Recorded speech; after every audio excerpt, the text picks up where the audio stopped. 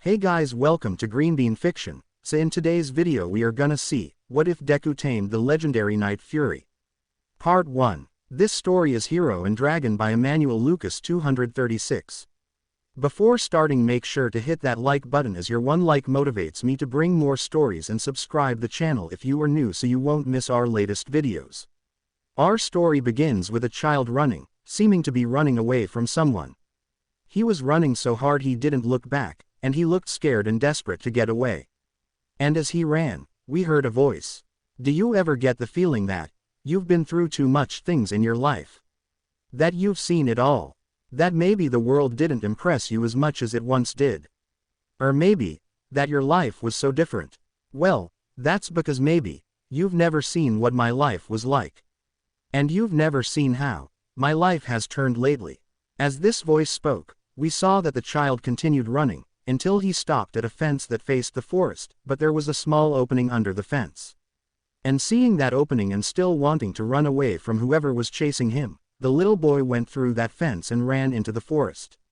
The story I want to tell may seem absurd or maybe silly, but it's a true story, because it happened to me.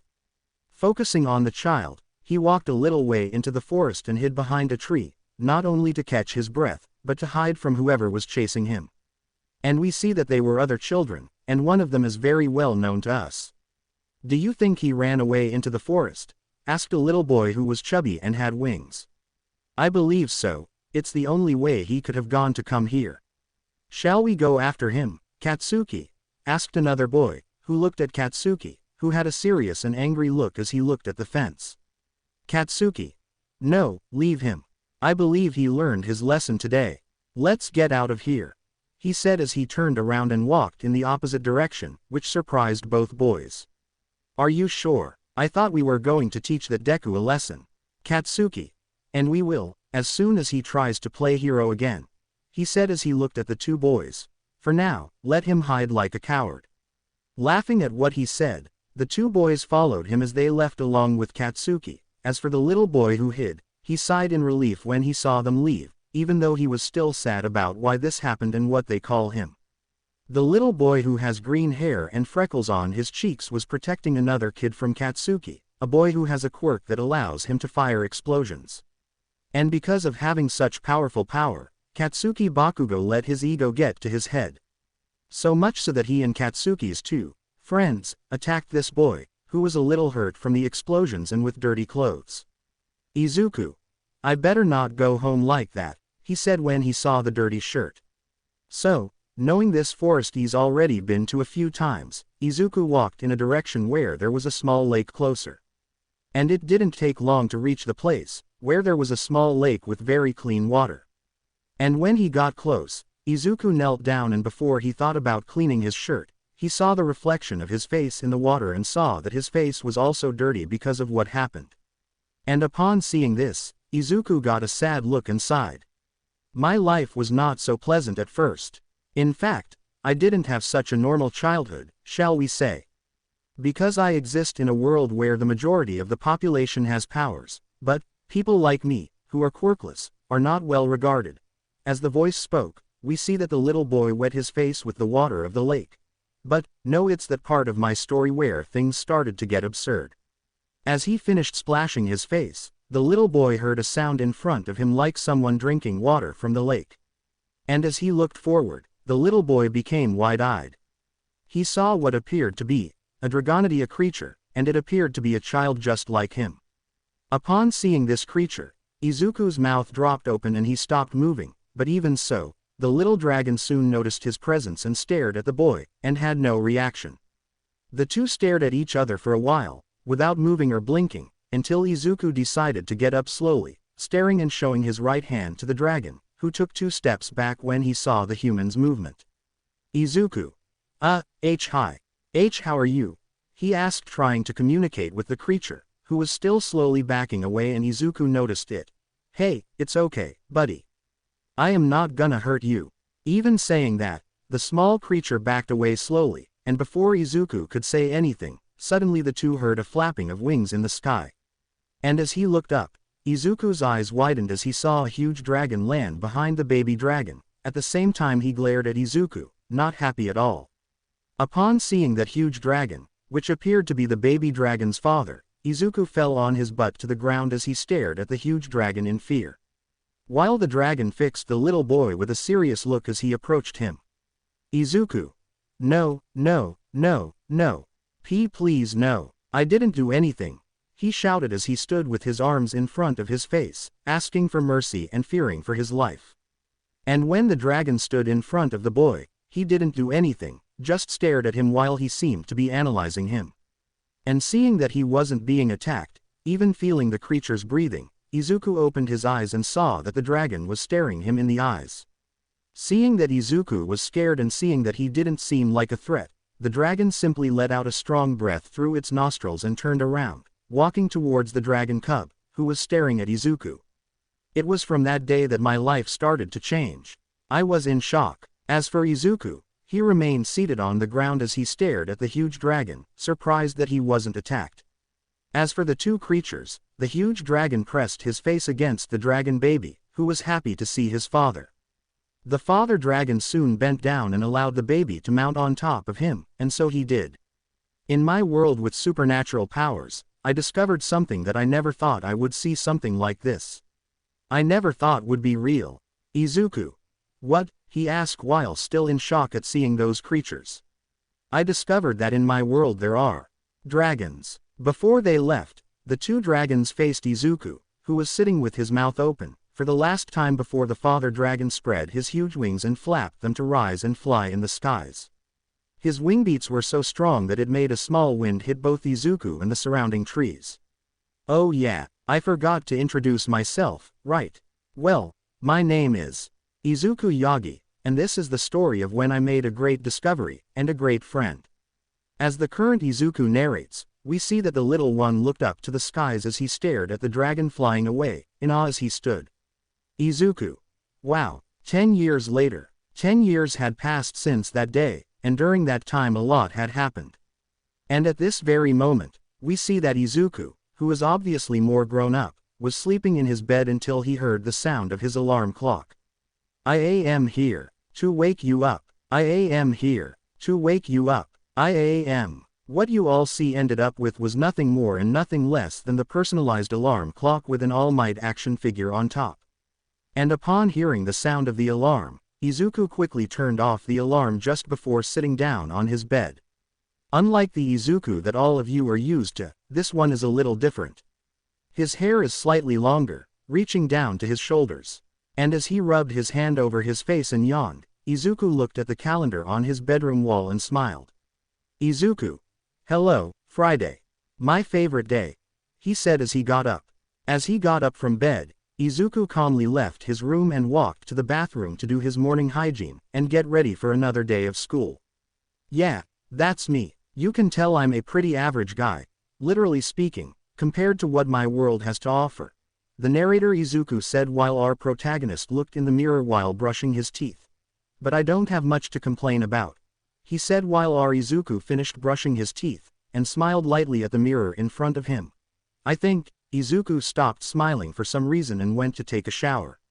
When he finished showering, he dressed in a simple black school uniform. And when he finished getting ready, the boy went down to the bottom floor of the house and walked to the kitchen, where when he got close to the fridge, Izuku saw a note taped to the door. And in it said, "Sorry I couldn't make you breakfast. I had to leave early. Duty calls me, again. Dad." Izuku chuckled lightly upon reading this, and opened the fridge door and decided to make his own breakfast. And while he was eating breakfast at the table, Izuku saw on television on the news channel a live broadcast of the new hero known as Mount Lady, saving the day by attacking a huge villain attacking a train station. Izuku. That must have hurt, he said as he continued eating, but at his side was a rather curious notebook. And, let's face it, you already know what this notebook is, right? Upon finishing breakfast and washing the bowls he used to eat, Izuku left his house, locked the door and turned to face the city and the citizens walking and doing their day-to-day things. It was a new day after all. This place is Musudafu. Maybe you already know, but it won't hurt to introduce my city one more time. The narrator Izuku said while our Izuku walked towards the school. This is a fairly large city, and we have everything. Since the quirks came into our lives, whether in our country or others around the world, many people's lives have changed. Whether for better or for worse. As our narrator commented, our Izuku continued walking calmly along the sidewalks while we see several civilians from the city of Musudafu walking or using vehicles such as cars, trucks and others. But the most striking detail is the appearance of most people. Some looked normal, others, not so much. Like a policeman who literally had the head of a cat. When quirks have taken over our days, there have been certain types of people. Those who use their powers to facilitate their own work. Delivery, shouted a man who was carrying a box and was in front of a door, which was soon opened and the delivery man was received by a woman who thanked the delivery man that he had kangaroo legs, which allows him to run faster than an ordinary human. We also have those who use their powers for their own benefit. Watch out, shouted a citizen when he saw a car running at high speed, where inside them were bandits who seemed to have stolen some things from some store. They stole my money, shouted the owner of the store who left angry and desperate. And of course, there are those who use their powers to help. Fear not, citizens, because I am here. Upon hearing that voice, everyone looked up and at an impressive speed, someone landed on the hood of the car, which not only prevented the bandits but also made them afraid of who was there. And that someone was smiling, even at the bad guys. You were going somewhere besides the jail, he said while all civilians smiled and applauded not only the hero's help, but also for what he represents. That's my dad, All Might. He's Japan's #1 hero and the symbol of peace. It's said that when he made his debut as a hero, he held down an entire building without too much trouble when he was younger. As the narrator says, we see that Izuku also smiles when he sees how his father acted so quickly in stopping the bad guys and helping the shop owner, who was screaming with joy for good reasons. All Might, on the other hand, was smiling and waving at people. I wanted to be a hero like him, but it was unlikely, the narrator said while Izuku was a little crestfallen and turned and went on his way. I'm part of the minority of the population that doesn't have powers, the non-normal ones, since quirks became the new normal in society. He narrated as Izuku walked past some people who had one thing that demonstrated their quirks. Some had wings, had different skins, or had some animalistic features. I could even brag or be proud of being the son of hero #1, but that's the problem. No one can know about it. It's a very serious secret, and no one but you should know, the narrator said while All Might quickly looked at Izuku and sighed when he saw him walk away, but no one noticed that. But I still don't intend to give up. After all, this is my dream, and my life goal, the narrator said while Izuku sighed and raised his head with a determined look. Aldera. Arriving at the place he was going, Izuku arrived at a school called Aldera. And upon arriving in the classroom, Izuku was greeted by some looks from other students who kept laughing and making fun of his face. And the reason? Look who decided to show up. The quirkless loser, said one of the students who was saying to their group, who was containing laughter. Look what a pathetic guy, said one of the girls in the classroom. I can't believe he still has the balls to show up here. What an idiot. Izuku didn't say anything, he just ignored everything and sat at his desk. And just as he was about to take the notebook out of his backpack, someone intentionally hit the notebook, causing it to fall to the ground. Katsuki.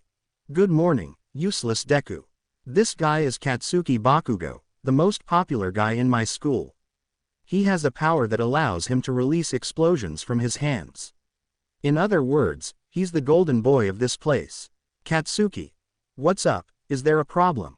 He asked when he noticed that Izuku didn't say anything, even knowing that Katsuki did that on purpose. Izuku. Good morning to you too, he said as he got up to get his notebook, while everyone in the room laughed at the boy for being pathetic and not having done anything. And I thought he was going to do something, but how ridiculous, laughed one of the students. Loser. Bakugo showed this Deku's place, said one of the girls in the classroom. And when the bell rang, the teacher entered the room. Good morning, my students. I hope you've done your homework like I asked, and Yagi, when the bell rings, it's take your seat. He said that when he saw that Izuku, who picked up the notebook on the floor, was the only one in the room who was out of his seat. Izuku. I'm sorry, teacher, he said while the students were holding back their laughter because of this. Go back to your seat, Yagi. he said as he sat down at the table in front of the students. Izuku. Yes, sir, he said as he sat down and the students mocked him. I know, that's ridiculous. But it happens to people like me, the non-normal ones. I could say I'm used to it, but still, that's no way to treat a person.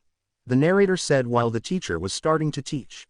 I could even fight back or do something to defend myself, but who do I want to fool? He said while Izuku sighed. Later that day, it was break time, and most of the students went outside to talk or get something to eat. But Izuku decided to go somewhere else, the school's library area. And when passing through the door, we see that the room was very ordinary, with many books. And in that room there was only one person. Ah, look who's there. Good morning, Izuku, said the man who seems to be the librarian of the room. This guy is Emmanuel. Out of everyone at my school, for some reason he's the only one who treats me right around here, even though he knows my condition. Which makes this place a lot less bad. Emmanuel, do you want the same old book? He asked as he walked over to a shelf of books and picked up one in particular. Izuku. Yes, please, he said while sitting at a table. Emmanuel. Look, I still don't understand. Out of everyone in this school, you're the only one who reads this, he said while handing a book to Izuku. And it's even weirder, since you like things related to heroes. Is there a specific reason why you're reading this? Izuku. No, I just always found the subject of this book quite fascinating and I like things fascinating, he said a little nervous. Emmanuel. Fine, if you say so, feel free. If you need another book, you know where I am. Have a good reading, he said as he went back to his place and left Izuku alone. Izuku. Thank you, Emmanuel. When looking at the book, we finally see what it is about. It was the book about dragons. It seemed to be a very, very old book.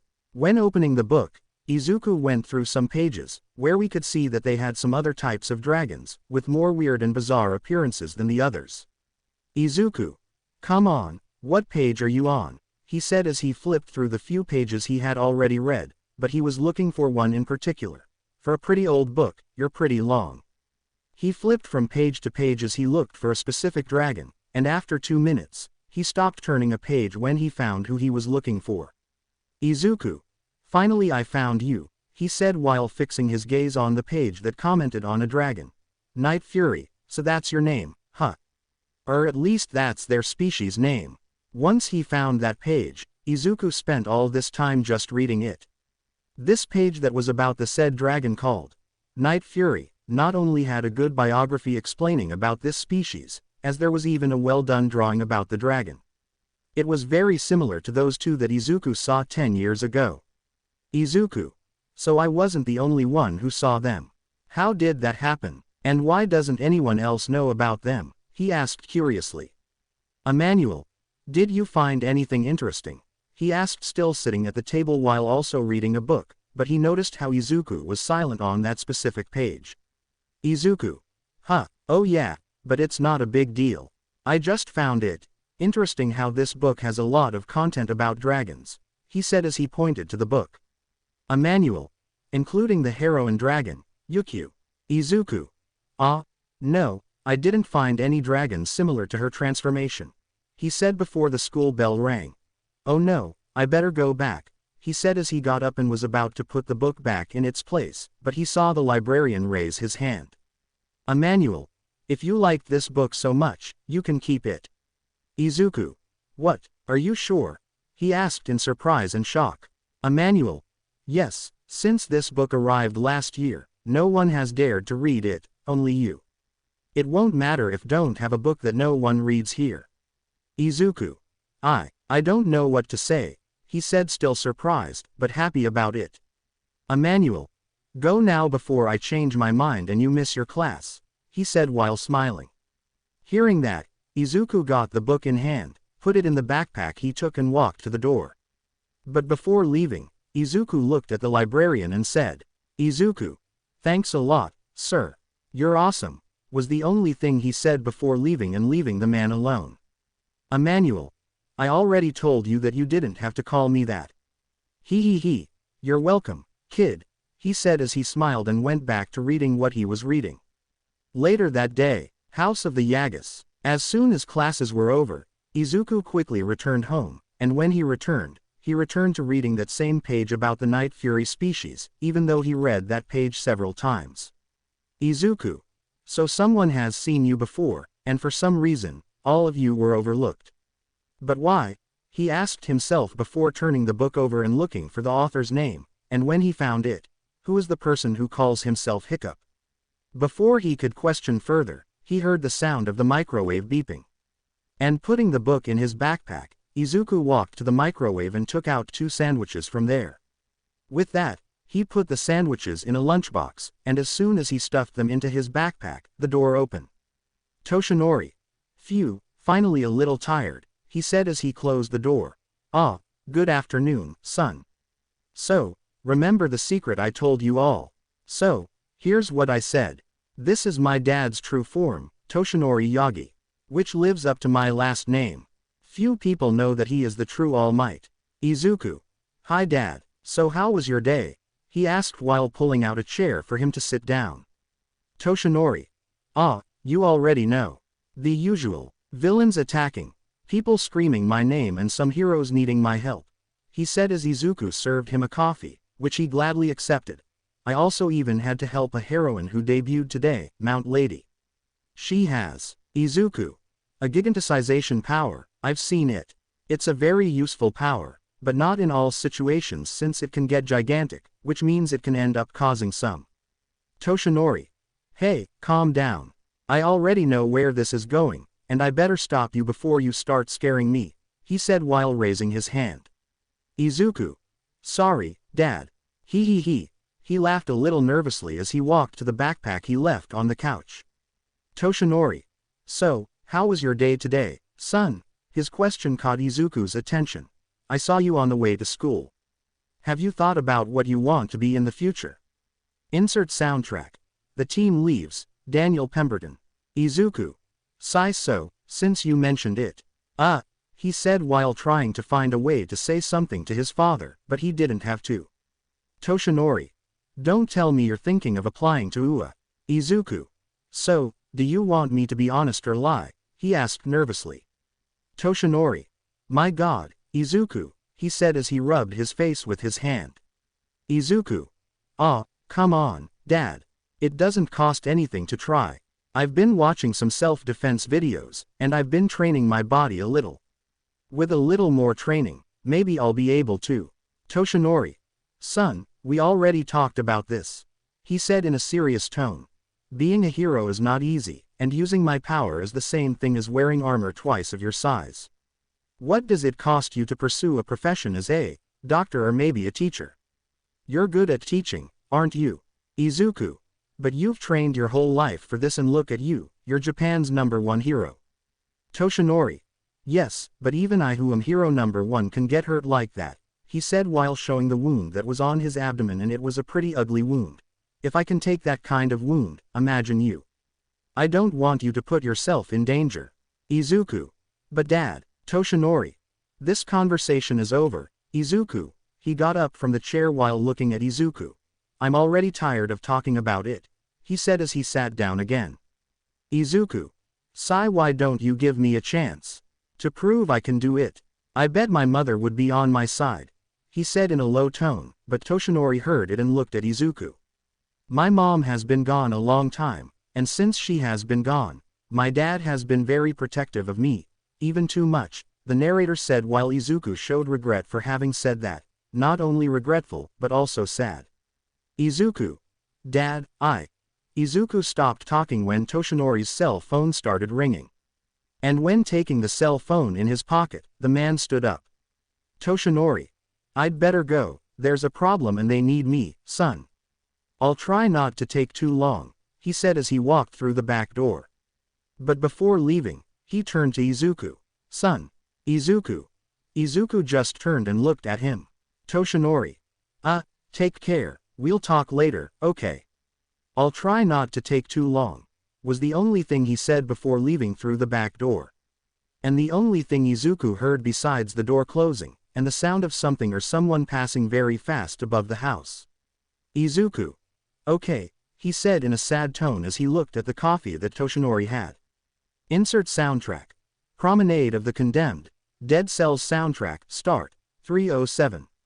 Izuku stood there thinking for 5 seconds before looking at the bag he left on the couch, and as he looked at the corner of the book that was showing in the bag, Izuku got a determined look.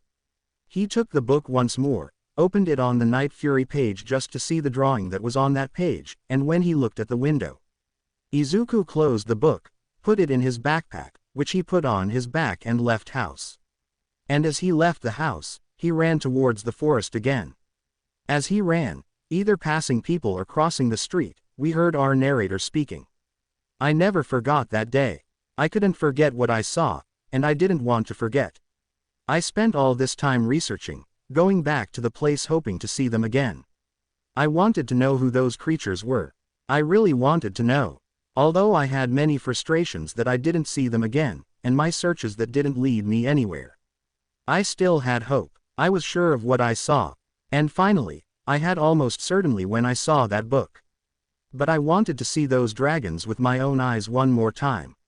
As the narrator spoke, we see that Izuku was running as fast as he could towards the forest next to Musudafu. It took a while, but he didn't care. Until finally he reached the fence that stood in his way into the forest. Although Izuku was out of breath from running, Izuku stepped over the part as he climbed. And when passing through the other side, Izuku looked at the forest and said, Izuku, it's too late to turn back now. It was the only thing he said as he entered deeper into the forest. And finally, it was on this day that my quest arrived. As soon as he entered the forest, Izuku walked to the spot where he saw the baby and daddy dragon at last. And then, to get their attention, Izuku grabbed one of the sandwiches he made and dropped it on the floor. And as he did, Izuku walked over to a rock and sat on it, waiting.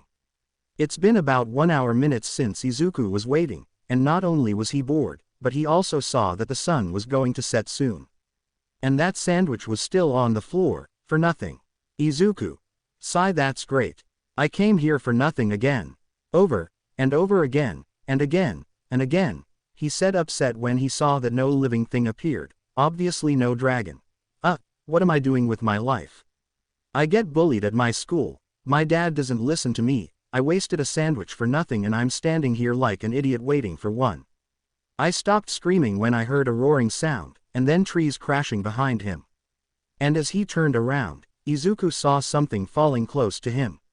Seeing that, Izuku threw himself to the ground and that something fell to the ground, right on top of where he left the sandwich.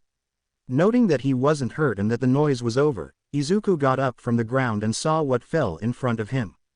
And seeing what fell was not something, but someone. Izuku. Dragon? He asked with eyes wide open when he saw that one of those dragons, Night Fury, fell in front of him, wounded. And this is what happened. This is how I found him again. A few hours before, unknown place. In a place a little far from the city, we see a forest with mountains around. But what makes this place interesting is the locals, who are dragons. Lots and lots of dragons.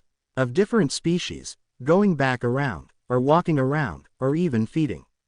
And among those dragons, one that was on top of one of the mountains was watching everything around with a serene and calm gaze. This dragon is nothing more and nothing less than the father dragon from before. Not much has changed since that time. And behind him was another dragon, who came out of a cave behind him as he walked towards the father dragon. It was another Night Fury dragon, only female and appeared to be a mother dragon. Unlike the father, whose eyes are yellow, the mother dragon's eyes are blue.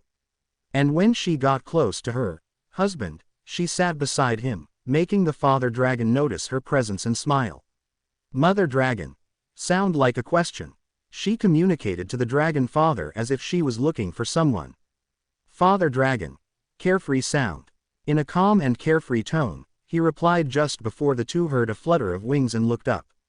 And as they looked up, they saw yet another Night Fury descending and landing behind them, and this dragon is none other than the baby dragon from before, only much bigger now. And the most interesting detail of this grown-up Night Fury are his eyes, with the left side of its eye having a blue color and the right having a yellow color. And as soon as he landed behind them, The dragon faced the parents with a smile while the mother dragon approached her son just to see if he was okay. The father dragon looked at his son with a look as if he was proud and happy. Proud that his son has grown up, and happy with that vision of his family. As for the dragon's son, he approached his father, who returned to face that land full of dragons, and the son did the same. And as soon as the son sat down next to his father, he breathed in fresh air. Dragon father. Calling sound asterisk he called for his son without looking at him, and as soon as the son looked at the dragon father, the father simply looked at his son and nodded, which made the son look a little surprised. But before the son could think, the two hear a noise that appears to be from another dragon, but much smaller behind them. But before the son could think, the two hear a noise that appears to be from another dragon, but much smaller behind them. And apparently, it was another Night Fury baby, who walked up to his older brother, who smiled and pressed his face into the little one's face. There are times in our lives when we are so happy with what we have that you wish nothing could change. You want your life to remain the way it always was, our narrator said while the new baby dragon jumped and spun on the ground, with the clear intention of getting his older brother's attention and wanting to play. And he managed, because the eldest son made his little brother play with his huge tail, which the little one tried to catch. But unfortunately, there is always something, or someone in our lives, that appears to mess everything up. Until suddenly, out of nowhere, everyone around heard a huge bang along with a tremor that lasted only 2 seconds. And that was enough to make all the dragons aware, scared and worried. Even more so when the father dragon and the eldest son looked up and saw that other dragons were flying away from the direction where that bang came from, and all those dragons looked scared by what happened. Father dragon. Warning sound asterisk he called for mom dragon, and apparently, the father told her to keep an eye on the baby, who looked worried and scared by the view from up there, with all those dragons flying away from the place. The dragon father looked at his eldest son, who nodded, implying that the two were going to that place to check. Then the two spread their wings and flew towards the place where that huge noise was caused, and in the air the two saw that they weren't the only ones who were going there to check. Other dragons of different species were flying along with them to go check and maybe help their leader, which in this case was the Night Fury father. And as they were approaching the place where the bang came from, the only thing they could see was a huge smoke, of earth and fire in the air, reaching up to the sky. And that left both the father and the son attentive, although the son is nervous and very worried about that situation. And when they got close and stopped in the air while flapping their wings, the dragons were watching that huge smoke, looking for something that could have caused it. But before anyone did anything, within that smoke the dragons could see a moving figure, and that figure grew bigger and bigger. And what the Night Fury father and son saw left them shocked and horrified. And the only thing we could hear was a R R R R R R R R A A A A A A A A A W W W W W W W W W W. I thought that I was the only one. Current time. Back where we left off, we see that Izuku was getting up with his mouth open when he saw who just fell in front of him, and it was one of those Night Fury dragons. However, he was injured and remained lying on the ground, where the only movements he made were when the dragon was breathing, and the sound of its breathing was heard. And upon leaving the state of shock and seeing the state of the dragon, Izuku slowly approached the fallen dragon. Izuku. Hello, he tried to communicate by slowly approaching the dragon, who didn't react even after hearing Izuku's voice and footsteps. By standing on the dragon's side, Izuku can see the dragon's wounds. The dragon suffered burns that looked to first degree on his left paw, the side of his face was scratched, bruises, and a small sharp piece of one of the trees was embedded in the side of the dragon's belly. It wasn't very serious, but it shouldn't stay there. Izuku. My God, what happened to you? He asked, worried and shocked by what he saw. It's okay, I'll try to help you, he said while holding that piece of tree that was stuck in the dragon, but when he made a little pull. Dragon. Sound of pain asterisk he moaned in pain when he felt that, even though he didn't get up. Izuku. Calm down, I'm just going to take it from you, he said when he finally took that piece of tree off dragon, that when he felt it, he got up screaming in pain. Hey, calm down, calm down, calm down. It's okay, I just want to help you, he said as he threw away that piece of tree. Upon getting up, the dragon tried to fly, but due to pain and fatigue, he could not stay in the air for 2 meters and fell back to the ground. Izuku. This is more serious than I thought, he said while picking up his backpack and walking towards the dragon, who, when he saw Izuku approaching him, he showed his teeth and let out a sound as if he was threatening him. Izuku. Okay, easy there, he said as he left the backpack on the floor while the boy showed his right hand to the dragon. I don't know if you remember me, but know that I want to help you. Saying that, the boy put his hand inside the backpack, even with the dragon suspicious of him, and it didn't take long for the boy to take out what he was looking for, a bandage. Dragon. Suspicious sound. He reacted to looking at that bandage on Izuku's hand. Izuku. That's for your paw, he said while pointing to the dragon's burnt paw. You suffered a first-degree burn. It's not serious, but it needs to be treated, he said as he took a good part of the bandage and wet it in the lake next to them, and as he did so, the boy slowly approached the dragon. And as he stood in front of the dragon, who was staring at Izuku, the boy slowly put the wet bandage on his paw, and when he felt the contact of it on his paw, he complained of pain. Izuku. I know, don't worry, it stings a little at first, but soon it will pass and you'll get better, he said as he wrapped the wet bandage around the dragon's paw, and when he finished doing that, Izuku slowly walked away. There. Dragon. Confused sound *. He stared at the bandage wrapped around the paw. Izuku. Don't worry, I'll get it off you tomorrow. I recommend you keep wetting your paw so you don't feel the pain of that burn too much, he said while smiling. Now we just need to take care of your other wound. Upon hearing this, the dragon simply put its front in Izuku's path, preventing him from getting close to his other wound. Dragon. Warning sound * he said, as he narrowed his eyes. Izuku. All right, sorry. But I recommend that you take care of your other wound, maybe with, he said while thinking. With a little bit of your fire, your other wound will close little by little. Now as for the remnants of your wounds, well, that takes a little time to heal. Dragon. He didn't make any sound, he just remained silent on the ground. Tired and, apparently sad. Upon seeing this, Izuku looked at his backpack and remembered something. Izuku. Oh, wait a minute, he said as he walked towards the backpack, to the dragon's curiosity. And it didn't take long for the boy to get what he was looking for, the other sandwich. You are hungry, buddy. I had made 2 sandwiches, but, you ended up squashing it, he said as he approached and offered the sandwich to the dragon. And the only thing the reptile did was sniff the sandwich as the boy got closer. Izuku. That's a tuna sandwich, and tuna is fish. From what I've read, you eat fish, don't you? He asked a little nervously as he offered the sandwich to the dragon. Getting hungry and actually smelling the tuna in the sandwich, the dragon opened its mouth and calmly took the sandwich as it ate. Izuku. Yeah, that's right. You can eat as much as you like, the sandwich is all yours, he said while smiling as he watched the dragon eat. So you're the baby dragon from before, and by the looks of it you've grown up well. And you've grown up much better than me, by the looks of it, he said mocking himself for the size of the two. He recognized the dragon because of his heterochromia. And apparently the dragon liked it, but the sandwich did not fully feed him. And seeing where the boy got that sandwich from, the dragon looked at Izuku's backpack. Izuku. Oh, no, sorry, I didn't bring more food. It was the only thing I had, he said before looking at the sky, which was already showing to be getting dark. Oh no. I have to go back home before my dad starts to worry and look for me, he said while picking up his backpack and putting it on his back. Izuku. I have to go, but I'll be back tomorrow, I promise, he said as he started to walk away, and the dragon noticed that and just stared at Izuku, who stopped for a moment just to stare at the dragon. Be well, buddy. I'll come back tomorrow as soon as possible.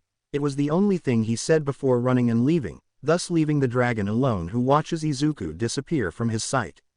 As soon as he disappeared, the dragon looked at his paw where the boy put the bandage and then looked at his other wound that he prevented Izuku from taking care of. I always thought the moment I would run into one of them again, the narrator said while the dragon remembered what Izuku said he should do. Then the creature looked at its other wound and opened his mouth a little, where a little fire came out. And the moment I finally got to see one of them again, I didn't know what to do. the narrator said while we see Izuku jump over the fence that was at the entrance to the forest, and the moment he passed, the boy was looking to where he left. However, I knew what was the right thing to do, he said while Izuku turned around and ran towards home once more, already decided. Yamanashi. Gran Torino apartment. In an old apartment, small and a little dirty, lived an elderly man who wore a hero's outfit along with a cape on his back. This short elderly man is Gran Torino, and he was sitting in his armchair while eating his sweets while watching television. Gran Torino. He. That's right, Panda, do you think training is easy? He. Good luck, he said while having fun watching a movie. As he continued watching, Torino managed to hear the sound of someone landing on top of his apartment. And hearing that and feeling the place shake a little, the old man sighed. And it didn't take long for the person responsible for that noise to come down the stairs to the living room.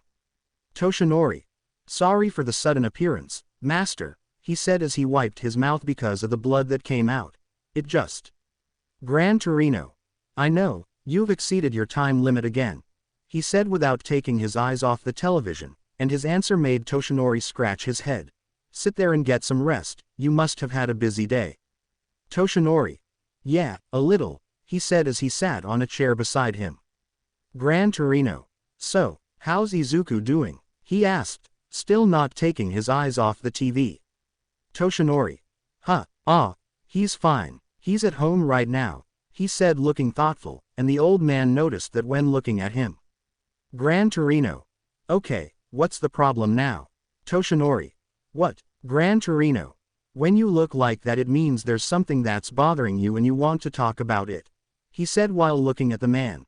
Speak up, I'm listening. Toshinori. Sigh. The problem is Izuku, he is still insisting on it. He doesn't listen to me. And sometimes, I don't even know what to do to him, he said while looking down. Gran Torino. Have you thought about starting to listen to him more and maybe give him a chance? Toshinori. Master, I'm serious. Gran Torino. And you think I'm not too? Toshinori. Master, you already know that the world of heroes is too dangerous for him. And even if I let him enroll in the UA, one of the robots might crush him without too many difficulties and I don't want that for him. Gran Torino. The world itself is already dangerous, Toshinori. Whether in the world of heroes or not. And another thing. How do you know that if you don't even give him a chance to prove that he can do it? Toshinori. Master, he was going to say one more thing, but Gran Torino interrupted him by raising his hand. Gran Torino. And don't give me that excuse that you were injured in your fight against All for One. The boy can get strong and know how to defend himself with proper training, and with the right power. Toshinori. I still don't know if I want that for him, he said as he got up from the chair. When I was kid.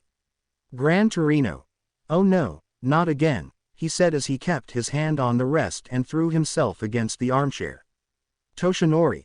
My father started treating me like an intruder in his own home when he found out I was a quirkless too, he said as he walked behind the Gran Torino, that he was bored with what he was listening to. And then when I grew up, do you know what I decided? Gran Torino. Wow, I have no idea. Tell me, he said pretending to be curious, but clearly he wasn't. Toshinori. I resolved to be a better father than he ever was. Even if I had a quirkless son, I would still be a much better father. I swore that to myself. And I'm fulfilling what I promised. Gran Torino. Sighed Toshinori. I'm going to be honest and straightforward with you, he said while looking into the man's eyes. You are indeed a good father, even after what happened to Inko, you showed that you care a lot about your son. You've demonstrated that you've lived up to what you've promised. Toshinori. But, he asked making sure it wasn't over. Gran Torino. But right now, you're being a jerk. Toshinori. Why jerk? For wanting to protect my son. Gran Torino. For preventing him from spreading his own wings and starting to make you proud. Toshinori. But I'm already proud of him. He's smart, he learns fast, he's polite, he's dedicated, and Gran Torino. And he can be much more than that if you give him a chance. Toshinori. But, Gran Torino. Toshinori, he just wants to be like you, a hero. Like it or not, you have to let him grow up and follow the path he wants. I know you want to protect him, but, if you keep preventing you from following his own goal that he wants, you will lose him forever. Toshinori. Toshinori didn't say anything, he just listened. Gran Torino. Give him a chance to make you proud, he said, giving a slight smile. The only thing Toshinori did upon hearing that was sit on the chair and look towards the door of the place. But the words of Gran Torino kept coming to mind. House of the Yagas. Outside Izuku and Toshinori's house, we see that the boy finally made it to his house from the front after running a lot, so much so that he stopped for a while to catch his breath. Izuku. At least, I'm running faster than the last few times, he said to himself while breathing. Before Izuku could even think about going into the house. Are you okay, Yagi? Asked someone worried. Hearing that voice, Izuku looked to the side and saw none other than his neighbor. A girl his age called Oaco Uraraka, and she was holding 2 small bags with her. This is my neighbor, Oaco Uraraka. She usually lives alone since her parents work a lot, and she manages to take care of herself very well. My father and her parents have known each other since her parents came here, and I and Uraraka, well, we can say that we became good friends. Although, fake cough. Izuku. Hello, you Uraraka, he said while fixing his own composure. How are you? Oaco. I'm fine, I just bought a few things to eat tonight, she said, showing the 2 shopping bags that were in both her hands. Izuku. Are your parents having dinner with you today? He asked curiously. Oaco. I hope so, I think they'll come here soon. But what about you? You look like you saw something and it got you agitated. Are you okay, Yagi? Izuku. Oh, sure. I was just doing a little jogging around. You know, get more speed and do some exercises, he said, disguising his nervousness as he moved his arms. Oaco. With a backpack and all? She asked suspiciously when she saw Izuku's backpack on his back, which made the boy embarrassed. Izuku. Why yeah, you know, IW wanted to go harder on my running, so I put this backpack of mine on my back to have more resistance. That's a tactic I came up with, he said with his hand behind his neck, with a little shame, and that in the girl's view was a little funny and cute, so much so that she giggled. Oaco. I see, so I wish you good luck in your training, Yagi, she said with a smile. Izuku. Thanks, I think. He said that last part in a whisper. Oaco. Do you intend to apply to UA? She asked curiously. Izuku. Yeah, that's my intention. Even though my dad doesn't allow it, he said it in a whisper. Oaco. What, Izuku? Nothing, it's nothing. The 2 stood in front of each other staring at each other in silence, not knowing what to say. Until Izuku decided to say something. Izuku. Okay, I better go inside. I don't want neither me nor you to catch a possible cold out here, he said while pointing to the door of his own house. Oaco. Yeah, I better come in too, she said while referring to her house. The 2 walked towards the door of their own houses, but before entering, Izuku wanted to say one more thing, although he was embarrassed. Izuku. Uraraka. She looked at him when she heard him call. In case you feel a little lonely, why you can also come have dinner with me and my father so you don't feel lonely, but of course if you want to, he said, a little embarrassed. The girl upon hearing this, was surprised. She didn't expect that, but then she smiled and said, Oaco. I would love to. Maybe one day. Izuku. Great. I'm glad for hear that, he said with a smile. So, have a good night, Urara. He stopped talking when he knocked his face on the door, because he forgot to open it. Oaco. Yagi, are you okay? She asked worried when she saw that, especially when she saw the boy with his hands on his nose. Izuku. Relax, I'm okay. It was nothing. Hey, he said with embarrassment as he opened the door. Good night, Uraraka, he said with a smile before entering and closing the door. Oaco. He. Good night, Yagi, she said with a smile as she looked at the door to Izuku's house before opening the door and entering her own house. Already inside Izuku's house, the boy was walking to his room, but he was ashamed of himself with what happened. Izuku. Good job, Izuku. You made a fool of yourself in front of her, he said, upset at himself before lifting his own arm and sniffing himself. Yeah. I'm glad she wasn't so close to me, he said as he walked into his room, and then he was going to take a shower. As soon as he finished showering and changing clothes, we see that the boy was in his room sitting in front of his desk with the book open on the same page of the Night Fury species. He was looking at the drawings that he was pretty sure the author of the book, Hiccup, had drawn. The boy was impressed, not only with the drawing, but with the information that was written on it. Izuku, you seem to have met one of those dragons, Hiccup. I wonder how he got to know one of them, he asked with his hand on his chin. But what he didn't know was that on the other side of his bedroom door, there was Toshinori on the other side. He was there in front of the door about to knock, however, he seemed to be unsure of what to do. He wasn't sure, however, he plucked up courage and knocked lightly on Izuku's bedroom door. Toshinori. Son, can I come in? Hearing that, Izuku closed the book and hid it under the bed. Izuku. Yes, Dad. You can come in. Hearing that, Toshinori opened the door. Toshinori. Hi, so what are you doing?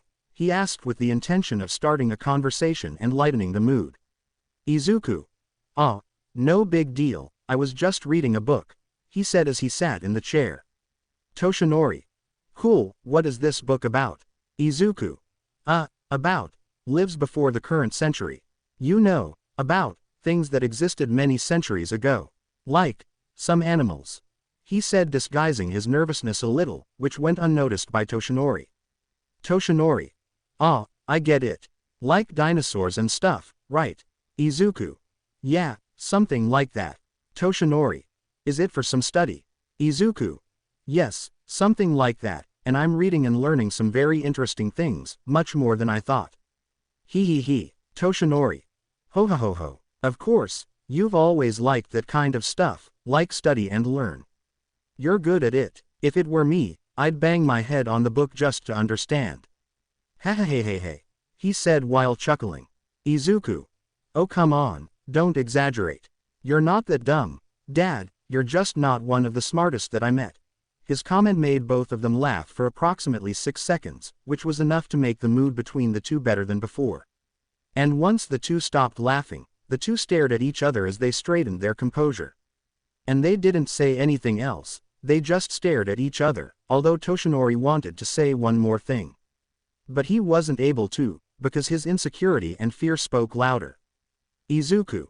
So, is there anything you want to talk to me about? Toshinori. So, I came here to, he was about to say something, and Izuku was waiting for him to speak. It's no big deal, I just came to tell you that I'm going to make dinner for us. Do you want to eat katsudon tonight? Izuku. Sure, he said a little disappointed, although he only showed it in his eyes. Toshinori. Alright, Izuku. Alright, Toshinori. Okay, I'll go down and I'll let you know when dinner is ready, he said as he turned to leave Izuku's room. But before that he turned around and said, Hey. Izuku looked at him. I'm proud of you, son, he said with a smile and a raised thumb. Izuku. Thanks, Dad, he said with just a short smile. Upon hearing that, Toshinori closed Izuku's door and left, thus leaving the boy alone in the room. The boy just sighed and looked at the ceiling of his room, thoughtful. As for Toshinori, he was going down the stairs, until he stopped and lightly tapped his hand on his head. Toshinori. Sigh you idiot, it was the only thing he said before going back downstairs. Following day, forest near to Musudafu. Today is Saturday, and at this moment, Izuku took advantage of this day to leave as soon as possible just to go see the dragon again. And in the middle of the way, Izuku did some shopping, which was just for the dragon. And as soon as Izuku arrived and crossed the fence, he looked at the forest and said, Izuku. I hope you're still here, he said as he walked towards the place he saw the dragon. And as soon as he arrived at the same place as yesterday, he didn't see the dragon nearby. Which made him worried, both for thinking that he left and might not see him again, and for thinking that he came there for nothing more than a few times. So, he kept walking and entering the place, looking for the creature. Izuku. Hello, are you still here, friend? It's me, the guy from yesterday. I'm back, like I promised. Are you there? He said while looking through the trees, thinking that the dragon was hiding behind them. However, he was as close as he thought. The dragon was behind him, and Izuku noticed it when he heard his footsteps towards him. And when he turned to face the dragon, the boy saw that he had the pupils of his eyes thin, as if he was attentive to whatever Izuku was going to do. Izuku. Hi, friend, he said, nervous by the way the dragon was staring at him. You still remember me, right? He asked with his hands up. Dragon. He just stared at Izuku, who was slowly putting his backpack on the ground.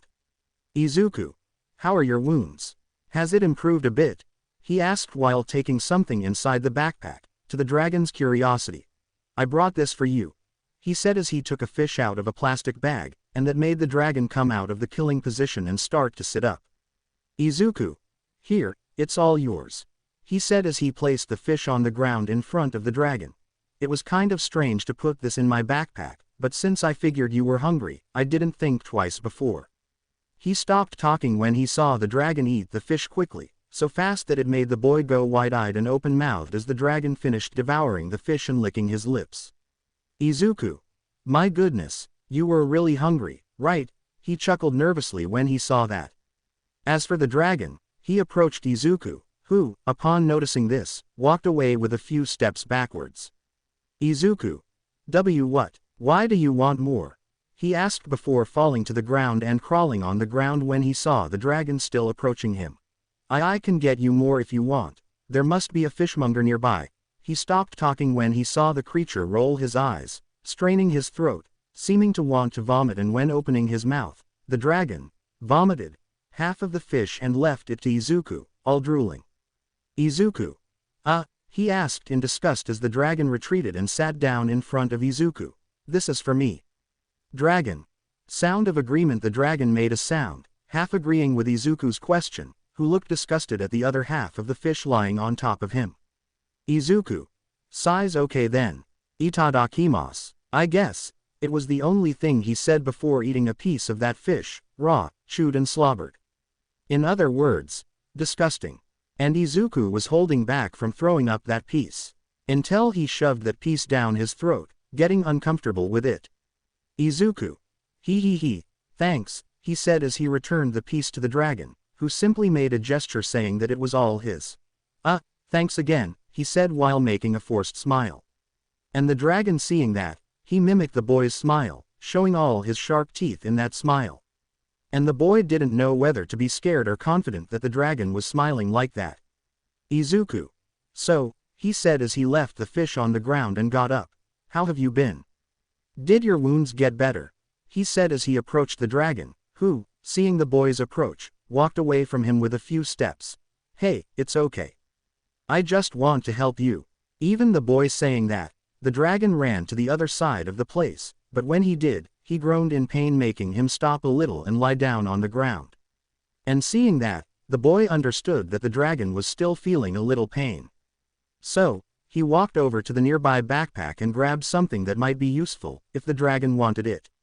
As for the dragon, he remained lying on the ground before hearing Izuku's footsteps and seeing him sit beside him, with a smile on his face and something in his hands, an ointment. Izuku. This helps with the pain. Well, at least it helps us humans, he said while scratching his head. Dragon. Confused sound *. He was confused by what he was saying. Izuku. Anyway, just let me help you. I promise this won't burn and I'll get away from you as soon as I'm done, he said while showing the ointment to the dragon, that even though he didn't know if that would work, he saw no other choice but to lie down and let the boy do what he wants to do. Upon seeing this, Izuku rubbed the ointment on the places where the dragon was in pain, and when he was about to pass next to the dragon's belly, Izuku saw that the wound seemed to have been closed by some fire, and he knew whose it was. Seeing that, Izuku looked at the dragon and smiled before applying the ointment to that wound, even though the dragon complained a little when he felt the boy's touch on that part. Izuku. Sorry. And as soon as Izuku finished applying that ointment to the places where the dragon felt pain, he moved away from the dragon, who was lying down, and went to sit on the ground, a little away from the scaly dragon, who was looking at Izuku. And while Izuku seemed to be busy drawing something in his notebook, the dragon looked at his wounds where the boy had applied that ointment, and noticed that the pain was easing, and that made the dragon look surprised at Izuku. Not only because of that chemical he didn't know, but because the boy had helped him. Curious, the dragon got up from the ground and walked towards Izuku, who didn't notice the creature's presence. And what the dragon saw impressed him. Izuku was drawing it in his notebook. Dragon. Surprised sound. He said, when he saw that drawing, and because of that, Izuku noticed his presence. Izuku. Hi. Are you feeling better? Did you like it? He asked, showing the drawing to the dragon, who decided to do the same thing. He ran to a branch of a tree that Izuku plucked from him yesterday, approached the boy, and used the tip of the branch to make a drawing on the ground, while Izuku watched the dragon's attitude and was surprised to see him do that. And as soon as the dragon finished drawing, he let go of that branch, looked at Izuku and smiled, showing his teeth again. The drawing the dragon made, it wasn't even a drawing, it was just a bunch of random lines he made on the ground using that branch. But what left Izuku impressed and with a smile on his face was the dragon's intention, and because he tried to do the same thing as the boy. And as he passed those lines on the ground, Izuku looked back and saw the dragon staring at him as the two were facing each other.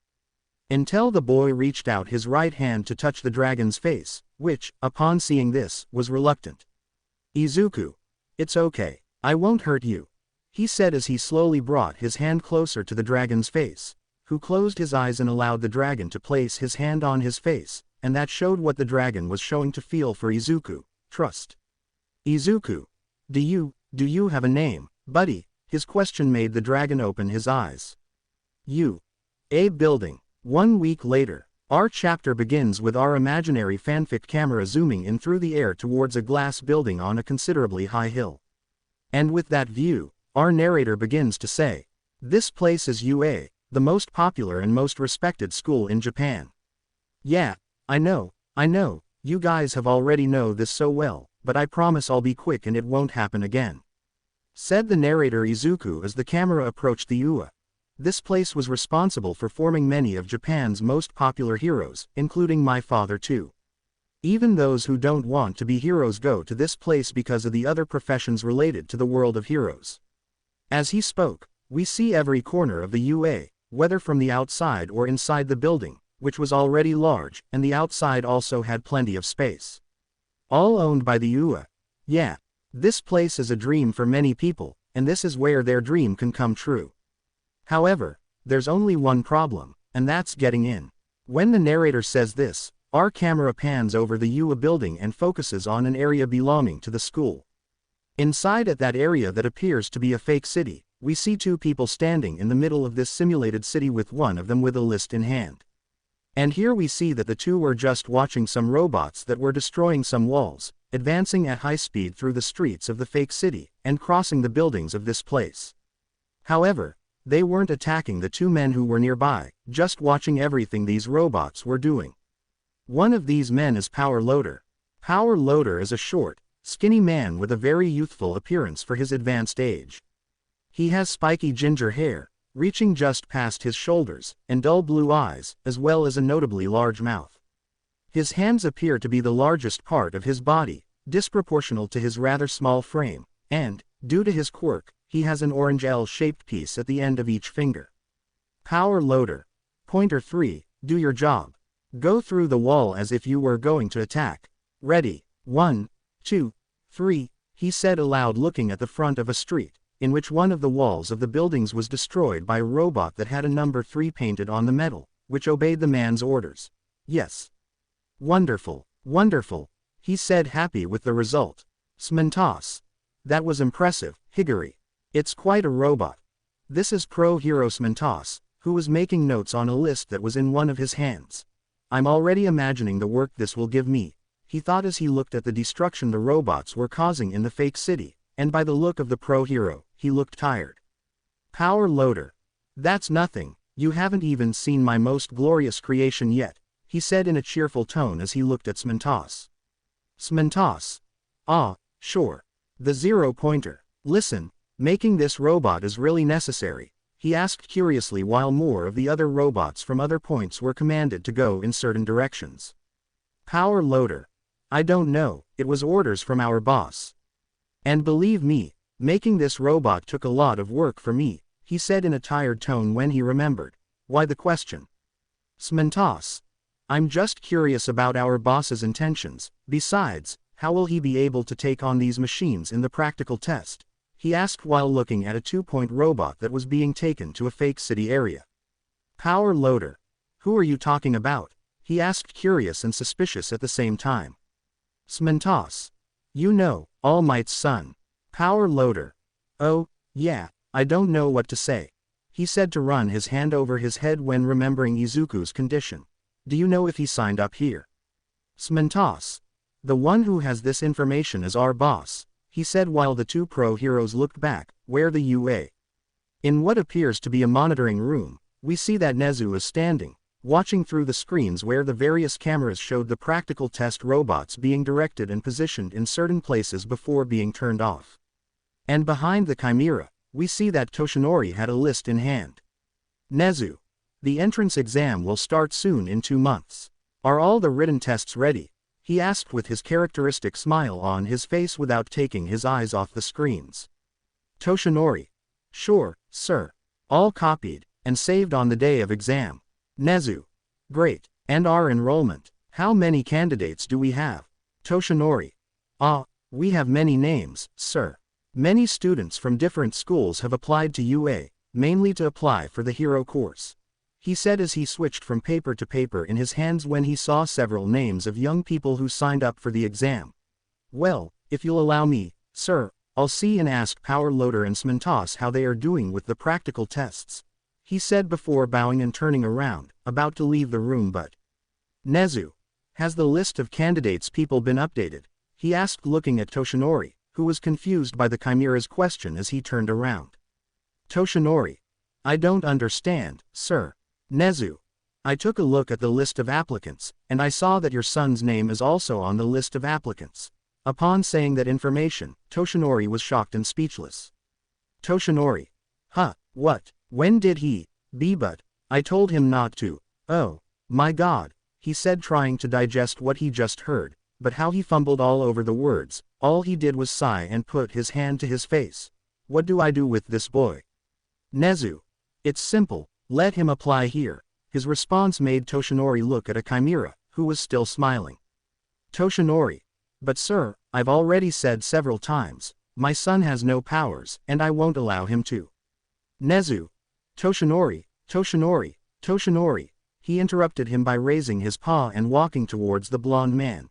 Quirkless or not, everyone can enroll at UA and have their place, whether on the hero course or not. He said as he stopped in front of Toshinori before jumping, grabbing the man's shirt and climbing onto Toshinori's shoulder, who seemed to be used to it. Why do you think I removed that rule that quirkless can't sign up? Everyone deserves a chance to prove themselves, right? Toshinori. But the person runs the risk of injury or possibly death, he said in a serious tone. Nezu. So much negativity you have. Where's your optimistic and hopeful side, huh? He asked as he grabbed the man's face and made him look through his eyes. Look, it's okay to worry, especially about your son.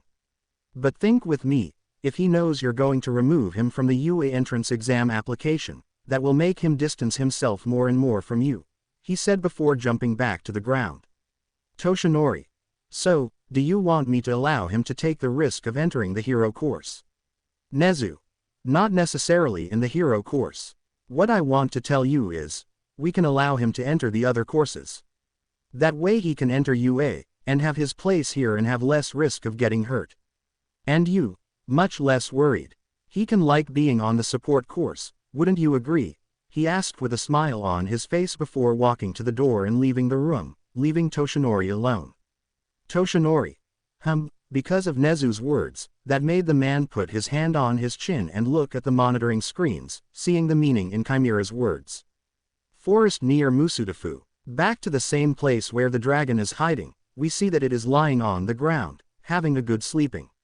Even one of his ears heard a noise, which made the dragon open his eyes and lift his head from the ground.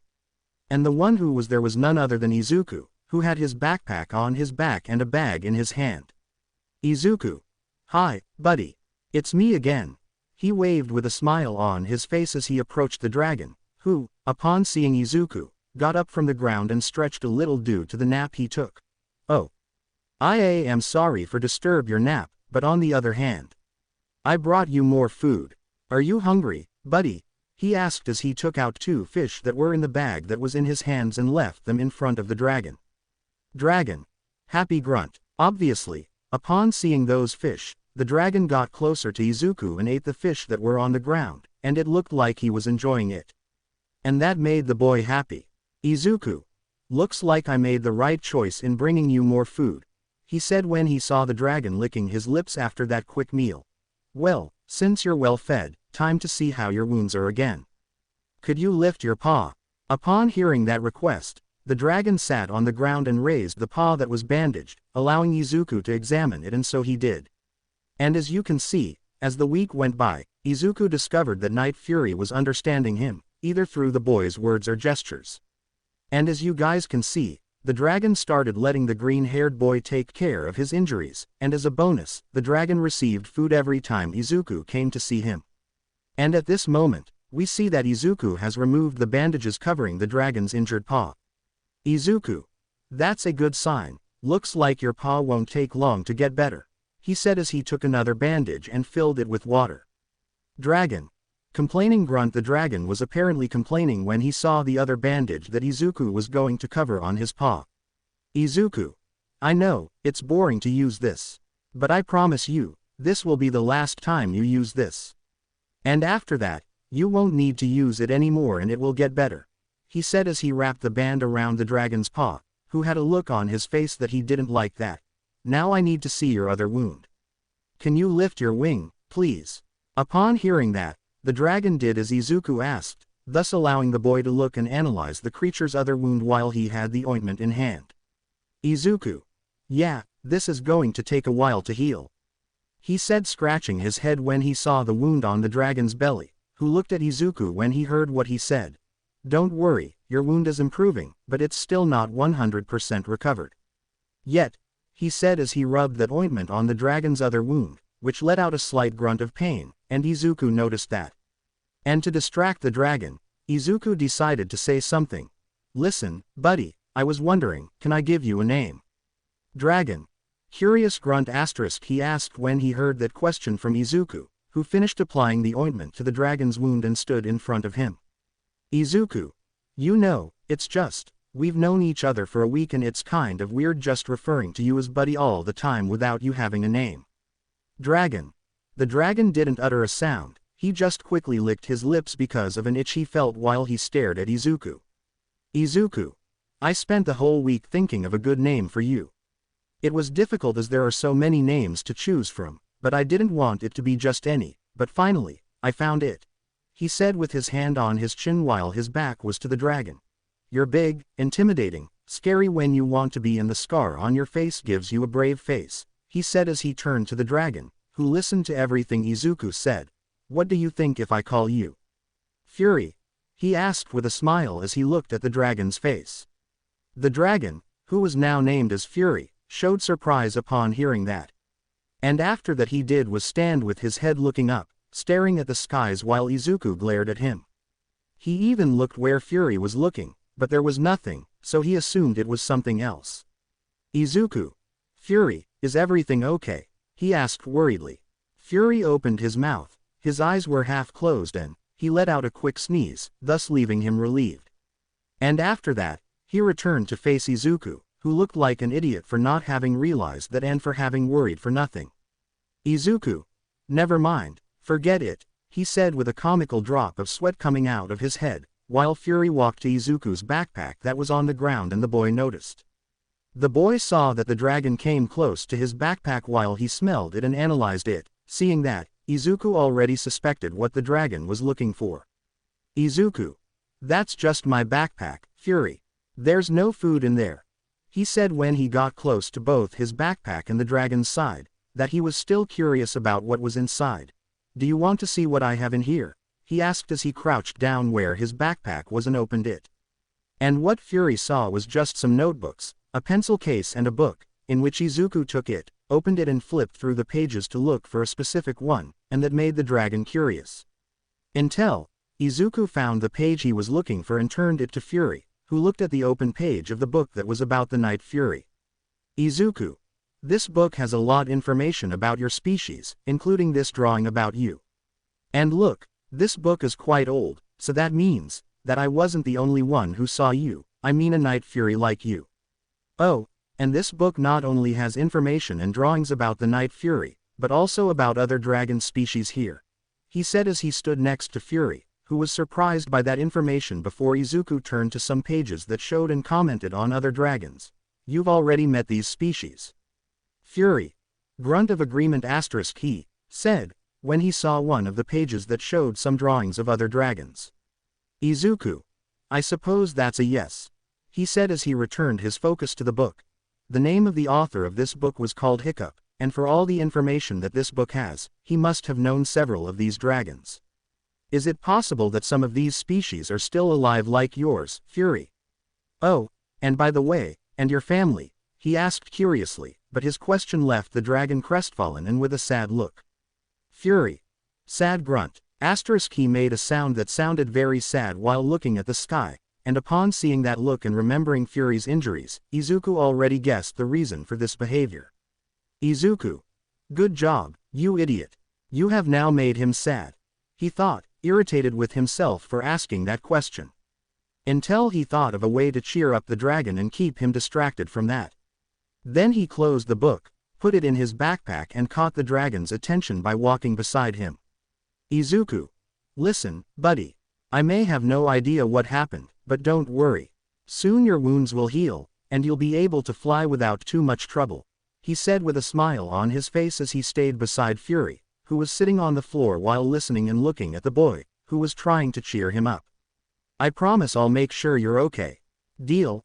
He asked while scratching the back of the dragon's neck, who was wide-eyed at first, but then he closed his eyes and apparently was enjoying it, and what made it clearer was the sound he made.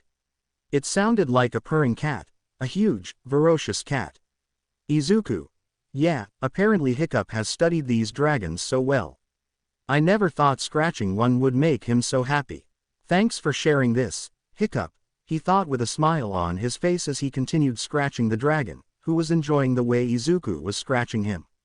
Until, when the boy scratched the front of the dragon's neck, Fury threw himself to the ground, happy and letting out a sound that sounded like a light laugh. My goodness, it really worked, he said in surprise as he looked down at his own hand.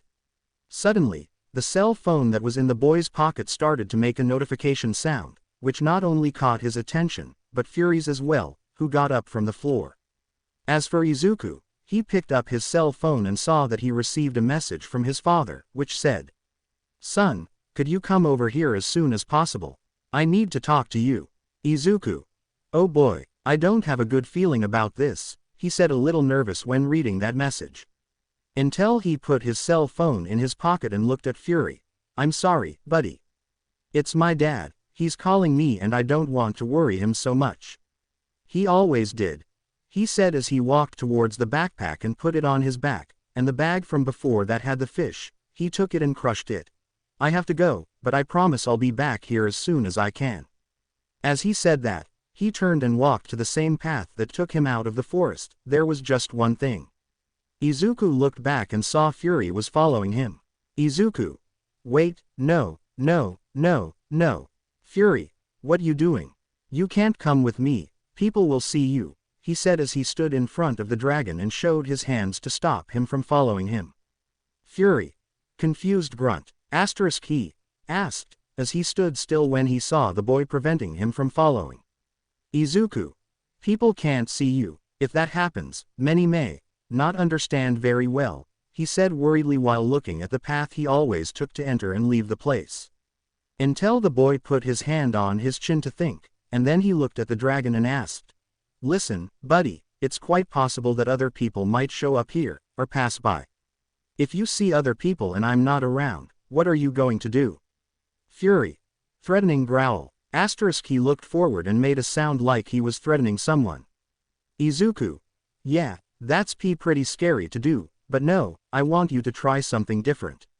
We can use that threatening face of yours as the last option, he said a little nervous and a little intimidated by the face the dragon made, and the dragon stopped pretending to be furious and paid attention to Izuku's words. Fury. He asked, when he heard that, because he was confused with what the boy wanted. Izuku. Let's assume that I'm not me, but that I'm another strange person who's passing by and doesn't know anything about what's around him. He said while pretending to be walking by moving his legs, but in the opposite direction. And so that I can't see you, what will you have to do? He asked while looking at Fury. Upon hearing that question, the dragon was thoughtful at first, but it didn't take long for him to understand what Izuku wanted. So, Fury ran behind one of the rocks he had nearby and stayed behind it, trying to hide. The problem was that Fury covered his body, but didn't cover his tail or his wings. Izuku. Fury, I can still see you. The dragon lifted his head from the rock when he heard the boy's scream. Sigh, this is going to be a little more difficult than I thought. That was the only thing he said before walking towards the dragon. Yagi family house. Inside the Yagi family home, we see that Toshinori was sitting at the table with a cup of tea in his hands. He had been waiting for Izuku for about 30 minutes, and he was about to call his son's cell phone to see if he was okay or if he was on his way home. But before he could do that, he heard the door open and Izuku appeared, who seemed to have come running. Izuku. Hi, Dad. Sorry I am late, he said as he closed the door while catching his breath. Toshinori. Where did you run from? He asked curiously. Izuku. I came from the library, he said disguising his nervousness. Anyway, what happened? Why did you call me? He said as he got closer to Toshinori and with the clear intention of changing the subject. Toshinori just got up from his chair, faced Izuku with a serious look and said. Toshinori. I already know everything. Izuku. Wait, what? He asked in shock. What are you talking about? Toshinori. How long were you going to hide this from me and not tell me? Did you really think you were going to hide this from me forever? He asked as he stood with his arms crossed, and that question made Izuku swallow his saliva. Izuku. How long have you known this? Toshinori. I found out today, that's why I called you here, to talk about your application to UA. Izuku. He was surprised by what he just heard. Wait a minute, is that what you were talking about? Toshinori. Of course, what else would I be talking about? He asked confused and curious. Izuku. Nothing. It's nothing. It's just that If on the one hand Izuku was relieved, on the other hand he was shocked again and defeated when he remembered the other thing Toshinori just said. Oh my god. My application at UA. He said while putting his hand on his face. Look Dad, I'm sorry. I really wanted to tell you, but I didn't know how to tell you this, and I was thinking about the right time to tell you, but I didn't want you to stop me. I know you're mad at me, but... Toshinori. No, I'm not mad. Izuku. Izuku stopped talking when he heard that. Excuse me, did you say you're not mad? He asked in surprise. Toshinori. Sigh, I should have already suspected that you would do something like that. After all, you are as stubborn as me. More than I thought. He said while massaging the back of her neck. I was in disbelief at first when I found out about this, but after talking to my boss, I decided to allow you to apply to UA, he said with a slight smile on his face, and that left Izuku with his mouth open. Izuku. Are you really serious? Dad, I don't know what to say. He was happy with what he heard that he almost became emotional. I guarantee you, I won't disappoint you by signing up for the hero course. Toshinori. Hey, wait a minute, big boy. He calmed Izuku's temper by showing his hands. I didn't say that you will apply in the hero course, I only allowed you to apply in the UA to enter the other courses. Izuku. Was that it? He asked feeling disappointed. Toshinori. Of course, and look on the bright side, son. The other courses have a lot of interesting things to learn. There were people who managed to succeed in life just by taking the general studies course at U. He said wanting to cheer up Izuku by talking about the advantages of the other courses, and let's just say that this wasn't working very well. However, Toshinori didn't notice that. And there's also the business course, which a lot of people don't appreciate, but they help a lot with merchandising, especially for heroes. Izuku. Yeah, I know that, he said without enthusiasm, but Toshinori didn't notice. Toshinori. But it keeps getting better, wait to see what we have in the support course, and I believe this is the perfect place for you. As smart as you are, I believe you will be able to help many heroes with their costumes. Wow, just imagining that must give you a strong feeling, right, son? He said somewhat excitedly while giving Izuku a light punch on the shoulder. Izuku. Yeah, I think so. Toshinori. Ha. He let out a laugh to make the mood between the two better, but seeing that didn't cheer up Izuku, Toshinori decided to change the subject. Anyway, you must be tired now. Do you feel like ordering a pizza today? I can order your favorite, what do you think? Izuku. Izuku was serious and a little downcast. Toshinori. Son? He asked worriedly when he saw Izuku's expression, which when he heard Toshinori, he disguised his expression. Izuku. Ah, of course.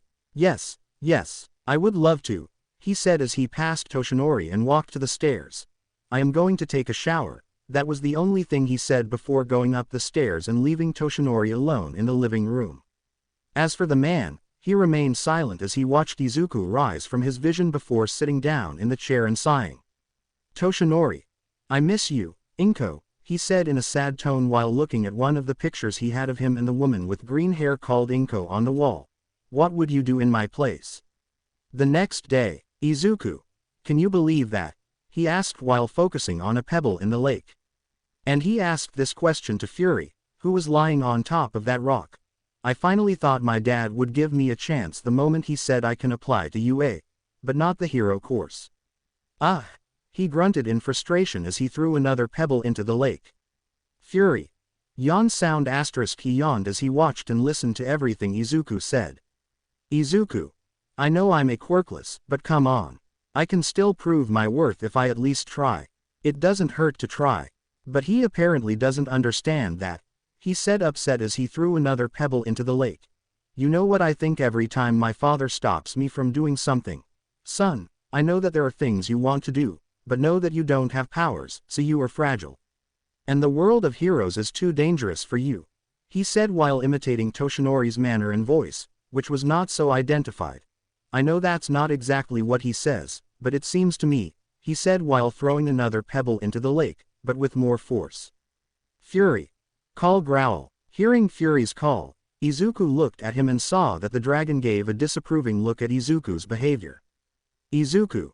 Don't get me wrong, buddy. I love my dad and I'm grateful for what he's already done for me, it's just. I just wanted he let me be like just him, he said as he got up from the floor. After what happened to my mother, my father became very protective of me.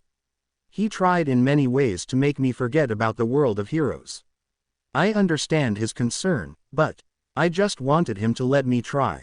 To show him what I can do, he said with a melancholic look as he looked at the backpack that was leaning against the rock that Fury was on top of. But after staring at the backpack for a while, Izuku stopped his melancholy look and started to look determined. He walked to his backpack, opened it and took out his notebook. Izuku. Wait, I can still try. Fury. Confused growl asterisk he asked curiously as he got down from the rock and faced Izuku. Izuku. Fury, maybe this is the opportunity I wanted. Maybe this could be my chance to prove myself, he said while having a smile on his face. I only have 2 months until the entrance exam begins, and until then, I will continue training non-stop until that day comes, he said with a determined look while not removing the smile on his face. Fury, you're a genius. Fury. Surprised growl. Izuku. Thanks, buddy.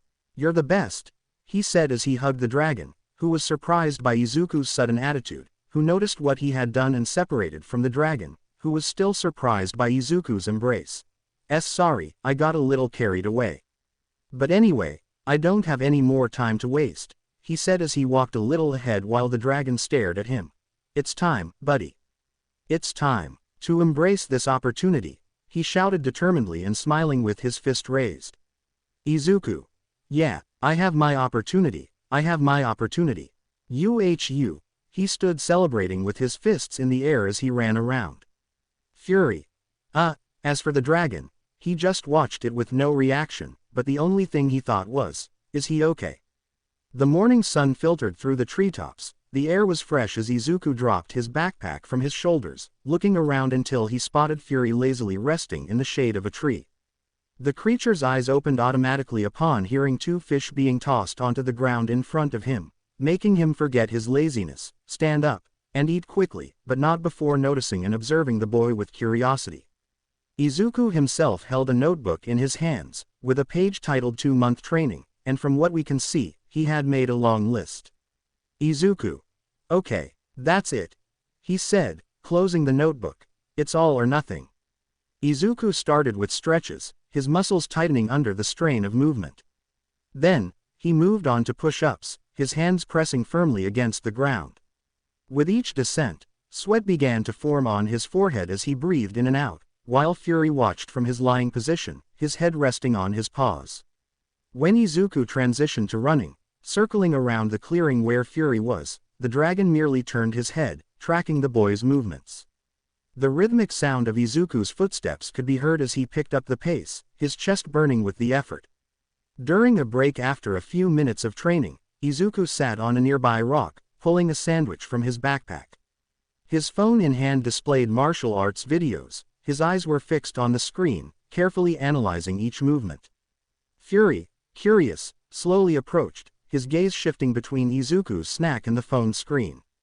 Confused by the device and what was playing on it, the dragon tilted his head while looking at the boy with an expression that seemed almost interested.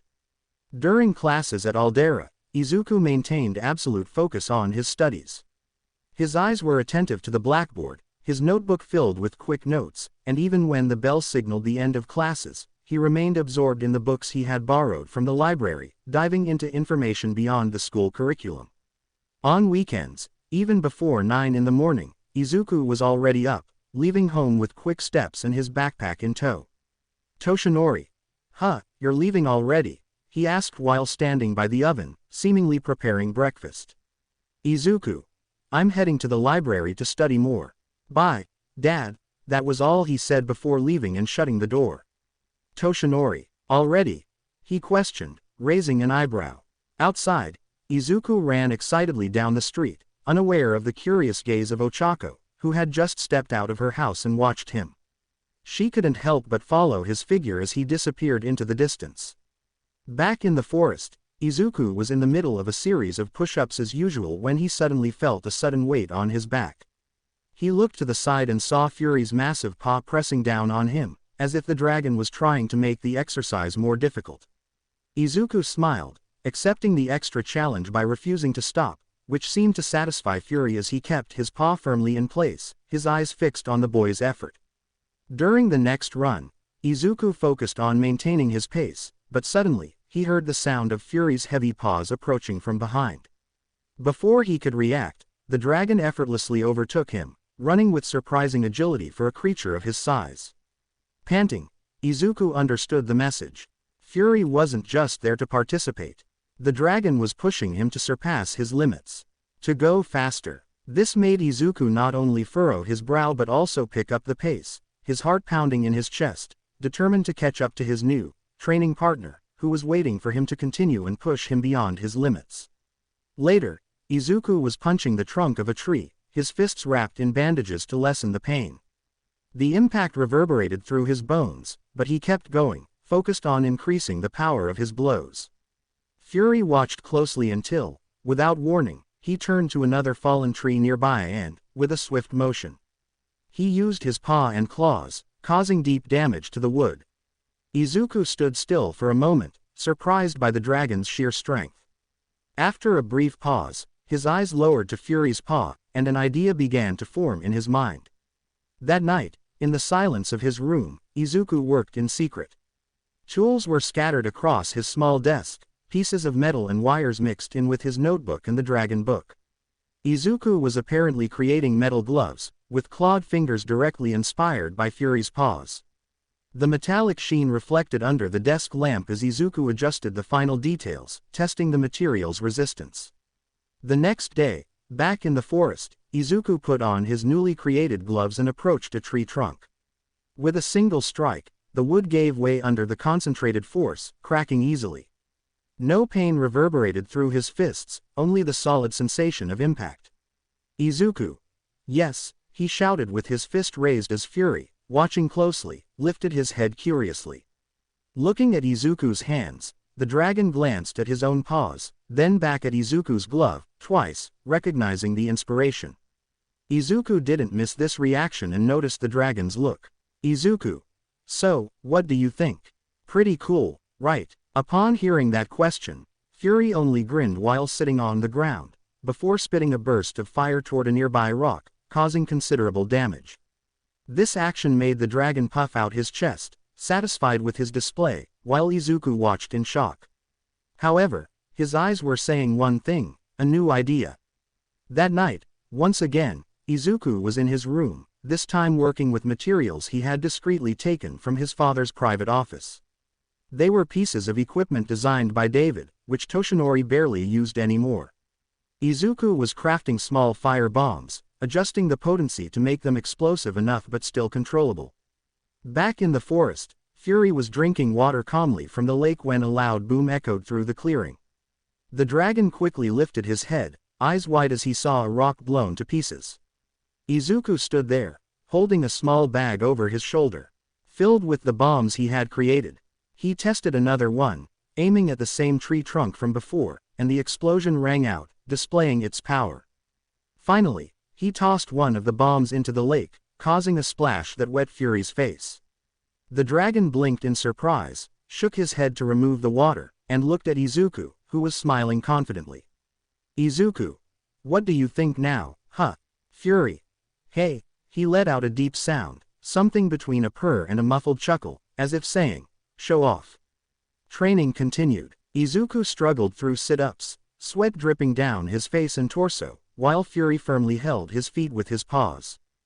During push-ups, the dragon pressed his paw on Izuku's back to increase resistance, making the boy question whether that was necessary or not. For target practice with the bombs, Fury picked up branches and stones with his mouth, tossing them into the air for Izuku to try hitting. At first, Izuku missed multiple times, causing the bombs to fall into the water or the ground, his frustration growing with each failure. But, when Fury threw another stone, Izuku took a deep breath, threw the bomb, and, finally hit it. The explosion in midair made him shout with joy. Izuku. Yes, I did it. He was so happy with this small victory that he enthusiastically patted Fury on the back. Not quite understanding, the dragon returned the gesture, but with too much strength, knocking Izuku to the ground. Fury stared at him, concerned. I'm okay, was all Izuku said, remaining on the ground. During the final sprint of the day, Izuku set up his phone on a rock, the timer ready to track his time. Fury stood further ahead, marking the finish line with his presence. The whistle blew, and Izuku took off, lungs burning, legs moving quickly. When he finally crossed the finish line, he stopped beside Fury, panting heavily. He glanced at his phone while catching his breath, and his eyes widened at the new record beating his previous time. A triumphant shout escaped his lips, adrenaline rushing through his veins as he jumped with his fist raised. Izuku. That's it. Come here, buddy, he shouted, turning to Fury with a smile, raising his hand for a high five. Fury, understanding the gesture, lifted his massive paw to do the same. But at the last second, no, never mind. I'm good. Remembering the earlier slap, he laughed nervously and pulled his hand back. His words made Fury tilt his head curiously before letting out a deep sound, almost like a laugh, while Izuku collapsed onto the ground, satisfied with his progress. It was something small, but meaningful. It was something especially for someone like him, a quirkless boy, determined to face what lay ahead. Yagi Residence. Time. 7 p.m. The night was calm, with a gentle breeze blowing through the silent streets of the neighborhood. Izuku walked toward his house, feeling the exhaustion in his muscles after another day of training. He needed to rest, and luckily, his father was probably out doing more hero work before coming home, making it easier for Izuku to avoid questions. Especially since tomorrow was the UA entrance exam, and he couldn't afford to be exhausted. As he reached his house, just about to enter, a familiar voice called his name. Oaco. Yagi. Izuku stopped in his tracks, his heart skipping a beat upon hearing that soft voice. He turned and looked toward the house next door, where Oaco was leaning against the window, smiling warmly at him. Izuku. Ah, you Uraraka, Hi, he greeted her, raising his hand in a wave. Ochaco. I thought it was you. I saw you coming and wanted to say hi. She rested her arms on the window, leaning forward slightly. Izuku felt his cheeks heat up at that. Even though they'd been neighbors for a while, he still got nervous whenever they talked. Especially when it was something unexpected. Izuku. Oh, he, what a coincidence. I was just getting home. Ochaco. Really? She rested her face on her hand. To be honest, I've seen you running out of your house several times lately. Where were you rushing off to? Izuku swallowed hard. He knew someone in the neighborhood might notice his constant running, but he never imagined Ochaco would be the one paying attention. His face turned a little red. Izuku. Ah, well. I was training, of course. He laughed awkwardly, scratching the back of his neck. I'm preparing for tomorrow's entrance exam and I met a friend who's been helping me during this time. Ochaco. Oh, you've been training too. She seemed both pleased and intrigued.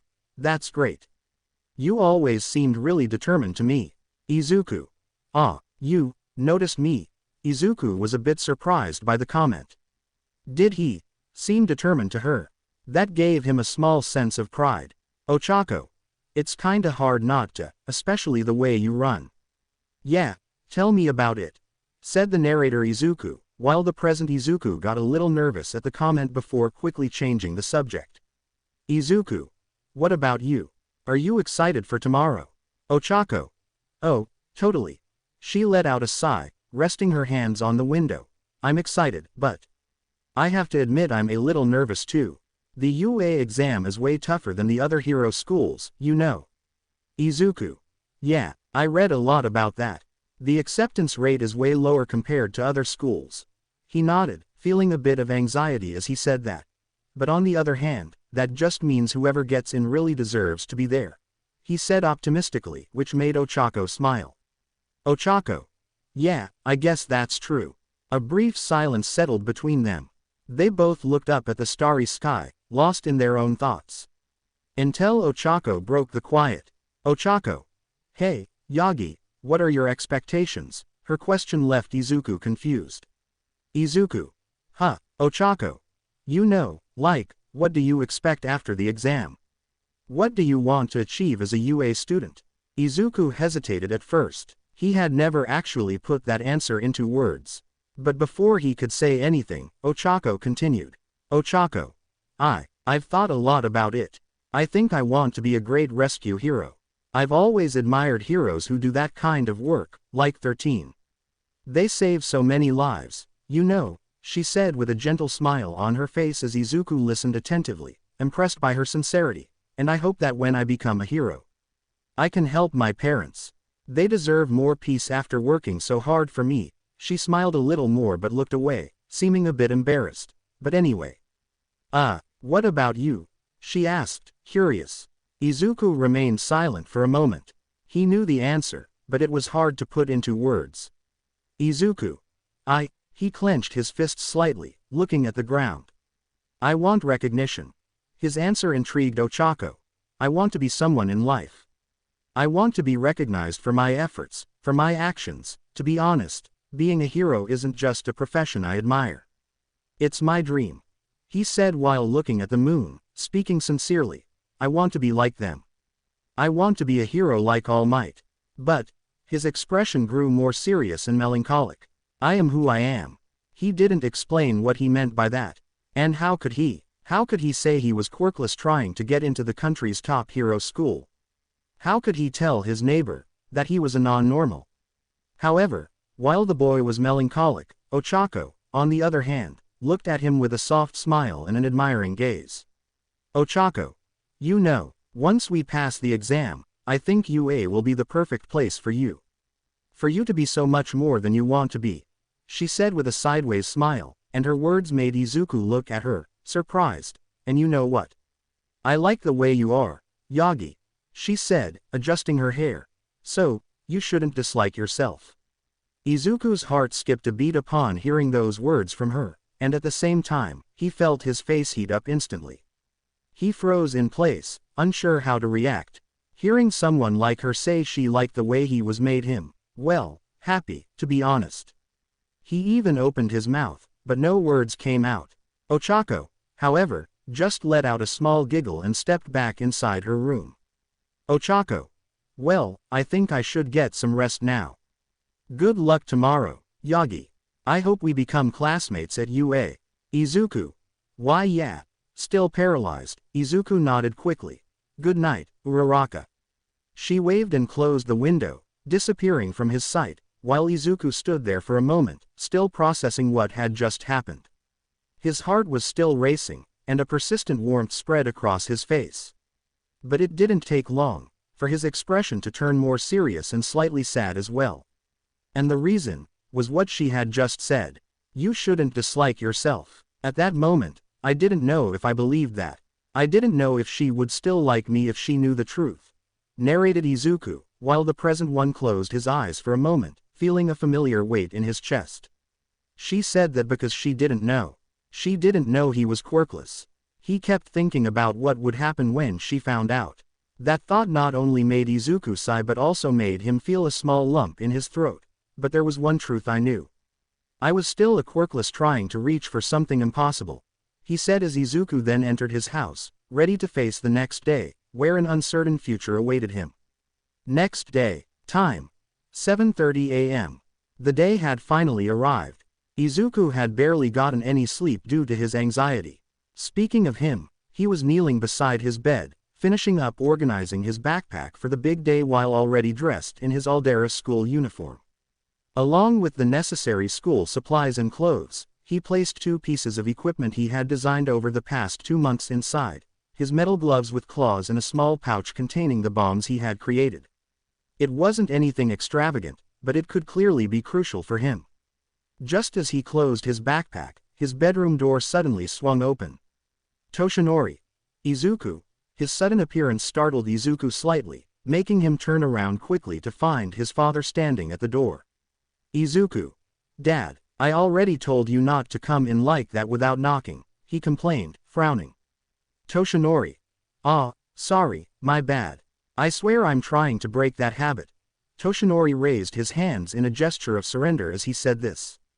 Taking advantage of the moment, Izuku pulled his backpack closer and fully closed it, ensuring his father wouldn't see what was inside. He didn't want Toshinori to start asking questions.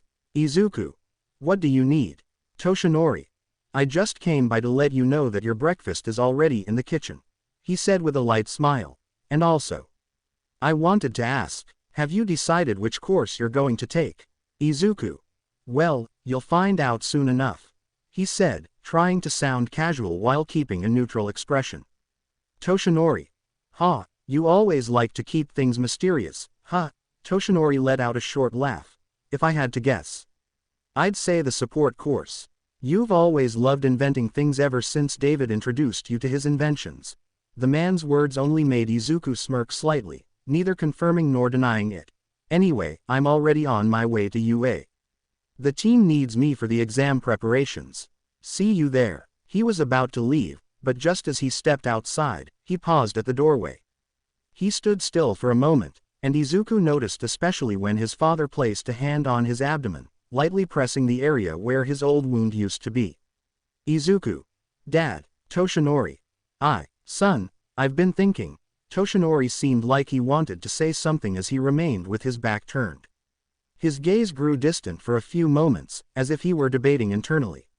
Izuku waited, wondering what he was going to say, but the words never came.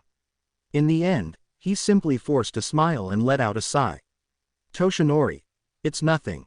Good luck, son, he said in a gentle tone. Izuku felt a slight tightness in his chest. Something was left unsaid. It felt like disappointment. Izuku. Thanks. Toshinori nodded and left the room, leaving Izuku alone.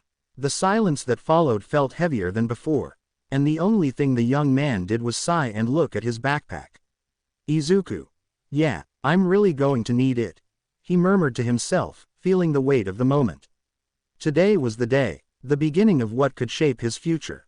UA. Building. Time. 8:30 a.m. As soon as Izuku finished his breakfast and gathered everything he needed, he left home and headed toward his destination. The main gate of UA was open, allowing candidates to enter for the entrance exam. The place was packed with students from different schools, all anxious, excited, and determined. Amidst the crowd, standing before the imposing UA building, Izuku observed everything in awe. It was his first time seeing the institution in person. He had read a lot about the school, seen pictures, promotional videos, but nothing compared to actually being there, right in front of it. Izuku. Oh my goodness, he murmured to himself, feeling a chill run down his spine. The building was grand, and this was just the first sight upon entry. He could feel the history and weight of the place, the spot where the world's greatest heroes had begun their journeys, including his father.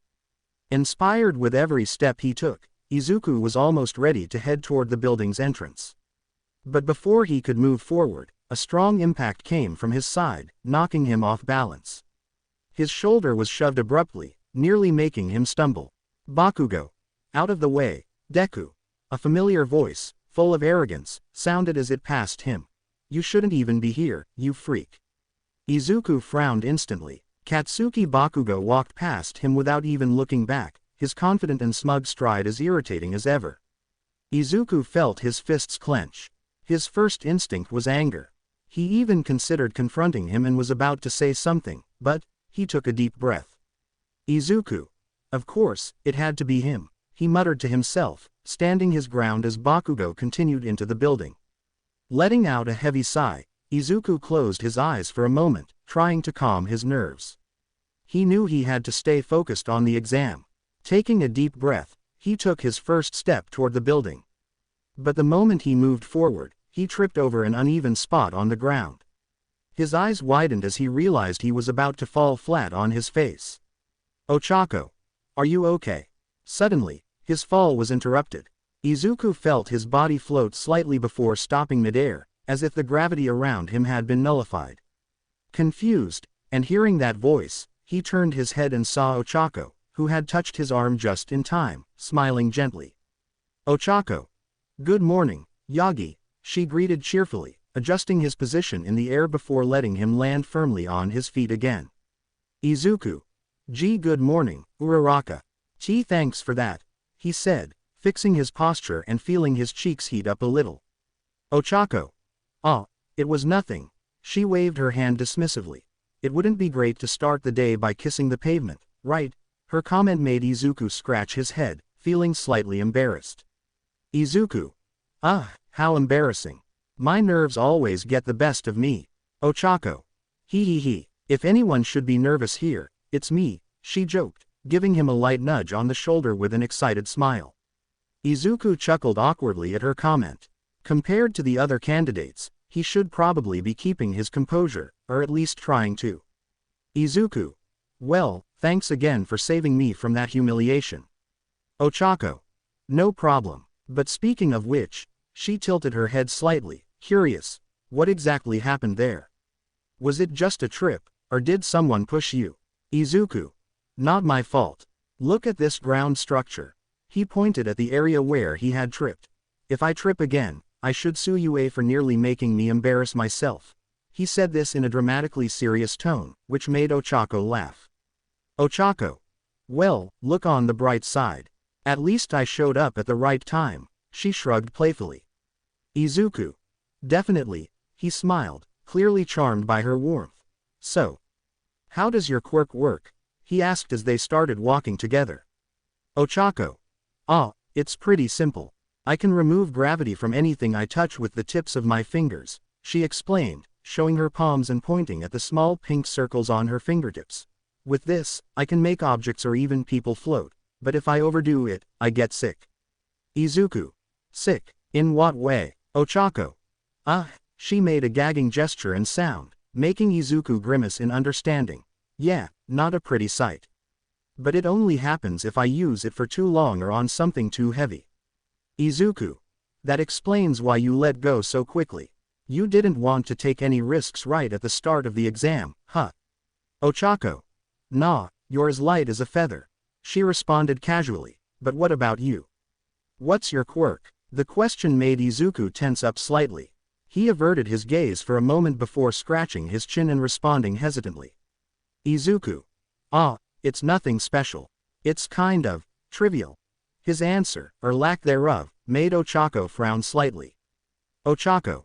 Trivial. Oh, come on. No way. You came all the way here, so you definitely have something special. Izuku felt a tightness in his chest. He didn't know if he could just tell the truth right there. In fact, he was trying to avoid this topic at all costs. So, he forced a smile. Izuku.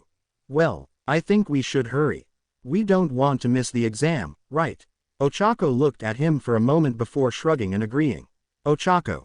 True, but hey, I'll be expecting that answer later. Got it? She said as she walked past him, while he stopped in his tracks, laughing nervously. Izuku. Haha, okay. God, help me, he started to worry. Oaco. Aren't you coming, Yagi? Hearing the girl's question, who had stopped to wait for him, Izuku ran to catch up with her. Then, the two walked together toward the entrance of the building. Their fate within UA was about to be decided. Time. 9 a.m. In one of UA's spacious classrooms, many of the candidates waited anxiously for the written exam to begin. Among them, Izuku took deep breaths, trying to calm his nerves as he organized his materials on the desk. At the front of the room, the pro-hero and teacher, Smintos, observed the students with a serious expression. Seeing the pro-hero, Izuku felt relieved that it wasn't his father. Smintos. Good morning, everyone. His firm voice immediately captured the attention of those present. Welcome to UA's entrance exam. This is the written portion, in which you will have 1 hour to answer the presented questions. Once you complete the written exam, those applying for the hero course must proceed to the auditorium for the next phase. The rest of you will be free to return home. He paused, making sure everyone understood the instructions. Any questions before we begin? Silence filled the room, indicating that everything was clear. The candidates exchanged glances, some showing confidence, others clearly apprehensive. Smintos. Very well, you may begin. With those words, he activated the digital timer on the wall, setting exactly 1 hour. The sound of pages turning and pens touching paper soon filled the room. Izuku took a deep breath and started his test. As he read each question, his lips moved almost imperceptibly, murmuring parts of the answers, a habit he had developed to maintain concentration. Some classmates cast curious glances his way, intrigued by his method, while others were clearly annoyed, though not enough to stop their own tests. Izuku, however, seemed oblivious, fully immersed in his own rhythm. 15 minutes passed, and Izuku put his school materials back in his backpack, quickly reviewing his answers. Satisfied, he stood up with determination and walked to Smintos's desk, handing in his answer sheet. Izuku. It's done. His words not only surprised Smintos but also the other candidates. Is he already done? A girl whispered. I'm not even halfway through yet, a boy murmured. No, that's impossible, another boy said. Among the glances exchanged, a pink-haired, yellow-eyed girl looked at Izuku's paper, impressed to see that he had actually answered every question. Smintos. You finished quite quickly, young man, he commented, raising an eyebrow. Izuku. Yes, sir, he replied with a respectful nod. Smintos. Very well, you're dismissed, he said, accepting the exam and watching as Izuku left the room. As soon as the door closed, Smintos couldn't help but feel a tinge of curiosity. He looked at Izuku's answer sheet and began to review it. To his surprise, the first questions were all correct, and as he moved on to the next ones, he became even more impressed. Smintos. Well, would you look at that, he thought to himself. He takes after his mother's intelligence. Unlike his father, a slight smile appeared on his lips as he glanced at the door Izuku had exited through.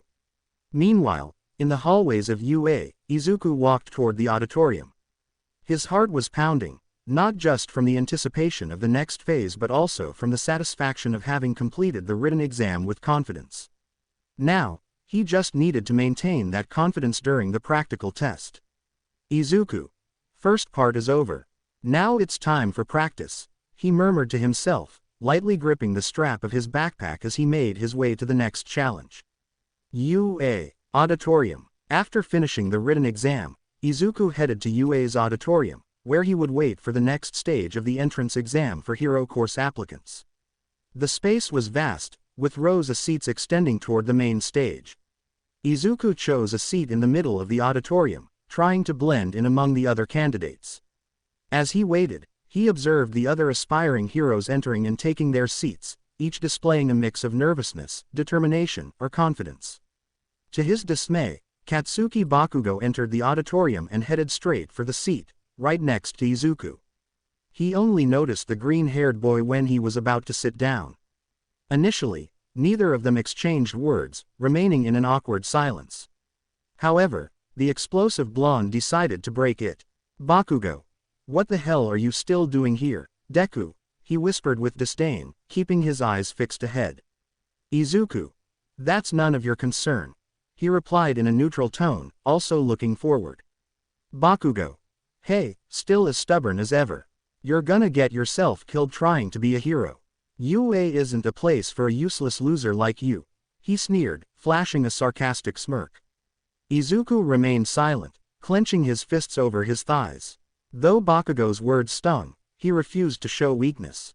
Instead, he shot a firm, disdainful glare at his former friend, making it clear that he wouldn't be shaken, and that he wouldn't let Bakugo talk crap without consequences.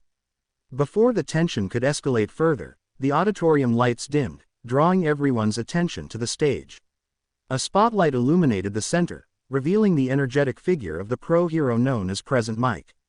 With his signature style, he struck a dramatic, but undeniably cool pose and flashed a wide grin. "Present Mic. Welcome, hero candidates," his voice echoed throughout the auditorium, filled with enthusiasm. "Are you ready for the challenge ahead? Come on, say yeah." An awkward silence filled the room. The candidates, though surprised by Present Mic's presence, did not immediately respond. "Present Mic. Ha ha ha, I get it, you all want to play it cool, huh?" he asked, unfazed. "Well, I'll get straight to the point. I'm here to give you a quick rundown of how the practical exam will go. Are you ready? Come on, I want to hear a yeah," he encouraged them, cupping his hand around his ear, waiting for someone to shout. And once again, silence prevailed. Izuku, feeling the need to match the hero's energy, clenched his fists and, summoning his courage, shouted. "Izuku. Yeah." All eyes turned to him, and Izuku felt his face heat up in embarrassment upon realizing he was the only one who yelled. However, Present Mic pointed in his direction, grinning widely. "Present Mic. That's the spirit. Thanks, kid, you just earned some points with me," he exclaimed, giving Izuku a thumbs up as one of the stage lights suddenly shone on him. "Izuku. Hee hee hee." Izuku let out a timid chuckle as murmurs spread throughout the auditorium. Bakugo, sitting beside him, rolled his eyes, clearly annoyed. Present Mic. "Oh boy. He's here." While outwardly maintaining his cheerful smile, Mike felt a wave of nervousness inside. All Might's son is here. Oh, crap, does he know about this? Present Mic, keeping his usual energy and focus, drew everyone's attention back to himself as he raised his hands and gestured toward the large screen behind him. Present Mic. All right, everyone. Pay attention. Now that we're all warmed up, let's get to business. His voice boomed through the auditorium, making the candidates refocus on him. You'll have 10 minutes in a simulated urban battle. Your objective is to rack up points by defeating 3 types of mock villains. Each villain has a point value based on their difficulty level. He pointed to the screen, which displayed images of different numbered robotic villains from 1 to 3, along with an animated mini-mic in the simulated city taking down one of the robots to simplify things. Izuku observed intently, absorbing every detail. He felt a mix of excitement and nervousness at the thought of the upcoming challenge. Present Mic. After this presentation, check your identification cards. Each one indicates the specific battle center you'll be assigned to. He held up a card similar to the candidates, displaying an alphanumeric code. Izuku quickly grabbed his card and saw the inscription, B. Beside him, Bakugo did the same, glancing at his own card with a serious yet irritated expression. Bakugo. Battle Center A, huh. Looks like you got lucky, Deku. If we were in the same field, I'd crush you. His voice carried arrogant confidence mixed with irritation. Izuku. Is that really a hero's attitude? Izuku shot back, rolling his eyes. Present Mic. When you encounter these villains, use your quirks to earn points by defeating them. But be warned, attacking other candidates or engaging in any anti-heroic behavior is strictly prohibited. His tone grew more serious as he emphasized the last part. As he processed the information, Izuku began murmuring to himself, placing a hand on his chin as he analyzed possible strategies. Izuku. If they're robots, their weak points might be at the joints or an energy source. Aiming for the head could cause a short circuit, but taking out the legs is also an option to limit movement. It probably depends on the size and speed of the villain, so I need to think fast and be precise with my attacks. His murmuring, though quiet, was noticed by a few people nearby, though they didn't seem too bothered by it. Excuse me, but may I ask a question? Suddenly, a hand was raised in the middle of the auditorium. Present Mike. Yes, go ahead. He pointed to the bespectacled student who had stood up. A spotlight illuminated the young man as he stood up from his chair and raised the pamphlet in his hands. Tenya. In the informational pamphlet, it mentions the existence of 4 types of villains, not 3. If this is a mistake, it is unacceptable and shameful for an institution of UA's caliber. We are students who came here to UA to become exemplary heroes. Furthermore, he turned, pointing at Izuku. You, with the green hair.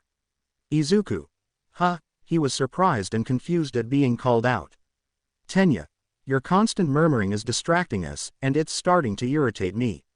If you're not taking this seriously, I suggest you leave. Izuku was taken aback, feeling all eyes on him. He blushed in embarrassment but took a deep breath before responding. Izuku. I apologize. I was just focusing on the explanation and analyzing strategies to face the mock villains. I didn't realize I was bothering anyone. Having super hearing must be complicated. Tenya. Super hearing. I don't have super hearing. Izuku. Huh, but if you don't have super hearing, how did you hear me from here?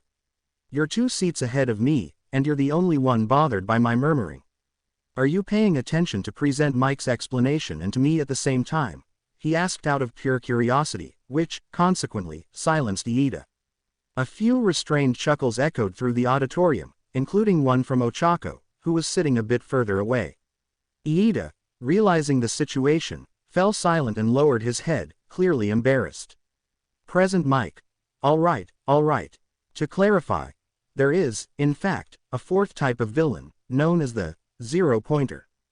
And as the name suggests, it's worth 0 points and serves as an obstacle.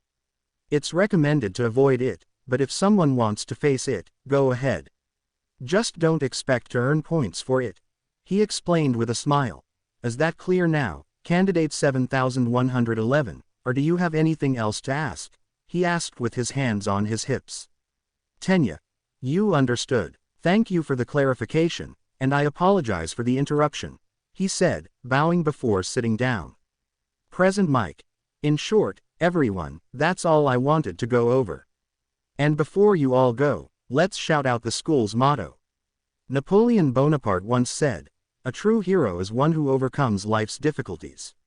So, go even further, plus ultra, he exclaimed, clearly trying to motivate the candidates, and to some extent, it worked. The candidates felt a renewed determination to push themselves further, and Izuku, though still more nervous than most, felt a newfound resolve growing inside him. The challenge had been set, and he was ready to face it. 30 minutes later, after the explanation in the auditorium, the candidates were directed to their respective battle centers. Before arriving at the location, all candidates had to change out of their school uniforms into more suitable attire for the practical exam, which they did before reaching the battlefield gate. Izuku wore a black hoodie adorned with green details on the shoulders and lower part. Underneath, a green t-shirt complemented the ensemble. Tight black pants and black sneakers with green accents completed his outfit. On his hands, he wore metallic clawed gloves inspired by fury, and a small pouch on his waist carried the bombs he had developed himself.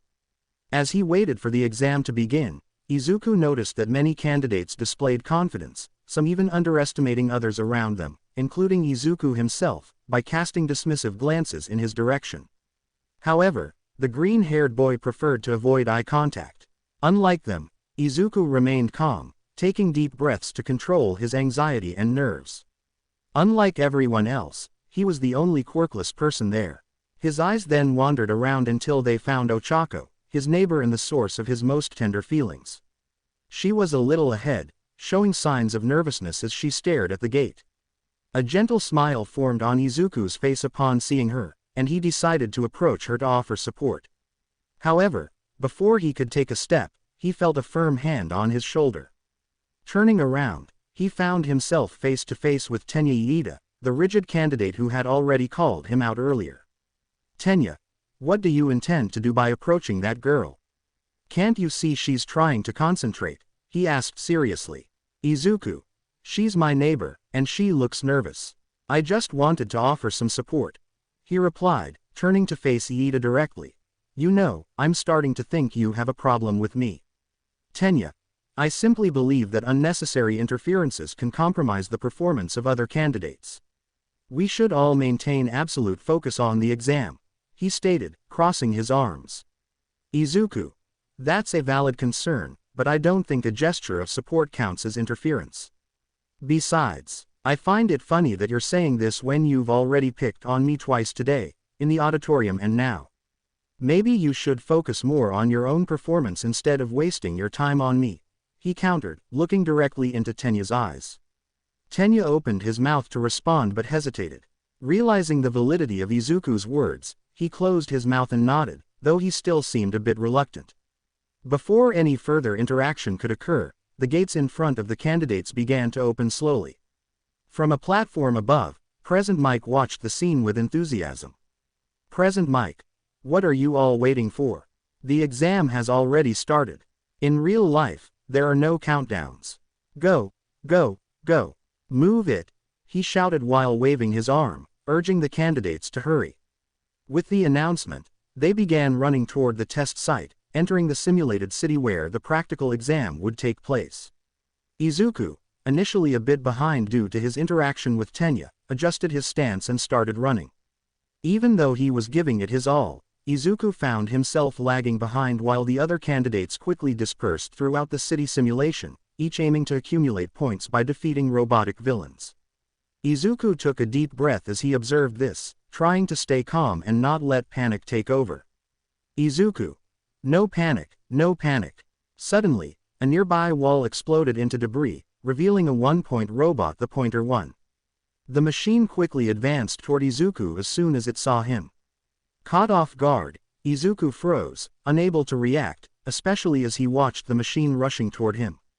Then, at the last moment, a laser beam cut through the air, destroying the robot in front of him. The one responsible was none other than a young man with blonde hair and a confident, elegant expression. "Aoyama. Merci for distracting it for me. We make quite the duo, don't you think?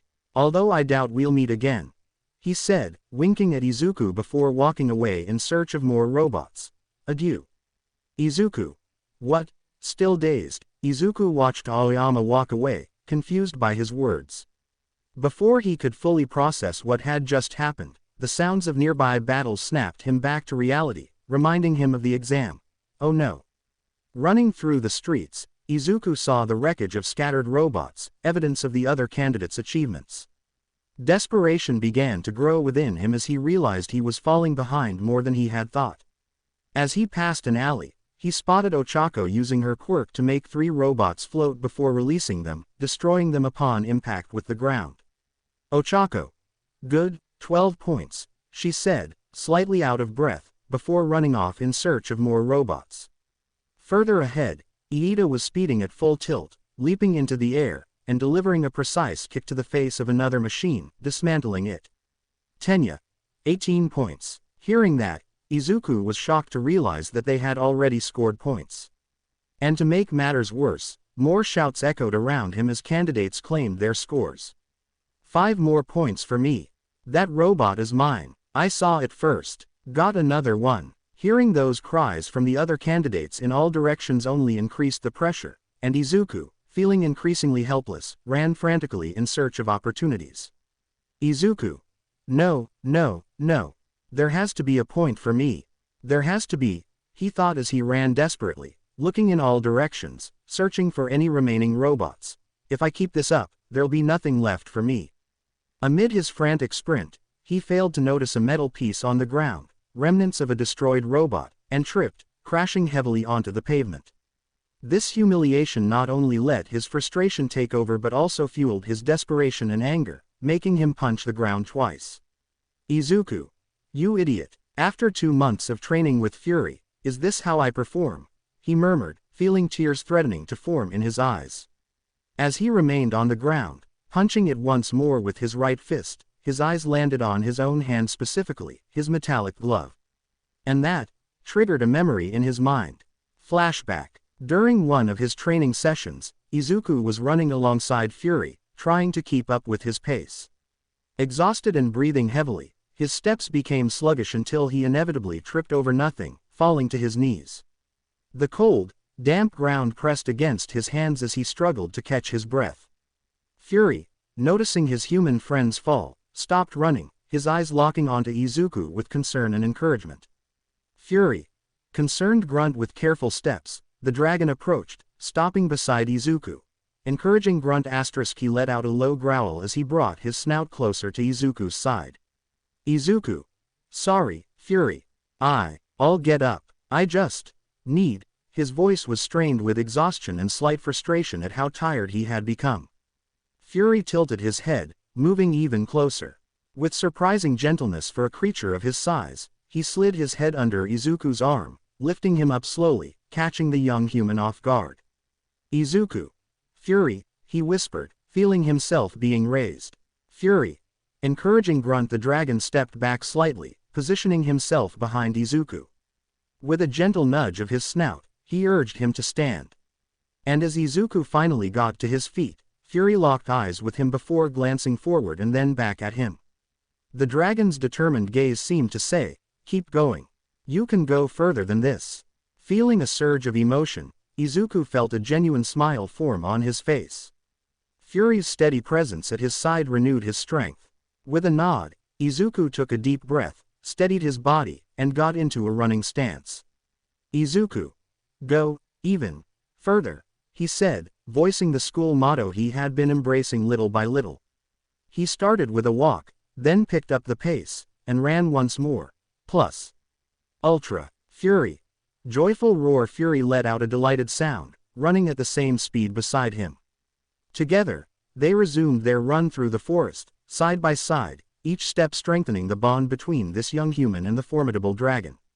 End of flashback. The memory reignited a newfound determination in Izuku. Slowly, he got back on his feet, feeling energy return to his body. He took a deep breath, closing his eyes for a moment, connecting with the inner strength that Fury had always helped him find.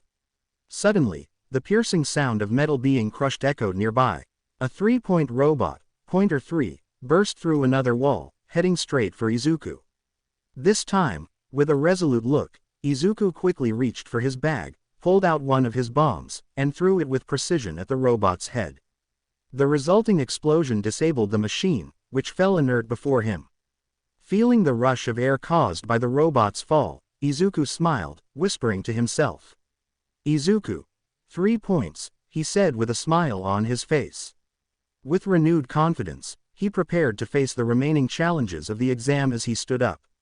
In the UA monitoring room, a select group of teachers attentively watched the candidates' performances during the practical exam. Among them were well-known figures.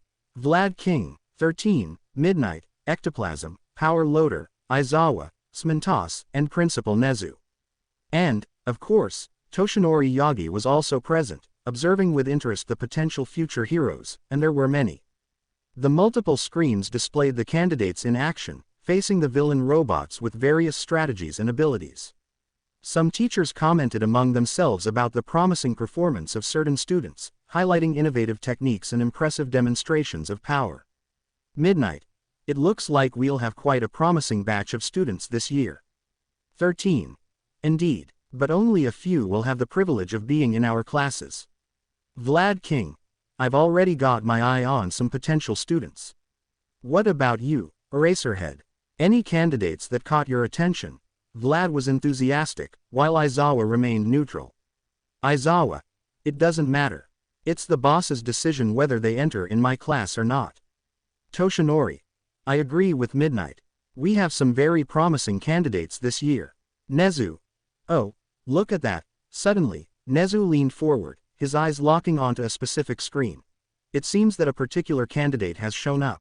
His soft voice caught the other's attention as he pointed to the screen showing a green-haired young man advancing toward a 2-point robot. Toshinori. What? Who? Upon hearing this, Toshinori turned his gaze to the indicated screen. Recognizing the young man as his son, Izuku, his body tensed, and he abruptly stood up from his chair, the surprise evident on his face as he saw his son not only facing the robot but also destroying it by throwing a bomb at its face. Izuku. What is he doing here? His voice carried a mix of disbelief and concern. Ectoplasm. Is that your son? Power loader. Interesting. He's using his own equipment to compensate for the absence of a quirk, he commented, intrigued. The other teachers exchanged glances, aware of Toshinori's overprotectiveness toward his son and his desire to keep him away from the dangers of a hero's life. Smentos. It seems he decided to follow in your footsteps, despite the risks, he commented while looking at Toshinori, who remained silent, his eyes fixed on the screen, internally struggling between pride in his son's performance and fear for the dangers he faced. Midnight. And he's doing very well, considering the circumstances, she added, watching as Izuku jumped from the carcass of a machine in search of another. On the battlefield, Izuku took a deep breath, feeling the adrenaline rush through his veins. With a bomb in hand, he quickly assessed the environment, searching for his next target. A 1-point robot appeared to his right, advancing rapidly. Without hesitation, Izuku threw the bomb directly at the machine's head.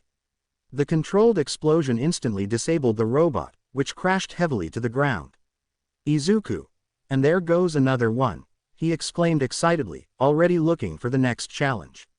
Turning a corner, he came across two 2-point robots that immediately aimed at the green-haired boy. They moved in sync, trying to surround him. Izuku sprinted toward a nearby building, using his agility to climb a fire escape. From above, he assessed the robots' positions and then, he leapt onto the first one, driving the claws of his metal gloves into the machine's head, slicing through it like butter and disabling it. Using the inert robot's body as a springboard, he launched himself toward the second one, repeating the motion directly into the machine's eye, securing another 4 points. Izuku. 10. That makes 10 now, he quickly calculated, feeling his confidence grow as he jumped off the machine that was about to crash to the ground. Continuing his search, he heard the distinct sound of heavy gears. A 3-point robot emerged from an alley, its massive structure not only destroying the passage but also casting an intimidating shadow. Izuku knew he needed a strategic approach. Recalling a trick he had played with Fury during training, he zigzagged, making it harder for the robot to aim as its single eye tracked him. Moving in fast, he hurled a bomb directly at the machine's knee joint. The explosion threw the robot off balance, causing it to topple. Seizing the opportunity, Izuku climbed onto its metallic arm and, with a precise slash of his claws, disabled the central core in the robot's head. Izuku. 13 down, he whispered, panting but determined as he pulled his arm out of the machine. In the distance, he heard the metallic sound of another robot approaching. A 2-point robot appeared at the end of the street, chasing a candidate who was struggling to evade its attacks. Without hesitation, Izuku dashed forward. With a leap, he threw a bomb at the side of the robot, and upon impact, the device exploded, disabling one of its mechanical legs. Before the machine could adjust its stance, Izuku landed in front of it, slashing down with his metal claws in a lethal strike, shutting it down. The candidate, surprised, widened her eyes. Izuku. Sorry, I needed those points. Izuku didn't wait for any thanks and was already running off again, back on the hunt for more targets. Elsewhere in the field, a robust candidate used his quirk to reinforce his fists, punching a 1-point robot and managing to disable it with some difficulty. As he turned, ready to face another opponent, he witnessed Izuku approaching a 3-point robot. The green-haired boy slid across the ground, positioning himself behind the machine. With a swift motion, he tossed 2 bombs simultaneously, one at the robot's shoulder joint and the other at its center. The consecutive explosions made the machine falter. Izuku took the opening, climbed its side, and drove his claws directly into the automaton's optical sensor, shutting it down instantly. Damn, that was sick, bro, the candidate praised Izuku's move. Hearing this, Izuku raised a thumbs up before sprinting off again. Aida was speeding ahead at full force, focused on a 2-point robot 2 streets away, which had also locked onto him. Using his propulsion technique, he prepared to land a precise kick. However, just as he was about to strike, a bomb hit the robot's head as it passed the street ahead and detonated, leaving only smoldering debris on the ground. Tenya. What? He exclaimed, coming to a sudden halt. Izuku. 20. Yes, I hit 20. He shouted while running in another direction, already looking for a new target, while Aida could only stand there in stunned surprise at seeing Izuku destroy the robot ahead of him. Every one of Izuku's moves was being closely observed by the teachers in the monitoring room. Toshinori's initial surprise gradually gave way to a sense of restrained pride. Though concern still lingered in his eyes, deep down, he couldn't help but be impressed, a strange mix of admiration and pride growing within him. Nezu. I didn't know your son could do that, Toshinori, he commented with an enigmatic smile. Izuku didn't stop. He ran, jumped, strategically launched bombs, and destroyed every machine in his path. His internal counter had already reached 25 points. Further ahead, he spotted a group of candidates struggling against a 3-point robot. The problem? They were too busy arguing over who had seen the robot first and who should get the points. Izuku quickly analyzed the scene and formed a plan. Accelerating, he used the debris of fallen robots around him as stepping stones to leap toward the machine. Midair, he spun his body and threw a bomb that exploded at the base of the robot's leg, making it lose balance. Then, he landed on the machine's shoulder and drove his claws straight into its head. The robot shut down instantly. The surrounding candidates stood there, stunned. Hey, that was mine, one of them shouted as Izuku ran off in another direction. Izuku. 28. He ignored the other candidates, who were now outraged. With a determined look, he spotted 2 1-point robots at the corner. Without hesitation, he charged toward them. Dodging the machines' arm attacks, he moved between them, causing them to hit each other. Then, he launched his last 2 bombs. The explosions were precise. Both robots collapsed, deactivated. Izuku. 30. Izuku smiled, feeling the sweat drip down his forehead. He stopped for a moment, observing the wreckage of the machines ahead of him, feeling not only impressed with himself but also pleased that he wasn't falling behind. In the UA monitoring room, the teachers were closely observing the candidate's performance in the practical exam. Toshinori, still shocked to see his son Izuku participating in the test, voiced his concern. Toshinori. Can someone tell me what Izuku is doing here? How did he end up there? He asked, pointing at the screen and staring at the other teachers. Smentas. I saw him during the written exam. He finished in 15 minutes.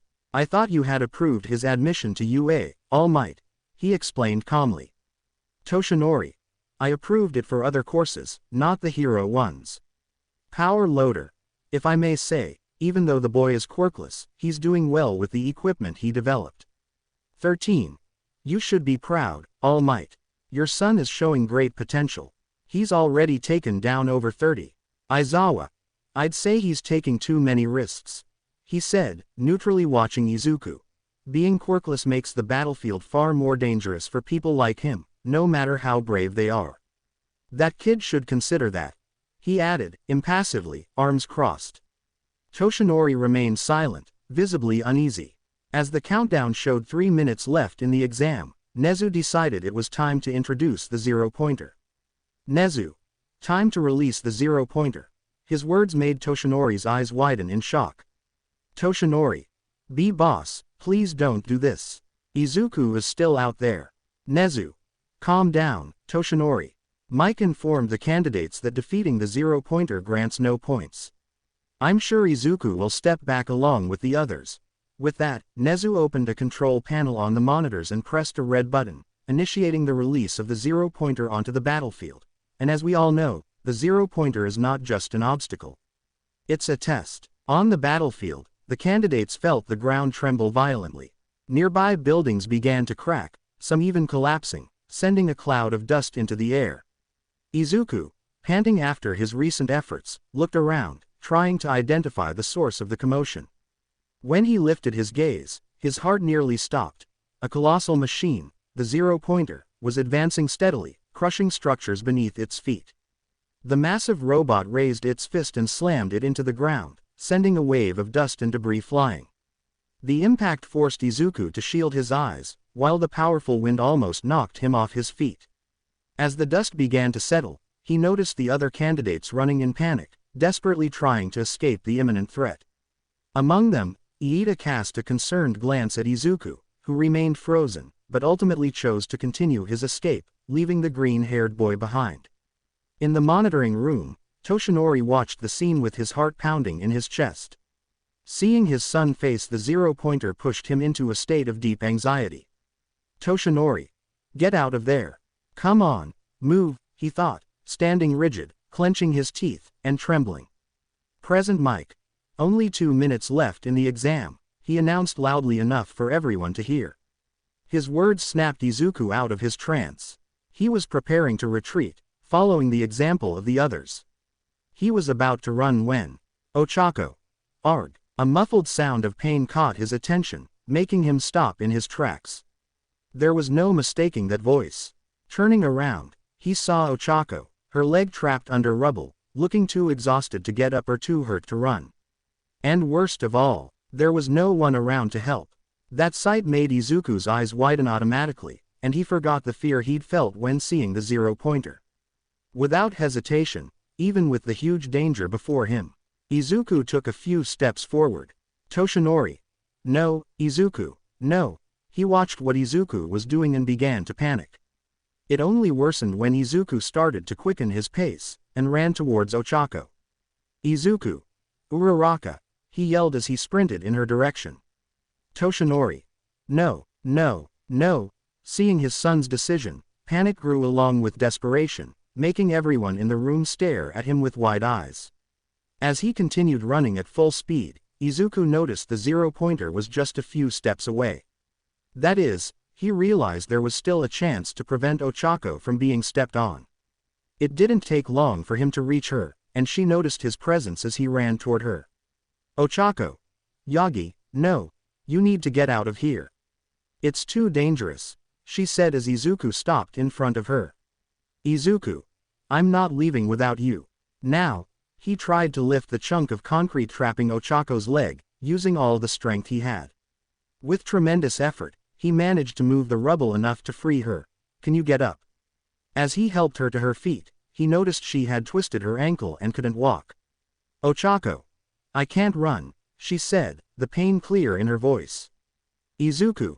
Here, come with me. Determined, he picked her up in his arms, using all his strength to lift her off the ground, which not only surprised her but also made her blush. Let's go. With her in his arms, Izuku used all his speed to move them both away from the robot. However, even though he was running as fast as he could, the zero-pointer was still much closer than they had imagined, its colossal shadow engulfing them. The robot raised its arm, ready to strike the ground again. Oaco saw this and panicked. Combining the strength of the machine, the shockwave, and their proximity, the result would be devastating for Izuku. Oaco. Yagi, she screamed desperately, causing Izuku to look back and understand what the robot was about to do. With no other options, Izuku sat down on the ground and wrapped his arms around Oaco, trying to shield her with his own body for the impending impact. Instinctively bracing to protect her, not caring for his own well-being. Izuku. Close your eyes, he shouted, preparing for the incoming blow. Oaco, even in the face of danger, widened her eyes. The warmth of his body surrounded her, and her heart raced as she realized he wasn't thinking of himself, he was willing to sacrifice himself for her. Nevertheless, she followed his instructions, hugging him back, ready for the wind impact. Then, suddenly, an impact came. But not toward them. It was a deafening crash that echoed above. The impact sounded like a punch hitting the robot's face, and for a brief moment, everything seemed to freeze. Then, a monstrous shockwave swept the field, dispersing the dust in all directions. The deafening noise echoed throughout the entire simulated city, drawing the attention of both Izuku and Oaco. The metal of the zero-pointer screeched loudly, as if screaming in protest against the overwhelming force of whoever delivered that punch. Cracks spread across its colossal face before it was thrown backward with brutal force. Its gigantic body flew for dozens of meters, crashing into an abandoned building, which imploded under the weight of the defeated machine. The robot fell, lifeless, its red sensor lights flickering out. And that left the young ones stunned. And then, in the center of the destruction, someone landed in front of them, and that someone was All Might, who landed with a powerful impact in front of Izuku and Oaco, a gust of air spreading around him. His gaze was serious, his fists still clenched. As the dust began to settle, the imposing figure of All Might became visible, hovering between them and the massive fallen robot. The number 1 hero had punched the zero-pointer with such force that he knocked it down, saving them at the last moment. All Might, are you guys okay? His powerful voice asked, but there was a note of concern in it. Oaco. All Might, you saved us, she said, tears of relief streaming down her face. Izuku, on the other hand, felt a mix of emotions. Relief at being alive, gratitude that Oaco was safe, but also apprehension as he faced his father, who now stood before him as the hero All Might. The other candidates, who had moved away, began to notice the presence of the hero from afar. It's All Might, he's here. Did you see what he did? With one punch and he took that thing down. Those shouts were of surprise and admiration directed at the hero. However, All Might paid no attention to them, as he slowly turned his eyes toward Izuku. There was an intensity in that gaze, and the boy understood it. None of those young candidates, not even Oaco, were aware, but they were all in the middle of a conflict that was about to unfold between father and son, who were still staring at each other, while the exam. Present mic. Time's up. The exam is over. 20 minutes later. Rest room. The rest room was silent. Izuku sat on one of the sofas, his right foot nervously tapping while his fingers drummed on his thigh. It had been 20 minutes since the end of the practical exam, and his mind wouldn't stop spinning. He was worried about Oaco. The impact of the fall and the tension of the moment still echoed in his head. In addition, his heart weighed heavy as he thought about his father discovering that he had participated in the exam without consulting him. The door creaked open, and Toshinori entered the room. His expression was rigid and disappointed. Izuku swallowed hard upon seeing that. Izuku. How is Uraraka? He asked quickly, trying to dissipate the heavy air. Toshinori. She's fine. Recovery girl already took care of her. She just needs a little rest before leaving. He replied straightforwardly, but without changing his expression. Clearly, his tone and gaze indicated he wasn't there to talk about Oaco. Izuku noticed that immediately. Izuku. Dad, He was about to explain, but was interrupted. Toshinori. How could you do this to me? We agreed you would apply to other courses at UA, Izuku, he exclaimed, frustrated. His words made Izuku clench his fists and stand up from the sofa. Izuku. Agreed. I didn't agree to anything. You decided that, not me. I never agreed to that, he said, staring his father in the eyes, making Toshinori briefly close his eyes, taking a deep breath to contain his own irritation. Toshinori. You could have hurt yourself, or worse, his voice gained intensity. You could have died out there. Izuku. But I didn't die. And I didn't get hurt either. I managed. Didn't you see? I defeated some robots, Dad. I handled it with the gear I created myself, he said, pointing to his backpack on the sofa, implying that the equipment he used was inside. Toshinori. You made gear without telling me. You did this behind my back, he asked, incredulous and disapproving. Izuku. Because I knew you'd try to stop me, he retorted, his voice full of frustration. And now you're mad because I was right. Toshinori. Izuku. Toshinori ran a hand over his face, visibly exhausted. What's your problem? He exclaimed, his patience running thin. Izuku. My problem. What's your problem? Izuku took a step forward. I just want to be a hero, like everyone else. Like you, Toshinori. I don't want you to be like me, he said, deepening his voice. Not like the others either. You need to stop trying to be something you're not. The air seemed to freeze in that moment. Izuku felt something break inside him. Izuku. So that's it. His voice trembled with anger and hurt. You're only like this because Mom is gone, right? Toshinori. He didn't say anything, just stared at the floor. Izuku. You've always been overprotective, but now you just want to lock me in a bubble. Izuku felt his throat tighten, but didn't back down. Dad, don't you see? I can take care of myself. Even without a quirk, you have to accept that I have the same dreams as you. I want to grow and be someone. I want my own path as a hero. He looked his father directly in the eyes as he said it, and asked the question that had been pounding in his mind all along. Can't I be a hero because of this? Toshinori clenched his fists, and before he could hold himself back, he shouted. Toshinori. No, you can't. Accept reality. He yelled in his son's face, making Izuku step back. The silence that followed was deafening. Those words hit Izuku like a blow. He took a deep breath, trying to hold back the tears that threatened to fall from his eyes. Without saying another word, he grabbed his backpack from the sofa and headed toward the door. Before leaving, he cast one last look at his father. Izuku. Thanks for your honesty. His voice was low, but filled with hurt.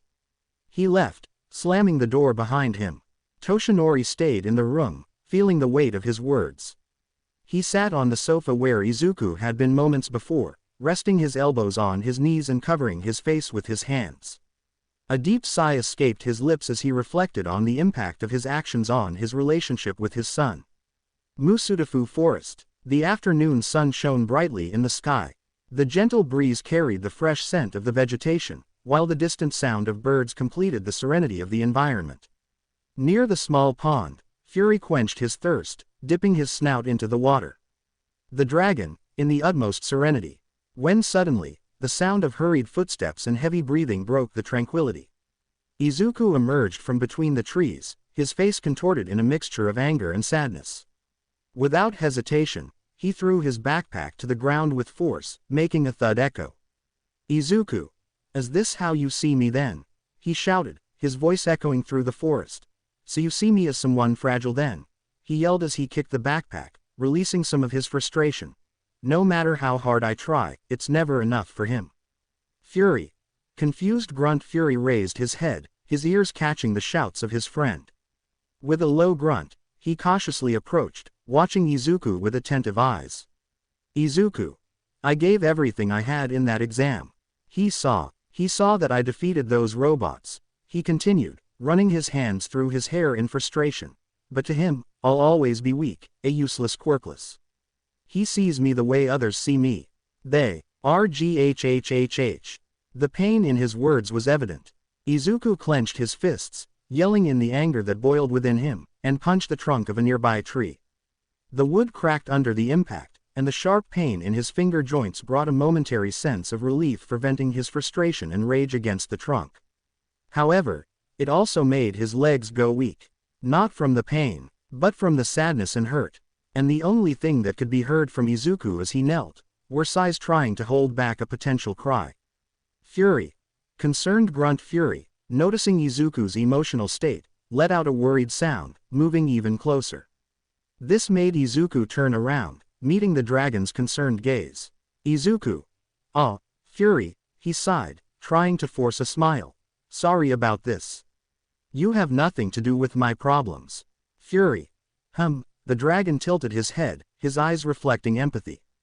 Izuku. He began, but his voice failed him. I just wanted him to see how hard I try, how much I want to be a hero. Tears began to stream down Izuku's face, and Fury, in response, moved even closer, gently resting his head on the shoulder of his human friend. Izuku. It's okay. It's nothing, buddy. He reassured, gently petting the soft scales on Fury's head. It's nothing. After a few moments of shared silence, Izuku wiped his tears and tried to compose himself. Izuku. Oh, man. I totally forgot to buy more fish for you. He said, slapping his forehead. I'll go to the nearest fish market and be right back, okay? He asked as he stood up. When Izuku started to walk away, Fury quickly moved to stand in front of him, blocking his path. Izuku. What's up, buddy? He asked, confused. I'm going to get your food. Fury. Persistent grunt. Fury spread his wings, fully extending them, and let out a loud grunt, trying to communicate something. Izuku. You want me to? See your wings? He asked, tilting his head. They look fine to me. Your injuries have healed for a while now, to be honest. That's good, right? He asked, petting the dragon's head before trying to pass by the creature, who stared at him, incredulously. But Fury stood his ground, blocking his path. Izuku. Fury, I already said. I promise I won't take long. He said, attempting to pass by the dragon again. Fury. Incredulous grunt. Asterisk. Frustrated with Izuku's lack of understanding, Fury let out a sigh through his nostrils, about to make a decision on his own. Before Izuku could react, the dragon grabbed the hood of the boy's sweatshirt with his teeth, and with a powerful flap of his wings, took off, flying off with Izuku in tow. As Fury took flight, holding Izuku by the hoodie, the young man felt and saw the ground rapidly recede from beneath his feet in his reach. The wind whipped against his face, and the landscape below became an indistinguishable patchwork, which terrified him. Izuku. Fury. What are you doing? Put me down. He shouted, panic evident in his voice. Fury, determined, ignored Izuku's protests and, with a swift movement of his head, gently launched him into the air, positioning him on his back. Instinctively, Izuku clung to the dragon's neck, his eyes wide as he observed the great height they were at. Izuku. This is crazy. Oh my god, let's go down, please, he pleaded, his voice trembling. Fury. Exasperated grunt. Fury rolled his eyes, letting out a grunt that sounded like frustration. Until, he began to smile, as if he had come up with an idea. Suddenly, the dragon dove abruptly, heading towards the sea. Izuku let out a high-pitched scream, holding on with all his might as the wind roared around them while they descended rapidly. The ocean surface approached quickly, reflecting the sky above like a liquid mirror. At the last moment, Fury spread his wings, leveling the flight and tapping the water's surface with the tips of his claws.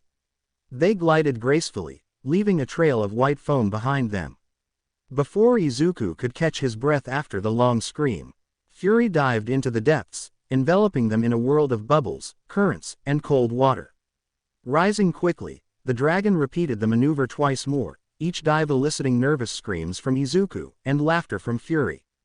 On the third time they broke the surface, the young man, drenched and panting, tried to scold his friend. Izuku. This is not funny, you got that, Fury. I almost. His voice faltered as he realized something. As they glided over the water, Izuku saw his reflection next to Fury's, both in perfect harmony. At the same time, he saw where Fury had taken him, and what he was offering the young man. The feeling of freedom, the bond between them, it all started to make sense. A shy smile appeared on his face. Izuku. Oh my, ho ha ho. Fury let out a satisfied grunt, flapping his wings hard and rising back into the sky. This time, they broke through the clouds, emerging into a sea of white cotton under a blue sky. Izuku couldn't help but let out a genuine laugh, feeling the adrenaline and joy pulse through his veins. Izuku. This is amazing, Fury. I've never felt the wind hit my hair like this, he exclaimed, petting the dragon's head. Suddenly, a distant sound caught his attention. Looking ahead, Izuku saw a commercial plane rapidly approaching. Izuku. Fury, look out. Plane ahead. He shouted, terrified. Fury reacted instantly, banking to the left and narrowly avoiding the aircraft.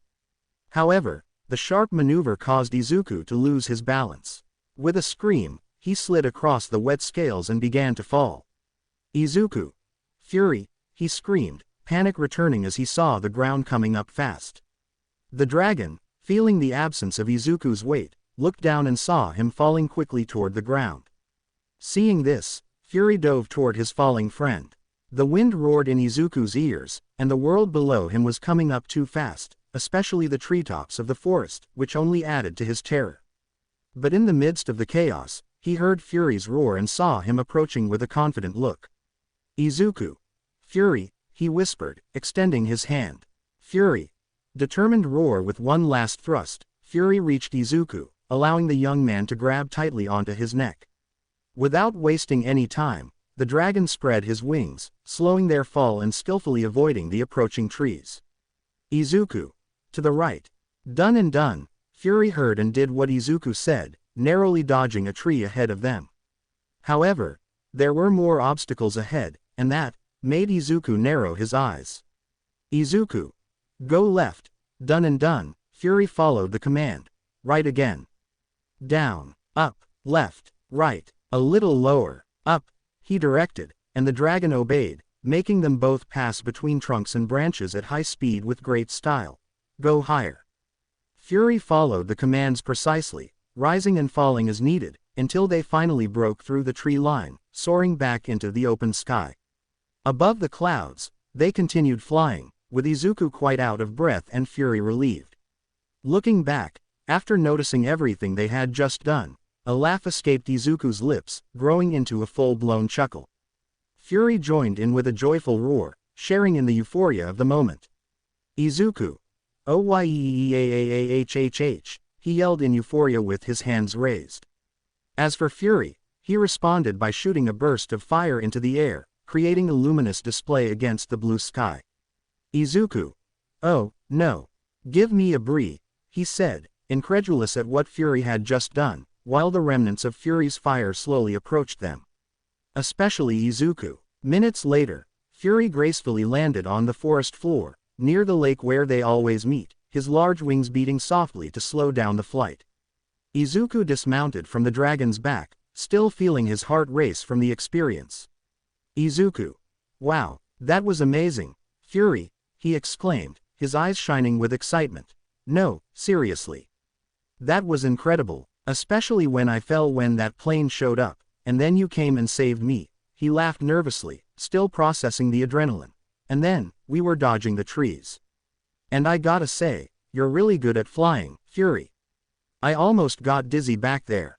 Fury let out a satisfied grunt, shaking his head as if proud of himself. Izuku. Fury, thank you for letting me fly with you. He placed a hand on his chest as a sign of gratitude. I really needed that, seriously. I didn't expect flying like that to make me. He stopped talking as he finally noticed something. He noticed that Fury was flying without showing any signs of pain. Izuku. You can fly again, he asked, stepping closer to the dragon and gently petting his head. That's great, buddy. You can fly again. That's great. Although happy for his friend's recovery, a shadow of concern crossed Izuku's face. He feared that now that Fury was recovered, the dragon might decide to return to his family, his home, or go his own way. In other words, leave Izuku behind. Fury. Confused grunt. Izuku. I understand, Fury. He said, forcing a smile. You have your own life and maybe you need to go. He slowly moved away, picking up his backpack from the ground. Before leaving, he turned to Fury one last time. Izuku. Take care, Fury. He said with a melancholic smile. Don't forget me, okay? With a sigh, Izuku began to walk away, his steps slow and hesitant. He didn't want to, but he knew something like this could happen, and the faster it happened, the better. Fury, watching Izuku walk away, felt a pang of sadness. He looked up at the sky, his eyes reflecting a distant and melancholic gaze.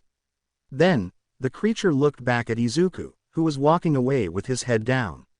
Remembering the past 2 months when Fury had been cared for, fed, and welcomed by Izuku, the dragon seemed to have made a decision. Fury. Soft grunt with a low grunt, Fury approached Izuku, catching his attention. Izuku turned, surprised to see Fury in front of him. Izuku. Fury, what are you doing? He asked, confused. What happened? Fury didn't need to respond with words or even a simple grunt, but with a loving gesture. He placed his head on Izuku's right hand, gently lifting it until it was above his snout. Once this was done, Fury did something that left Izuku deeply moved. The dragon closed his eyes, conveying not only a sense of peace and trust but also a sound that resembled purring. Izuku, touched by the gesture, felt 2 tears sliding down his face. He gently stroked Fury's snout, realizing that the dragon had made a choice. He chose to stay by his side. Izuku. Fury, he whispered, his voice choking up. I don't know what Hiccup's expectations were with these dragons, how he met them, and what his story with them was, and how it ended. But one thing I know. They are amazing, said the Izuku narrator while our Izuku remained with his hand on Fury's snout, my best friend. Is truly amazing. Izuku. Thank you, my friend. Fury kept his eyes closed, allowing Izuku's hand to remain on his snout. Together, they stayed like that for a long moment, sharing a comfortable silence and a deep connection. 2 weeks later. Time. 7:45 a.m. April had arrived. The sun was already shining gently in the sky, painting the streets with a pleasant golden light. The city was coming to life with its usual sounds: birds singing, car engines humming, and the murmur of people starting another day of routine. Inside her room, Ochako Uraraka was almost ready to leave. Wearing the UA uniform, she smoothed out the last creases in her skirt while looking at herself in the mirror. Her eyes sparkled with excitement, and a satisfied smile appeared on her face. She adjusted her tie, turning slightly to check her reflection from different angles. She wanted to be in perfect shape for today, the day her dreams would begin. Ochako. Okay, the first part is done. Now it's for real, she said to herself, putting on a determined expression before leaving her room. Rushing down the stairs, she found her parents sitting in the kitchen, enjoying the first meal of the day. Mrs. Uraraka, whose name was Chisa, wore a floral apron while finishing up an extra bowl of rice.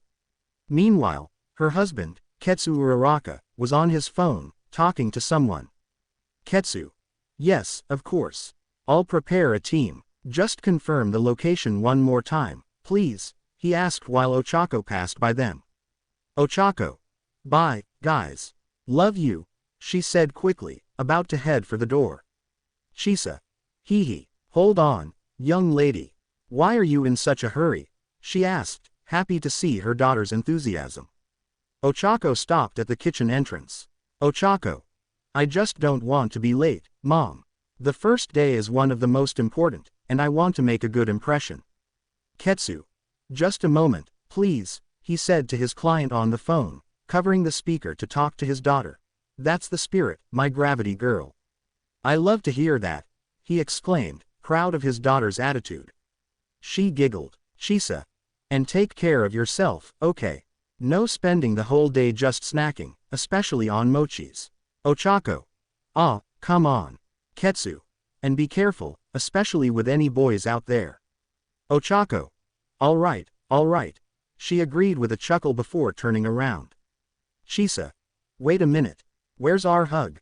She asked, arms open, waiting for her daughter's embrace. Ochako laughed, feeling warmed by her parents' affection. She walked over to her mother and hugged her briefly, then did the same with her father, hugging him quickly but with care. Ochako. See you later. I promise I'll take care of myself, was all she said before heading out of the kitchen. Chisa. Good luck at school, Ketsu. And show everyone how amazing the Uraraka family is, he added enthusiastically. Still smiling, Ochako made her way to the entrance, bending down to put on her shoes, an automatic, habitual gesture. Once done, she straightened up and opened the door, greeted by the fresh morning air. The sky was clear, with only a few scattered clouds. The quiet neighborhood streets had just a few neighbors heading to work or taking their children to school. In other words, everything was normal. Walking along the sidewalk, she followed her usual path to the gate. However, instead of heading straight to school, she turned toward the house next door, the Yagi family's residence. Since the entrance exam, Ochako hadn't had many opportunities to talk to Izuku. At most, she occasionally ran into Mr. Yagi, Toshinori, whenever he stepped outside to buy something or simply answered the door. Every time she asked about Izuku, the response was always something like, Toshinori. Sorry, he left early today, he would say with a kind smile, though there was always a hint of sadness in his eyes. This happened so often that Ochako started wondering if Izuku was avoiding his house on purpose. She wanted to properly thank him for what he did for her during the exam, but she never got the chance to see him. Maybe today would be her chance. With this thought in mind, she approached the Yagi household gate and pressed the doorbell. The chime echoed lightly inside the house, and she waited patiently, glancing around. As always, nothing out of the ordinary. She adjusted the strap of her backpack and shuffled her feet slightly, trying to shake off her nerves. Not that she was anxious to talk to Izuku, well, maybe a little, but mostly because she didn't know how he would react to seeing her there. Seconds passed. Nothing. No sound from inside the house. This made her frown slightly as she waited a little longer before pressing the doorbell again. Oaco. Are they still asleep? No, by now, one of them should already be up to answer the door, she thought, even pressing her ear against the door, hoping to hear some footsteps. However, all she received was more silence. Oaco sighed, stepping back and looking up at the house's windows. No lights on, no movement. The feeling that no one was home grew inside her. Oaco. Looks like he left early again, she thought, realizing the house was empty. She ran a hand through her hair, letting out a sigh. She didn't want to be late for school, so she decided to give up for now. Turning away, she began walking toward the school, still deep in thought. Oaco. Maybe Yagi is already at UA. Yeah, that's likely. But what has he been up to lately? She wondered as the morning breeze lightly brushed through her hair. The day was just beginning, and maybe, just maybe, she would finally get the chance to thank Izuku the way she wanted. UA. Building. After crossing the city by train, Oaco walked through the wide hallways of UA, her footsteps echoing lightly as she searched for Class 1A. The building was impressive on the outside, and no different on the inside. After turning a corner and walking a bit further, she spotted a plaque that read, 1A. Alongside it was a significantly large door, standing out due to its imposing presence. Oaco. I've never seen a door this big, she thought, feeling a mix of admiration and nervousness. Gathering her courage, she grabbed the handle and slid the door open, which creaked slightly. As she stepped inside, she was met with a scene that she never expected to see on her very first day. That jerk Bakugo was slouching in his seat with his feet up on the desk while Tenya was energetically reprimanding him.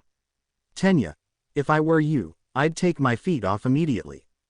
Putting your feet on the desk shows a complete lack of respect for the facilities and your classmates, he said, gesturing rigidly. Bakugo. And who are you to tell me what to do? 4 eyes, he shot back, not even bothering to move his feet. Tenya. I am Tenya Aida. I come from Sumei Academy. And as a representative of the student elite, it is my duty to maintain order. Bakugo. Sumei Academy, huh? So, you're some stuck-up rich extra. I can't wait to smash your face in, he said with a malicious grin. Tenya. Smash my face. How dare you say that to your classmate? Especially in a hero course. The shock and disbelief were evident on Ida's face, stunned by Bakugo's hostility. The other students watched in silence, avoiding getting involved in the argument, which was far from over. Meanwhile, Oaco quietly entered and approached a girl with peculiar features, resembling a frog. Oaco. Excuse me, the girl turned to her. What exactly is going on here? Suyu. It looks like that blonde guy is causing trouble by putting his feet on the desk, and the guy with glasses didn't like it. Oaco. I see. By the way, I'm Oaco Uraraka. Suyu. Nice to meet you. I'm Suyu Asui, but you can call me Su. She introduced herself with a smile. As they exchanged introductions, Oaco glanced around, searching for someone in particular. Not seeing Izuku anywhere, she realized that all the seats, except one, were already taken. Suyu. Are you looking for someone? She asked, noticing Oaco's focused gaze. Oaco. Oh, yeah. I'm looking for a friend, but I don't see him here. Suyu. What does he look like? Before they could continue the conversation, a sharp scream echoed through the room. Aoyama. Aahhhh, mon Dieu. What is that? He exclaimed in shock, pointing at the doorway. All eyes turned to the door, where a man wrapped in a sleeping bag stood with a bored expression. Aizawa. I was wondering when you all were going to stop with the shouting, he said, slowly emerging from the sleeping bag and letting it drop to the floor. The students exchanged glances, confused and curious about the identity of this man. Aizawa. My name is Shota Aizawa. I will be your homeroom teacher, he said in a tired, monotone voice. Sato. He's our teacher. Kirishima. Is he a pro hero too? Mina. I don't recognize him. Surprise spread through the room, murmurs filling the air as the students wondered what kind of hero he could be. Aizawa. This may seem sudden, But I want everyone at the training field. Put these on in the locker room," he said, pulling a gym uniform from his sleeping bag and tossing it into the arms of a spiky-haired blonde boy. "I'll be waiting. Don't be late." That was all he said before leaving the room. Kaminari. "Huh, what?" he asked, holding the uniform with a confused expression. "Shoji. Has class already started?" he asked, puzzled, as he got up along with the other students, including Bakugo. "Kyoka. I think so. Ojiro. Weird, I could have sworn there would be an entrance ceremony." Still processing the information, the students stood up from their seats and left the room one by one. As Ochako followed them down the hallway, she couldn't help but wonder about Izuku's whereabouts. Ochako. Where could Yagi be? She thought, glancing through the glass windows, taking in the vastness of UA's campus. UA. Auditorium. In UA's main auditorium, the atmosphere was filled with anticipation and excitement. Students from various courses occupied the rows of seats, awaiting the official start of their journey at Japan's most prestigious academy. Among them, Izuku sat alongside his classmates, maintaining his composure while wearing a faintly content expression. At the front, on the stage, a row of teachers and pro-heroes stood. Renowned figures such as Midnight, 13, Present Mike, Vlad King, Power Loader, Smintos, Ectoplasm, Hound Dog, and, at the center, All Might, the symbol of peace. At the central podium stood a peculiar figure. Nezu, UA's principal, whose appearance resembled a mix of various animals. Climbing up a small staircase to reach the podium, Nezu adjusted the microphone with a warm smile and began his speech. Nezu. Good morning, everyone. Welcome to UA. My name is Nezu, and I'm the principal, he exclaimed, raising his right paw cheerfully as he greeted the students. Nezu. It is with great joy that we welcome each of you, future heroes, inventors, entrepreneurs, and professionals dedicated to advancing our society. As Nezu spoke, Izuku couldn't help but glance at his father, All Might. The memory of their recent argument was still fresh in his mind. Izuku's eyes reflected a mix of hurt and disappointment. Meanwhile, All Might turned his head slightly, and for a brief moment, their gazes met. All Might's expression remained serene with his usual smile, but internally, he felt a pang of regret, which became more evident as he lowered his head slight, something that went unnoticed by everyone. Nezu. I congratulate all of you for securing a place in our institution. I know some of you may have aspired to the hero course, but I want to emphasize that every department here is vital to the harmonious functioning of our country. Whether in the support course, business course, or general studies, each of you has an essential role to play at UA, and we are here to create a better world together. Nezu's words caught Izuku's attention. Diverting his gaze from his father, he focused on the principal again, absorbing every word, while All Might sighed and lowered his eyes. Nezu. During your time at UA, you will be challenged to surpass your limits, collaborate with one another, and grow not just as professionals but as individuals. Our classes are structured to provide you with both the theoretical knowledge and practical experience needed to thrive in your respective fields. As Nezu detailed the curriculum and continued his speech about how things would work, Izuku noticed something peculiar. In the rows reserved for the Hero Courses Class 1A, 20 seats were empty. In front of them, the business course students were present, and behind them, the general studies students. The absence of Class 1A students intrigued Izuku, especially since the students of Hero Course 1B were present in the auditorium. But he decided not to let it distract him for now, even though it had caught his attention. Suddenly, a faint noise caught his attention. Turning discreetly, he saw the back door of the auditorium close softly. Looking to the side, Izuku noticed that one of the seats among his classmates was now empty. Curious, he leaned toward the student next to him. Izuku. Excuse me, do you know who was sitting there? Oh, I think it was that weird pink-haired girl. She must have left for some reason, one of his classmates whispered. In the middle of the principal's speech. Is she crazy or something? Another student, this time a girl, whispered in disbelief. Feeling a growing sense of unease, Izuku decided to act. He stood up slowly and whispered to his classmate. Izuku. Excuse me, I'll be right back. Just heading to the bathroom. Without waiting for a response, Izuku slipped past his classmates and walked toward the auditorium's side exit. As he opened the door, he cast one last glance at the stage before stepping outside, making sure not to move too abruptly and draw attention. All Might discreetly observed his son's movements. Though curious about what he was doing, he remained in place, not only to avoid raising suspicion among the students but also to respect Izuku's space. From a distance, Izuku watched the weird girl turn a corner, walking quickly. He didn't want to be too obvious, but he had a feeling she was heading somewhere specific, which piqued his curiosity. She seemed so focused that she hadn't even noticed his presence. He began walking, maintaining a reasonable distance while keeping an eye on her, wondering what she was up to, even following her up the stairs. As she climbed, he could hear murmuring coming from her direction. "It's around here somewhere. Ah, it must be this way," she muttered to herself in an excited voice. Izuku couldn't help but be intrigued. The girl spoke as if she were on some kind of important mission. He tried calling out to her, but, unsurprisingly, it didn't work. "Izuku. Hello?" He attempted to get her attention, but since she was so absorbed in her own world, and given the considerable distance, it seemed like she either didn't hear him or simply didn't care. With that, he decided to keep following her, still wondering where she was headed. When they reached the top of the stairs, she turned down a different hallway. Izuku hesitated for a moment but ultimately followed her, now more cautious. He watched as she entered a room with a visible sign that read, "Support Room." That made Izuku stop suddenly. He was about to step forward and enter, but then, boom! A loud explosion sounded from outside. Izuku quickly turned and looked through the glass window of UA. In the training field, he saw the students of 1A in action.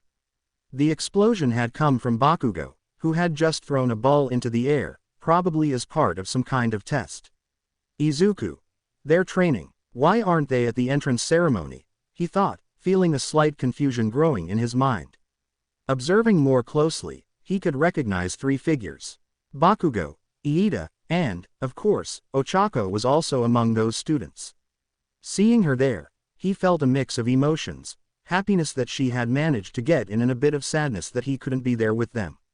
This feeling became even stronger when he spotted Bakugo. Of course, he would be there.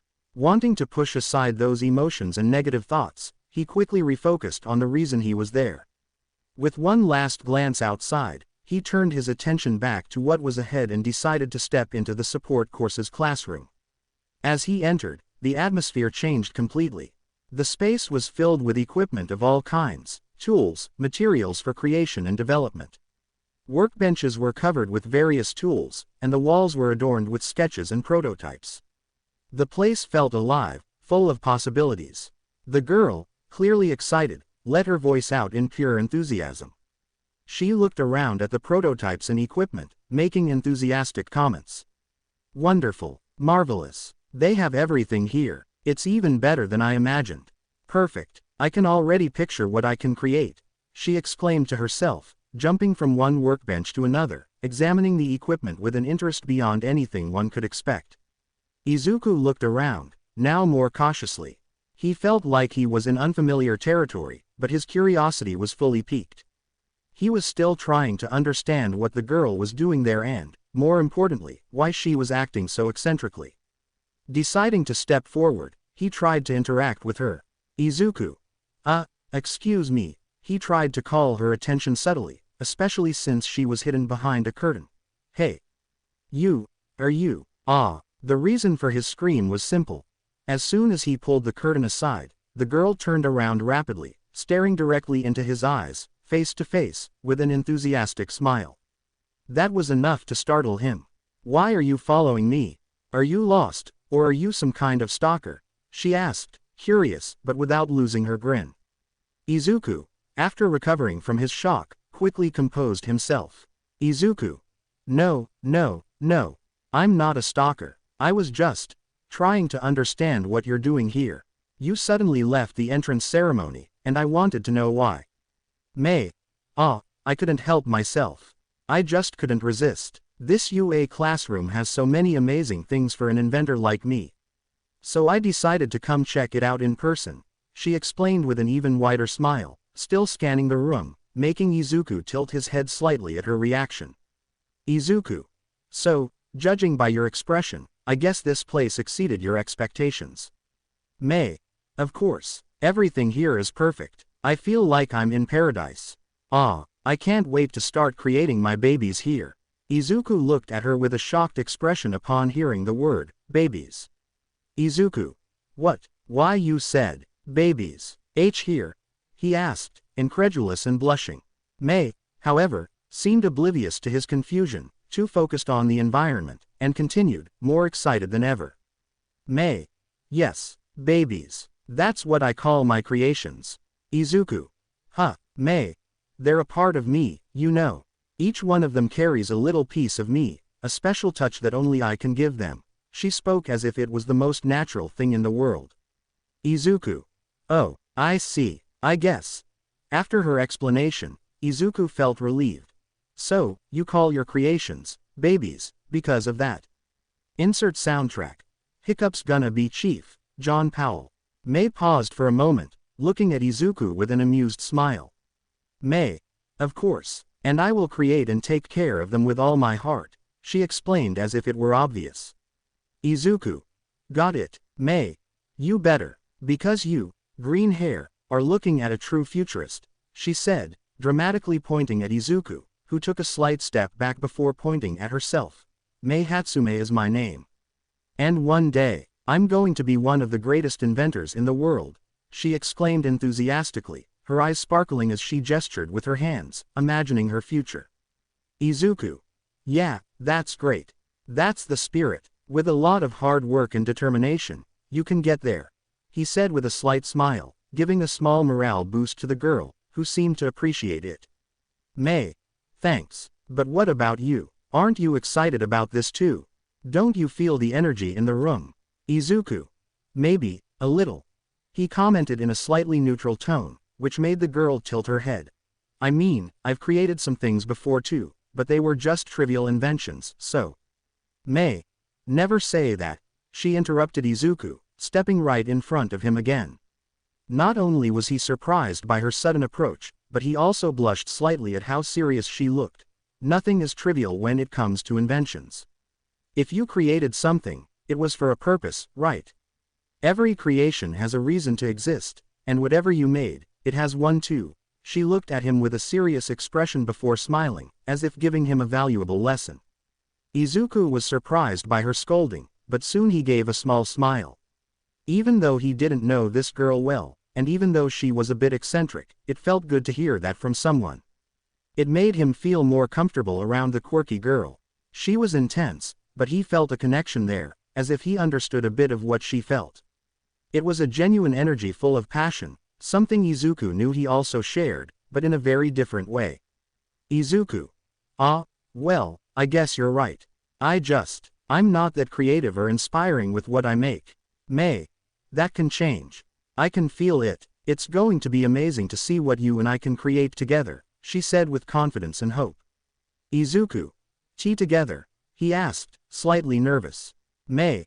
Of course, after all, we're classmates, aren't we? She said, looking at Izuku with a smile and her hands on her hips. By the way, what's your name again, green hair? Izuku. I'm Izuku Yagi. He introduced himself with a weak smile. As soon as he introduced himself, the door to the room opened, making both of them freeze for a moment before seeing that it was none other than Power Loader. Power Loader. What are you two doing here? The ceremony isn't over yet. Get back now. He scolded them, clearly not happy, pointing toward where the ceremony was still taking place. Being caught red-handed by the hero made Izuku feel embarrassed. May. Not so much. She simply turned to Izuku and said, May. Nice to meet you, Yagi. It'll be great working with you, partner, she said with a sincere smile before walking toward the door, while Izuku stayed behind. Izuku. Yeah, I guess so, he said in a somewhat melancholic tone before following her. Time. 3:45 p.m. Hours had passed, and the sky was already orange over the UA grounds. The students, having completed their first day of classes, gathered near the main gate, sharing their first impressions and expectations about what was to come. Laughter and lively conversations filled the air, that typical youthful enthusiasm. Among them, Oaco walked alone, her expression reflecting a mix of confusion and concern. She was lost in thought, trying to make sense of a revelation that had unsettled her earlier that day. Flashback. After the first English class taught by Present Mike, the students were dismissed for a break. Oaco, however, decided to do the opposite as she left the classroom. Determined to clear up her doubts, she followed the teacher through the hallways. Oaco. Present Mike sensei, she called out as she ran, which obviously made the man stop and look at her. Present Mike.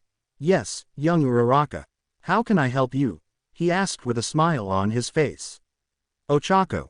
I wanted to ask about Yagi. You know, the guy with long green hair. I didn't see him in the hero course classes today. Is he around? Maybe in class 1B. The girl's question made Present Mike's usual smile fade slightly, indicating that the question had touched on a sensitive subject. Present Mike. Ah, yes, young Yagi. He's around, yes, but he's not in the hero course. He was transferred to the support course. Oaco. What? She was surprised by the news. But how? After the entrance exam, I asked if I could transfer some of my points to him, and you said it wasn't necessary because he had earned enough points to pass. Present Mike. And that's true. Yagi passed the exam on his own merit. However, for some reason, he scratched the back of his neck while looking at her. He spoke with our headmaster, who informed us that young Yagi requested to move to the support course. Oaco.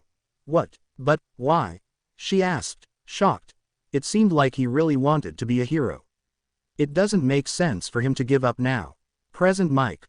Look, young Uraraka. I don't know if I should be saying this, it's a very personal matter, but it seems something happened in his family that suddenly made him make this decision.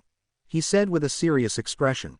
I can't go into more details, but maybe it would be best if you talked to him directly to understand his reasons, he said while the girl became even more confused by the information she had just received. End of flashback. Back in the present, Oaco boarded the train that would take her home. Sitting by the window, she watched the urban landscape blur past while her mind replayed the conversation with Present Mike. Oaco. Why would Yagi do this? After everything he did in the exam and what he told me that night. It doesn't make sense for him to give up his place in the hero course, she thought as she looked down at the floor. The train made a brief stop at an intermediate station. Passengers came and went, but Oaco remained absorbed in her thoughts. Suddenly, something caught her attention. Through the window, in a carriage further ahead, she spotted a familiar figure stepping onto the station. Oaco. Yagi. She saw Isizuku, who obviously didn't notice her presence, especially as he moved. Without hesitation, she quickly got up and ran toward the door, slipping out just before it closed and the train began moving again. Oaco noticed this, but her gaze remained fixed on Isizuku, who was running toward the station exit.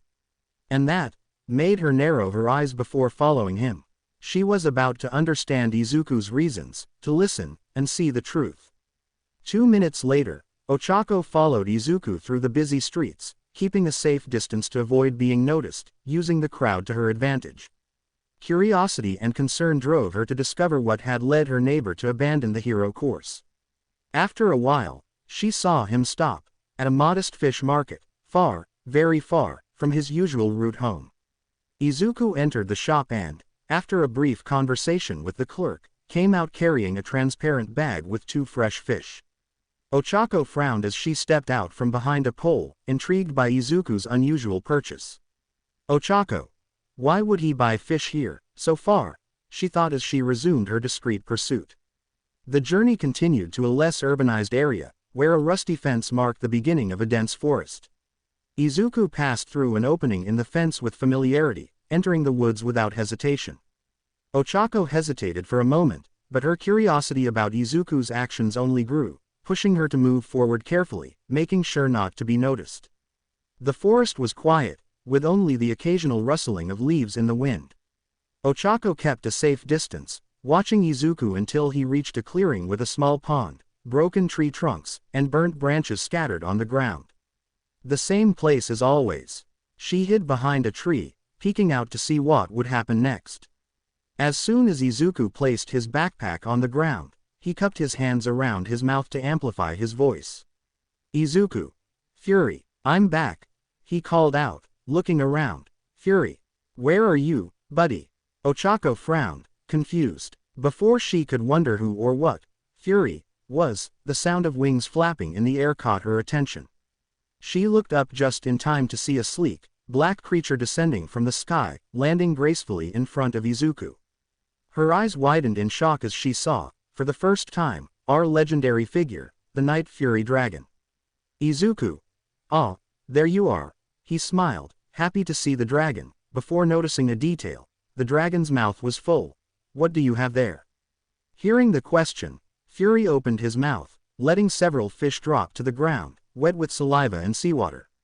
It seemed Fury had learned to go out and catch his own food. Izuku. Ah, don't tell me I bought fish for nothing, he asked, holding up the bag with the 2 fish. Despite the question, he didn't seem irritated or upset, just a bit incredulous. Fury tilted his head, scratching his ear with his hind paw in an almost feline gesture, which made Izuku chuckle. Izuku. Well, more for me then, he said, setting the bag on the ground. I'm going to gather some firewood. Wait here, okay, Fury nodded, settling down on the spot. Meanwhile, Izuku pulled a clawed glove from his backpack, put it on his right hand, and walked toward the trees, searching for more dry branches. Oaco, still processing the sight of the dragon, took a step back, trying to silently move away. However, her foot landed on a dry branch, which broke with an audible snap. Fury's ears perked up, and he turned his head toward the sound, his eyes wide open, filled with suspicion and alertness. Oaco's heart raced at the slip-up. She tried to retreat further, moving as quietly as possible, wanting to escape from there. However, she heard something that made her freeze. She heard a breath through the nostrils just behind her, and when she slowly turned her head, she saw Fury staring her in the eyes, with narrow pupils. Seeing the dragon stare at her, Oaco panicked. Oaco. Ah, she screamed as she began to run desperately from the dragon. Fury. Threatening growl ** he growled upon seeing the intruder, who continued fleeing. Izuku. Hearing the girl's scream and his friend's growl. Izuku. Fury. He dropped the firewood he was carrying and ran back toward the clearing, his heart racing. Fury. Oaco ran as fast as she could, with branches and bushes from the forest hitting her, making her escape more difficult. She could hear Fury's heavy paws pounding behind her, and every step the dragon took seemed to bring him closer and closer. Her mind was a mess, trying to figure out a way to shake off the massive creature now on her tail. She descended a small slope, believing the thick vegetation around might help conceal her escape. But to her surprise, Fury was more agile than she expected. He grew closer and closer, easily cutting through the vegetation without hesitation, as if it were the most natural thing in the world. Oaco panicked, seeing Fury's enormous shadow approaching quickly. She glanced around, trying to find a solution, and it was at that moment the dragon appeared in front of her with a leap. Oaco had no time to stop in time and, with a desperate scream, fell backward to the ground, the impact leaving her breathless for a few seconds. She stayed there, motionless, her heart pounding, eyes wide with pure fear, as the dragon slowly approached her. Staring at her with narrowed eyes, his gaze full of distrust and caution. The dragon's heavy breathing was all Oaco could hear at that moment, along with his heavy footsteps. She trembled, completely paralyzed, the feeling of imminent death hanging in the air. However, before anything could happen, a familiar voice reached both of them. Izuku. Fury. Fury. No, he shouted, running toward the spot where the girl and the dragon were, placing himself between them and raising his hands in a calming gesture toward the dragon. Fury, enough. Calm down, easy there. It's okay, buddy, he said in a firm but friendly voice, as if speaking to a pet. This proved effective, as Fury growled lowly but hesitated for a moment, lowering his head and slowly backing away from Oaco.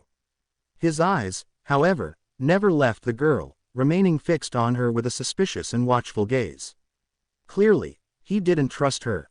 Izuku turned to Oaco, placing his hands on Fury's head, calming him. Izuku. Are you okay? He asked, looking directly at her, concerned. Oaco was trembling, still stunned by the scene. She tried to get up, but the fear still prevented her from moving comfortably. Oaco. What was that? And who is that thing? She pointed at Fury, trying to mask the anxiety in her voice. Izuku. He has a name, and it's Fury. Actually, I gave him that name, he said, stroking the dragon's chin, which closed his eyes at the affection. Fury, this is Uraraka, my neighbor. Fury snorted through his nostrils as he opened his eyes again, letting out a low, almost disdainful sound, as if he wasn't convinced by Izuku's introduction. Izuku. Don't worry, he's a good boy. Oaco. Good boy. He was about to attack me, she exclaimed, pointing at the dragon. Fury. Disdainful growl. Izuku. Of course, you scared him, you just showed up out of nowhere. Oaco. I scared him. She was incredulous. Izuku. I know he looks a bit scary, but trust me, he's my friend, he explained, taking his hands off Fury. Really, he won't hurt you. You can trust him. Oaco looked at him with doubt, still trying to process the fact that she was standing in front of a dragon. A real one. She was trying to understand it all, but one thing still didn't make sense. Oaco. How did you become friends with a dragon? She seemed incredulous, yet fascinated. Izuku. I met Fury about 3 months ago. What he said left Oaco surprised. When he first appeared, he was really hurt, but I started taking care of him and we formed a friendship. Ever since then, he's been my friend, and I take care of him as best I can. Oaco. 3 months. Oaco, still surprised, now looked at Izuku in a different way. She was starting to understand some things now. The reason Izuku was always in such a hurry, the reason he was always on the move. It was all because of Fury. Izuku, noticing she was processing the information, smiled and took a step back, approaching Fury. Izuku. Want to see something really cool? He asked, with a mischievous smile, as if he had something surprising to show. Oaco. What? She asked, still a bit hesitant, but curious. Izuku. Fury. Izuku then approached Fury, who bent down slightly, allowing Izuku to climb onto the dragon's back. Hop on. He extended his hand to her, as if it were the most natural thing in the world. Oaco. What? I don't. Oaco looked at the dragon and then at Izuku, doubt still clouding her mind. She was hesitant, afraid to climb onto Fury, who was still looking at her with indifference, which made her step back a bit, her legs trembling. Oaco. I don't know if, she stammered, her voice full of uncertainty. Izuku, seeing her hesitation, took a deep breath and looked at her with a firm yet gentle expression. Izuku.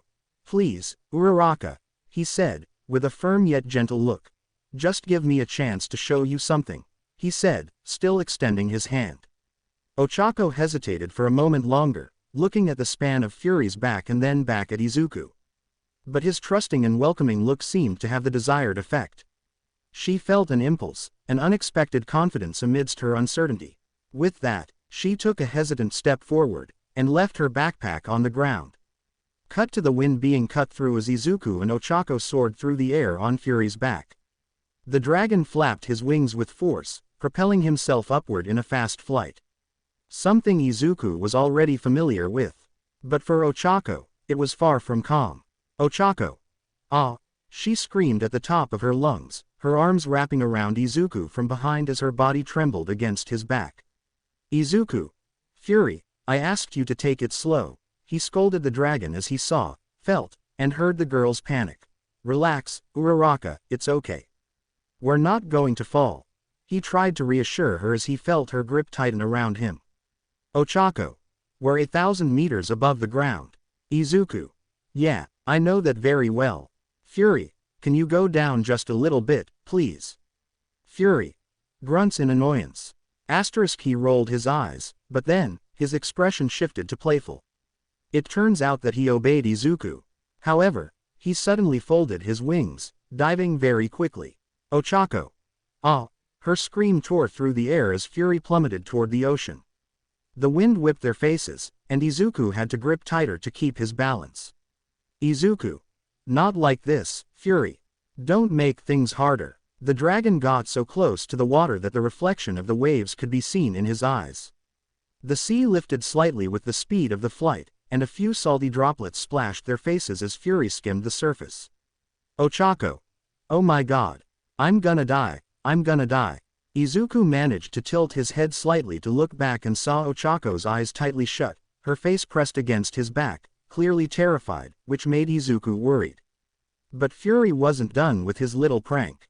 Without warning, he beat his wings forcefully and shot back up, spinning as he climbed. Oaco.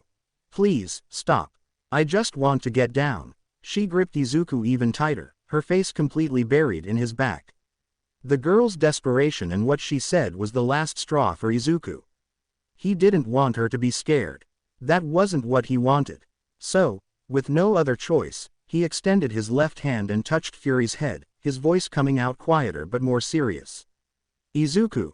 Fury, please, Uraraka is the only friend I have besides you. He spoke in a pleading tone, which made the dragon raise one of his ears. Please. Hearing his human friend's plea, Fury went quiet, but his expression softened. With that, he stopped spinning and spread his wings, adopting a smoother and more stable flight in the air. Finally, Fury stabilized the flight. The wind wasn't sharp anymore. It now blew gently, and the only sound that could be heard was the rhythmic beat of Fury's wings, mixed with Ochako's breathing as she regained her composure. With that, Oaco slowly opened her eyes, noticing the change. She saw that they were near the clouds, able to touch them with her hands. A shy smile appeared on her face, reflecting the sense of wonder that filled her as she took in the sight. Izuku, noticing her reaction, also smiled, sharing the enchantment. With trembling fingers, Oaco reached out hesitantly, and touched one of the clouds. It was cold, soft, fluffy, and comforting. Feeling the cloud with her hands, an involuntary laugh escaped her lips. Fury noticed her delight and began flying a little slower, allowing her to explore more. He gracefully glided from one cloud to another, making smooth turns in the air. Clearly, he was also enjoying the moment, which made the girl smile even more. Izuku, feeling that her tension had completely dissipated, relaxed a little too. Without them realizing, time seemed to fly by. With a firm beat of his wings, Fury began to ascend, breaking through the cloud layer, and with that, the orange sky faded, and night fell. They were now above the clouds, and below them, the city lit up with thousands of golden, silver, and blue lights. And the view itself was magical. It was like an inverted carpet of stars. Oaco lifted her head, marveling at the sight, her eyes reflecting the twinkling lights. Now add to that, this feeling of absolute freedom. She looked at Izuku, who was also gazing at the view with a small smile on his face. Without thinking, she tightened her embrace around him, gently resting her chin on his shoulder. This action made the boy blush and feel a little tense, as the warmth of the girl was so close. For a moment, because, both you and Fury, we know that Izuku was enjoying and appreciating that moment too. Izuku. So, what did you think, Oaco? I loved it. Thank you, Yagi. She then looked at Fury and gently patted the side of his neck as she extended her hand. And you too, Fury. You're amazing, Fury. Pleased grunt *. He smiled, appreciating the compliment, spreading his wings wide as he glided smoothly through the city. The city below seemed to move slowly, lights flashing as the streets remained full of life. But up there, only the three of them shared that moment, invisible to the world. And so, the three of them continued flying over the city, passing through different regions, free under the night sky. As Fury, Izuku, and Oaco flew over the city, the urban landscape gradually gave way to vast forests and mountains surrounding the region.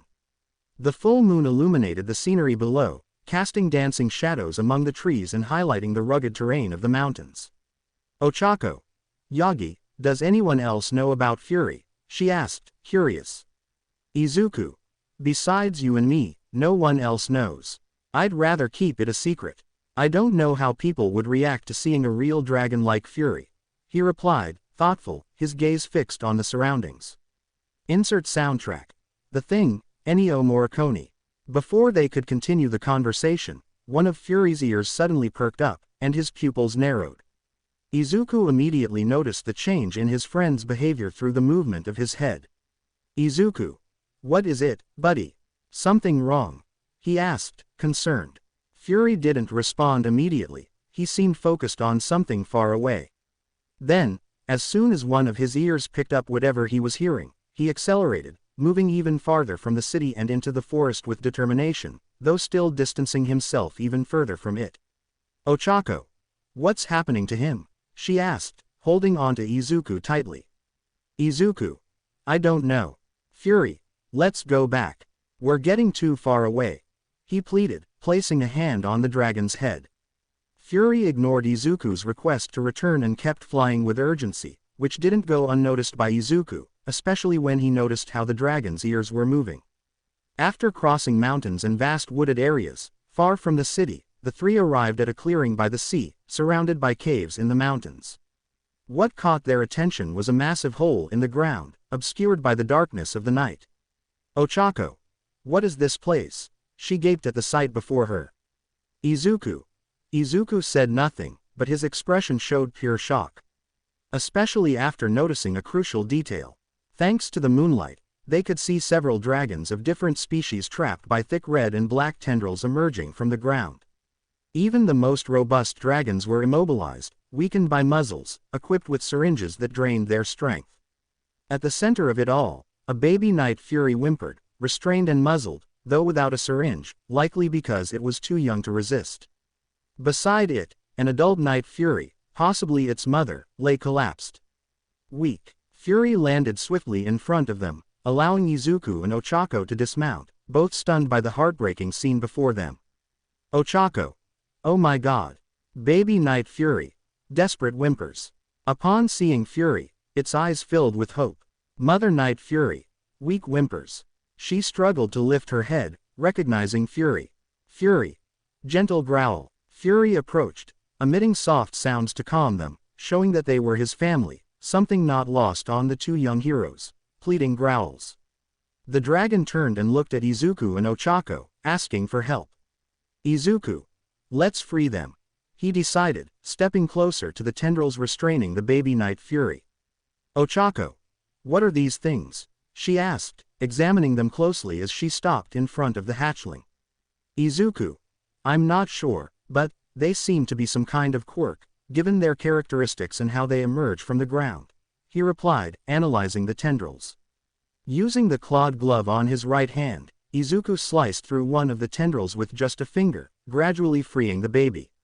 Meanwhile, Ochaco quickly removed the muzzle from the young dragon, who, in gratitude for being freed, jumped onto her and began licking her face, making her laugh. Ochaco.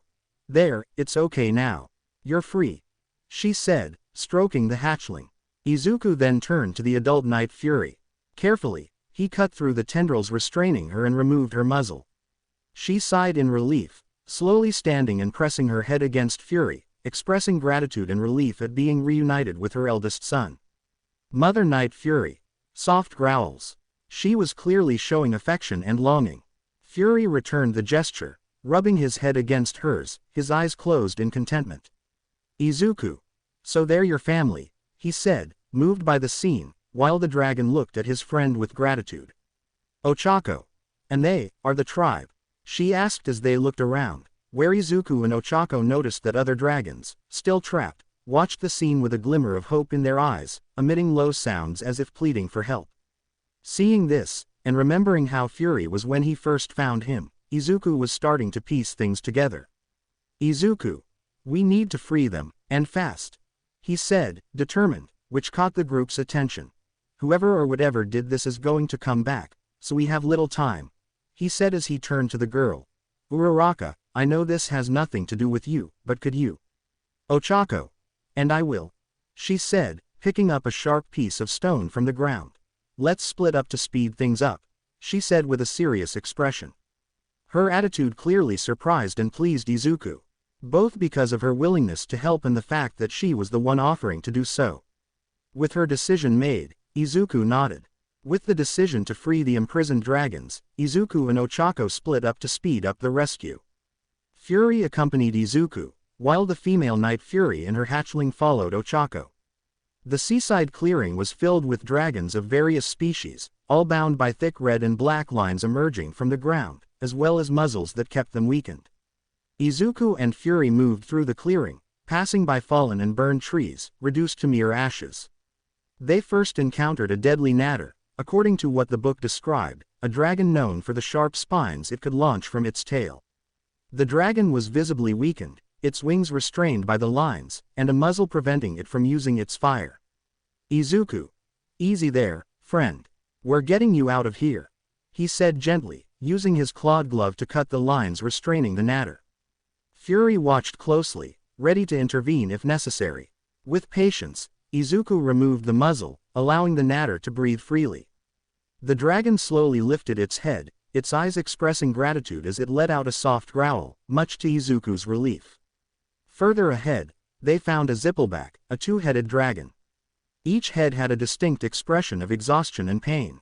As carefully as possible, Izuku cut the lines wrapped around the zippleback's body, while Fury used his teeth to assist in the release. Once the muzzles were removed, both dragon heads sighed in relief, making sounds that seemed to be a mix of gratitude and exhaustion. Meanwhile, Oaco, accompanied by the female Night Fury and her hatchling, headed toward another section of the clearing. They found a monstrous nightmare, an imposing dragon whose body was normally engulfed in flames. However, at that moment, it was subdued, its scales dull with dirt and pain. Its gaze was fixed on Oaco, conveying a single message: help me. Oaco. Hey, big guy.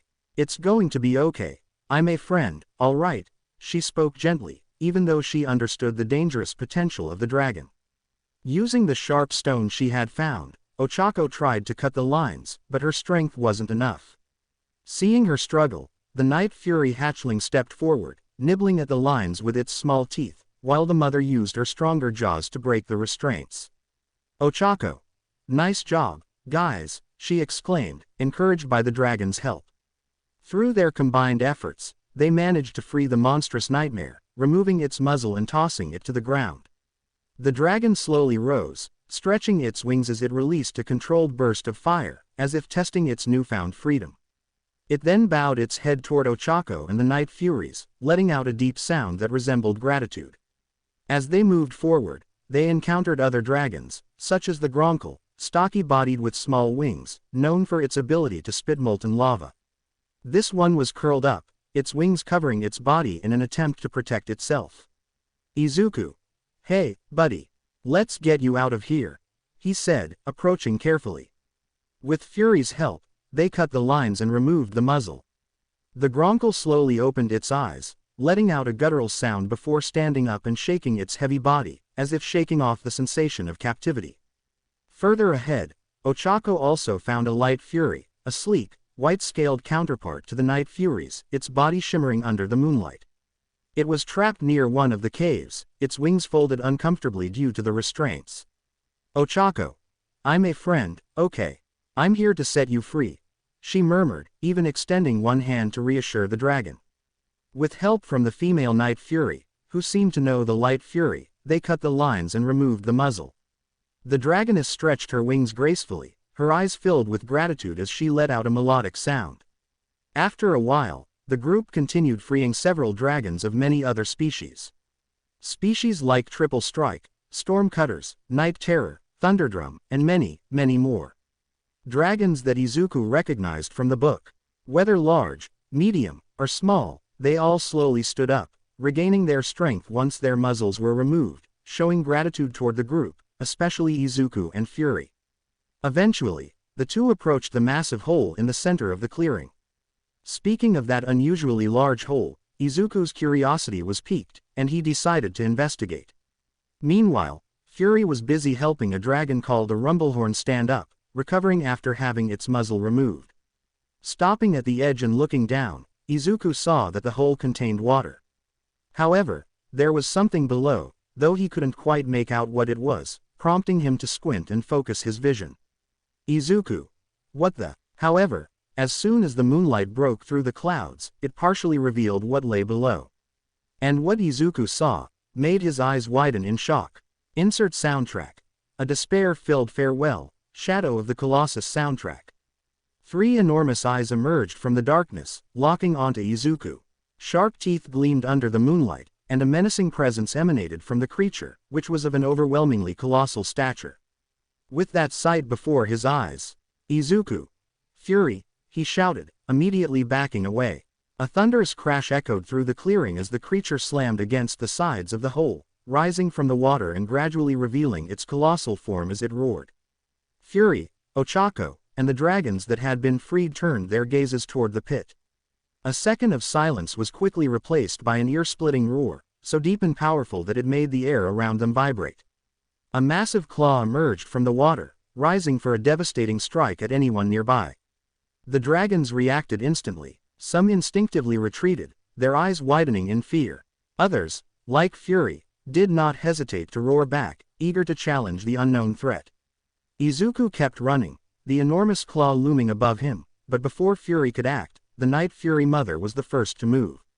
With a swift burst, she took to the sky, firing a beam of purple plasma that exploded against the creature's claw. The attack narrowly deflected the blow, preventing Izuku or the other dragons from being crushed. The monstrosity roared furiously, its massive claws slamming into the ground with brutal force, sending debris and dust flying. Izuku. Oh, shit, he muttered as Fury ran toward him, signaling him to get on his back.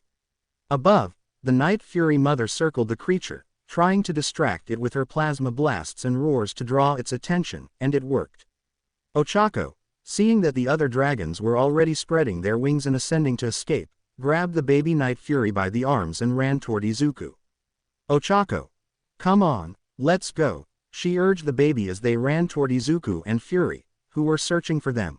Fury, over here, she screamed as loud as she could, even raising one arm. Even the baby was calling out. It worked, as the Night Fury shot toward her without hesitation, landing on the ground with a swift movement. Izuku, already mounted on his back, extended a hand to Oaco. Izuku. Hurry, let's get out of here. She didn't hesitate. Holding the baby tightly, she climbed onto Fury behind Izuku. Fury flapped his wings powerfully, taking off just as the colossal creature began emerging from the hole, revealing only half of its body. The Night Fury Mother continued her aerial assault, firing plasma blasts to distract the beast as she circled above it. The creature even attempted to bite her, but she managed to evade just in time. However, as she prepared for another attack, the creature abruptly turned its head and struck her with a brutal blow from its lateral jaw, sending her crashing to the ground with a thunderous impact. Izuku. No, he screamed, desperate at the sight. The monstrosity raised its claw to crush her. But before it could strike, a plasma blast shot through the air and struck its head, forcing it to recoil with a pained roar. Fury. Angry roar. Fury was the one who fired, with Izuku, Oaco, and the baby Night Fury on his back. The dragon's eyes gleamed with fury, his fangs bared in a fierce snarl. And then, as the smoke from the explosions cleared, they finally saw the creature in its entirety. It was a monstrosity, a gigantic beast with bluish-gray skin, red spines, and dull blue eyes, its mouth so massive it could swallow entire dragons. But something was wrong. On the left side of its head, part of its skull was exposed, revealing pulsating brain tissue, as if it had been torn away or modified. Oaco was speechless, a chill running down her spine. The baby Night Fury trembled at the sight of the creature, which was staring at them with its 3 piercing eyes. Oaco. What is that thing? Oaco murmured, her voice shaking. Izuku, in shock, felt his stomach sink. He knew this creature. He had read about it in the book. This creature was Izuku. Red Death. The mere mention of the name made Fury growl even louder, clearly enraged at the dragon. The monster roared back, locking its gaze on them. Then, it began to open its mouth. The growing orange glow in its throat made it clear what was coming next.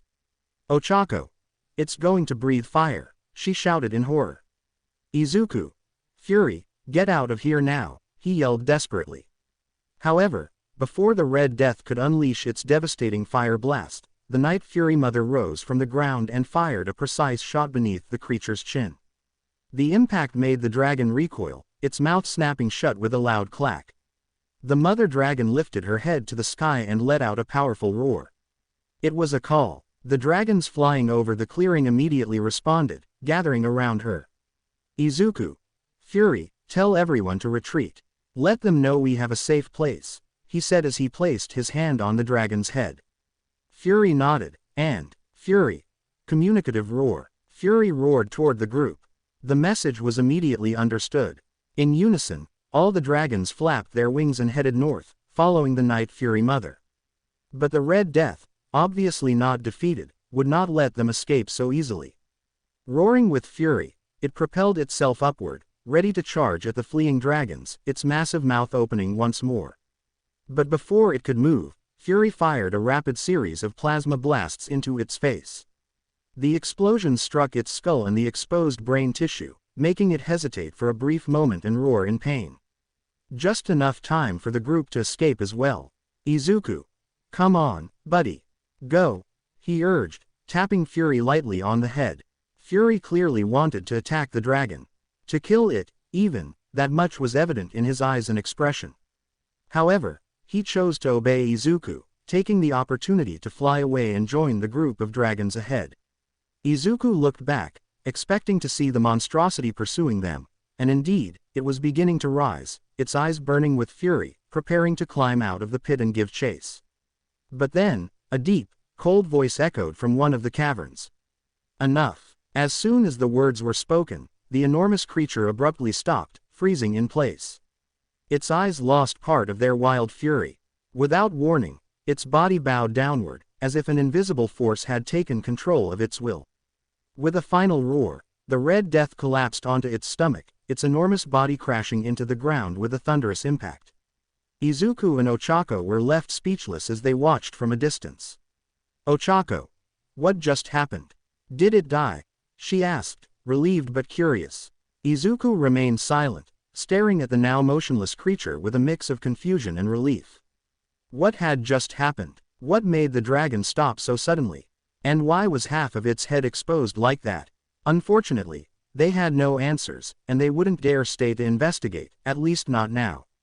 Izuku. Keep going, Fury.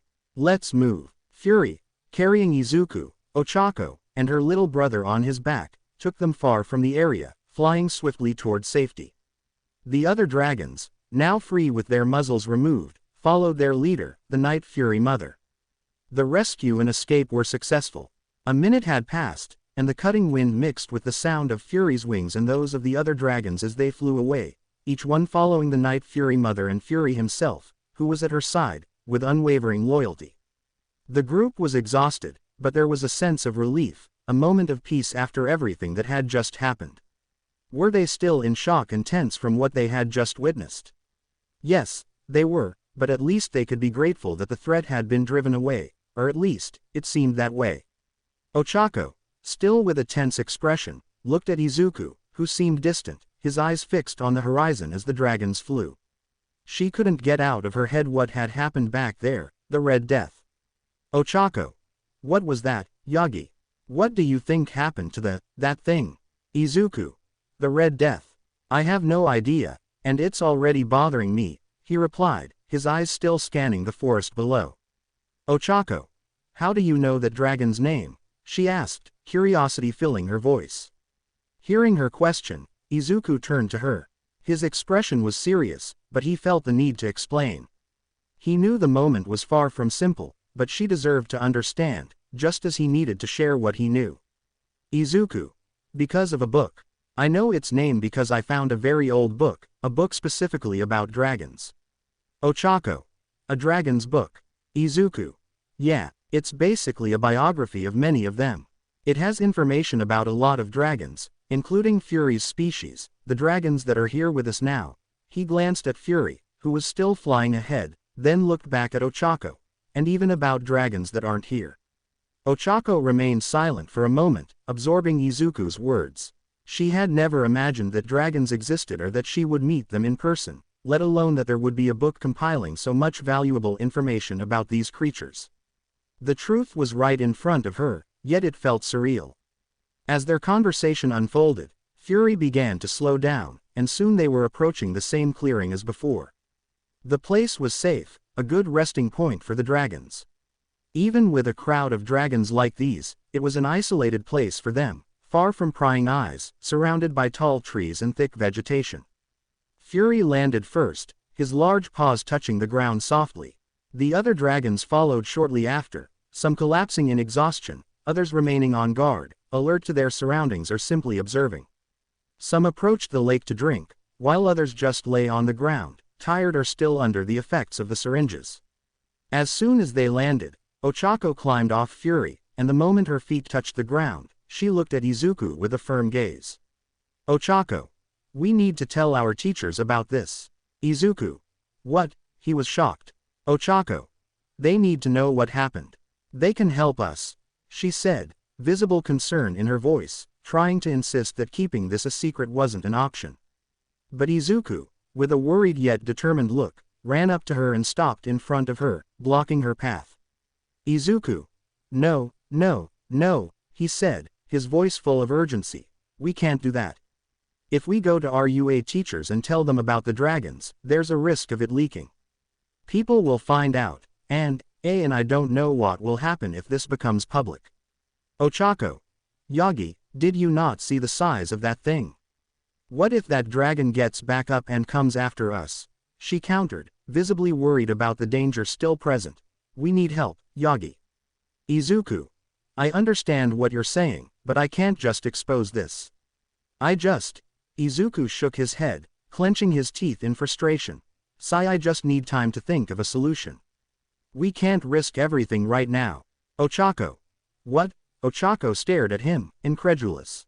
Her expression was filled with confusion, and she couldn't fully grasp the reasoning behind Izuku's decision.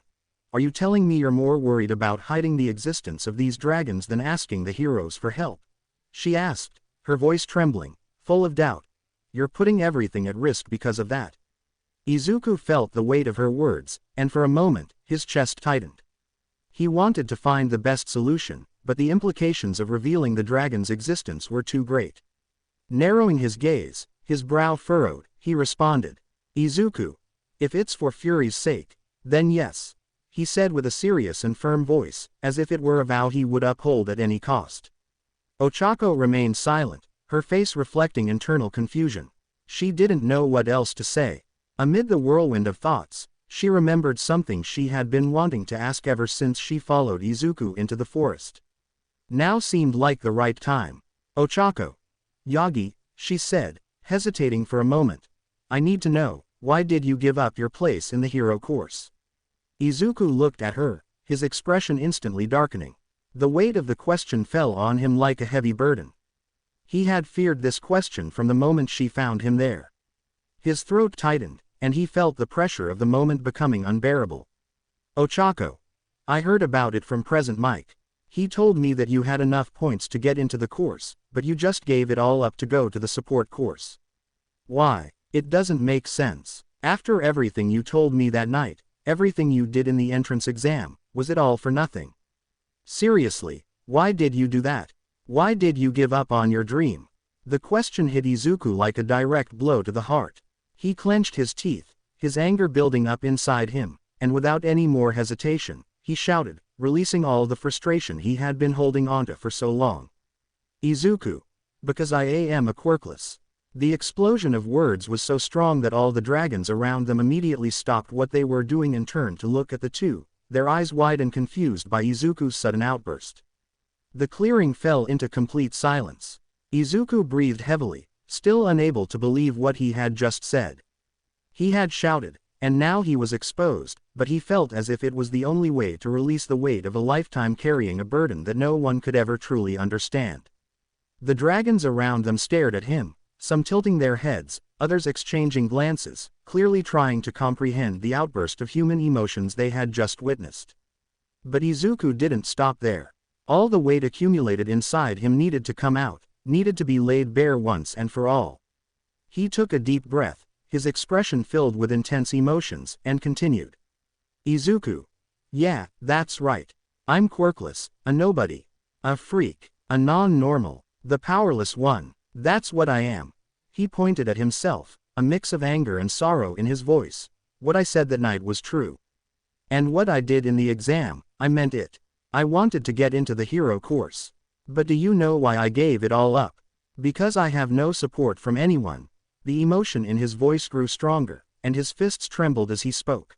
Not even my own father supports me, I don't even have my mother to support me. So I just accepted it. I accepted that there's no place for me in the world of heroes. I accepted this damn reality.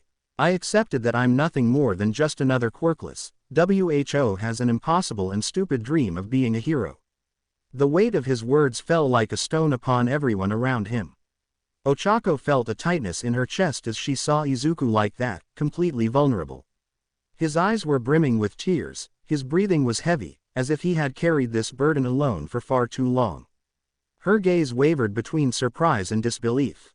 She had never imagined that Izuku had been carrying this kind of pain inside him. The way he always kept a goofy or determined smile, he had never shown any signs that he bore such a deep wound. But now, seeing the boy in front of her, his shoulders shaking, his eyes filled with frustration and anger, she realized just how wrong she had been. Izuku turned his back, breathing heavily, trying to compose himself. He was expecting anything at that moment. He expected Oaco to reject him, to walk away, or worse, to confirm everything he had just said. But instead, he heard something completely unexpected. Oaco. That was the dumbest thing I've ever heard. Izuku. What? Izuku froze.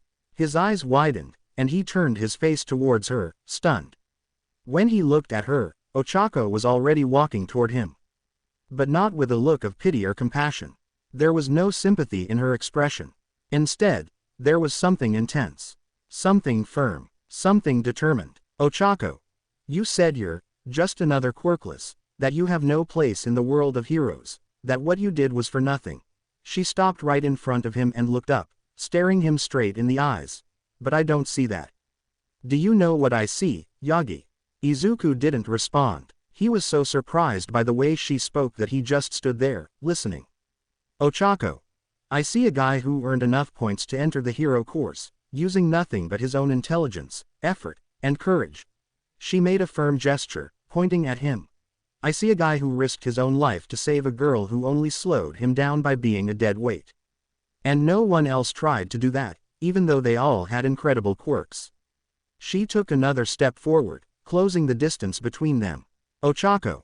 And now, I see that same quirkless guy saving a bunch of dragons who were trapped, weak, and on the brink of death. She pointed around. The dragons were still watching, listening to every word she said. And look where they are now. Alive, free, because you saved them. Izuku swallowed hard. He felt a lump form in his throat. His chest was rising and falling heavily. Oaco. So don't tell me you're just another quirkless, because that's a lie. Her voice grew stronger, and she touched his chest with the tips of her fingers, except for the pinky, which was raised, against his shirt. You've already become a hero, Yagi. Since that moment in the exam, since the moment you saved those dragons, and since the moment you decided to fight for something you believe in.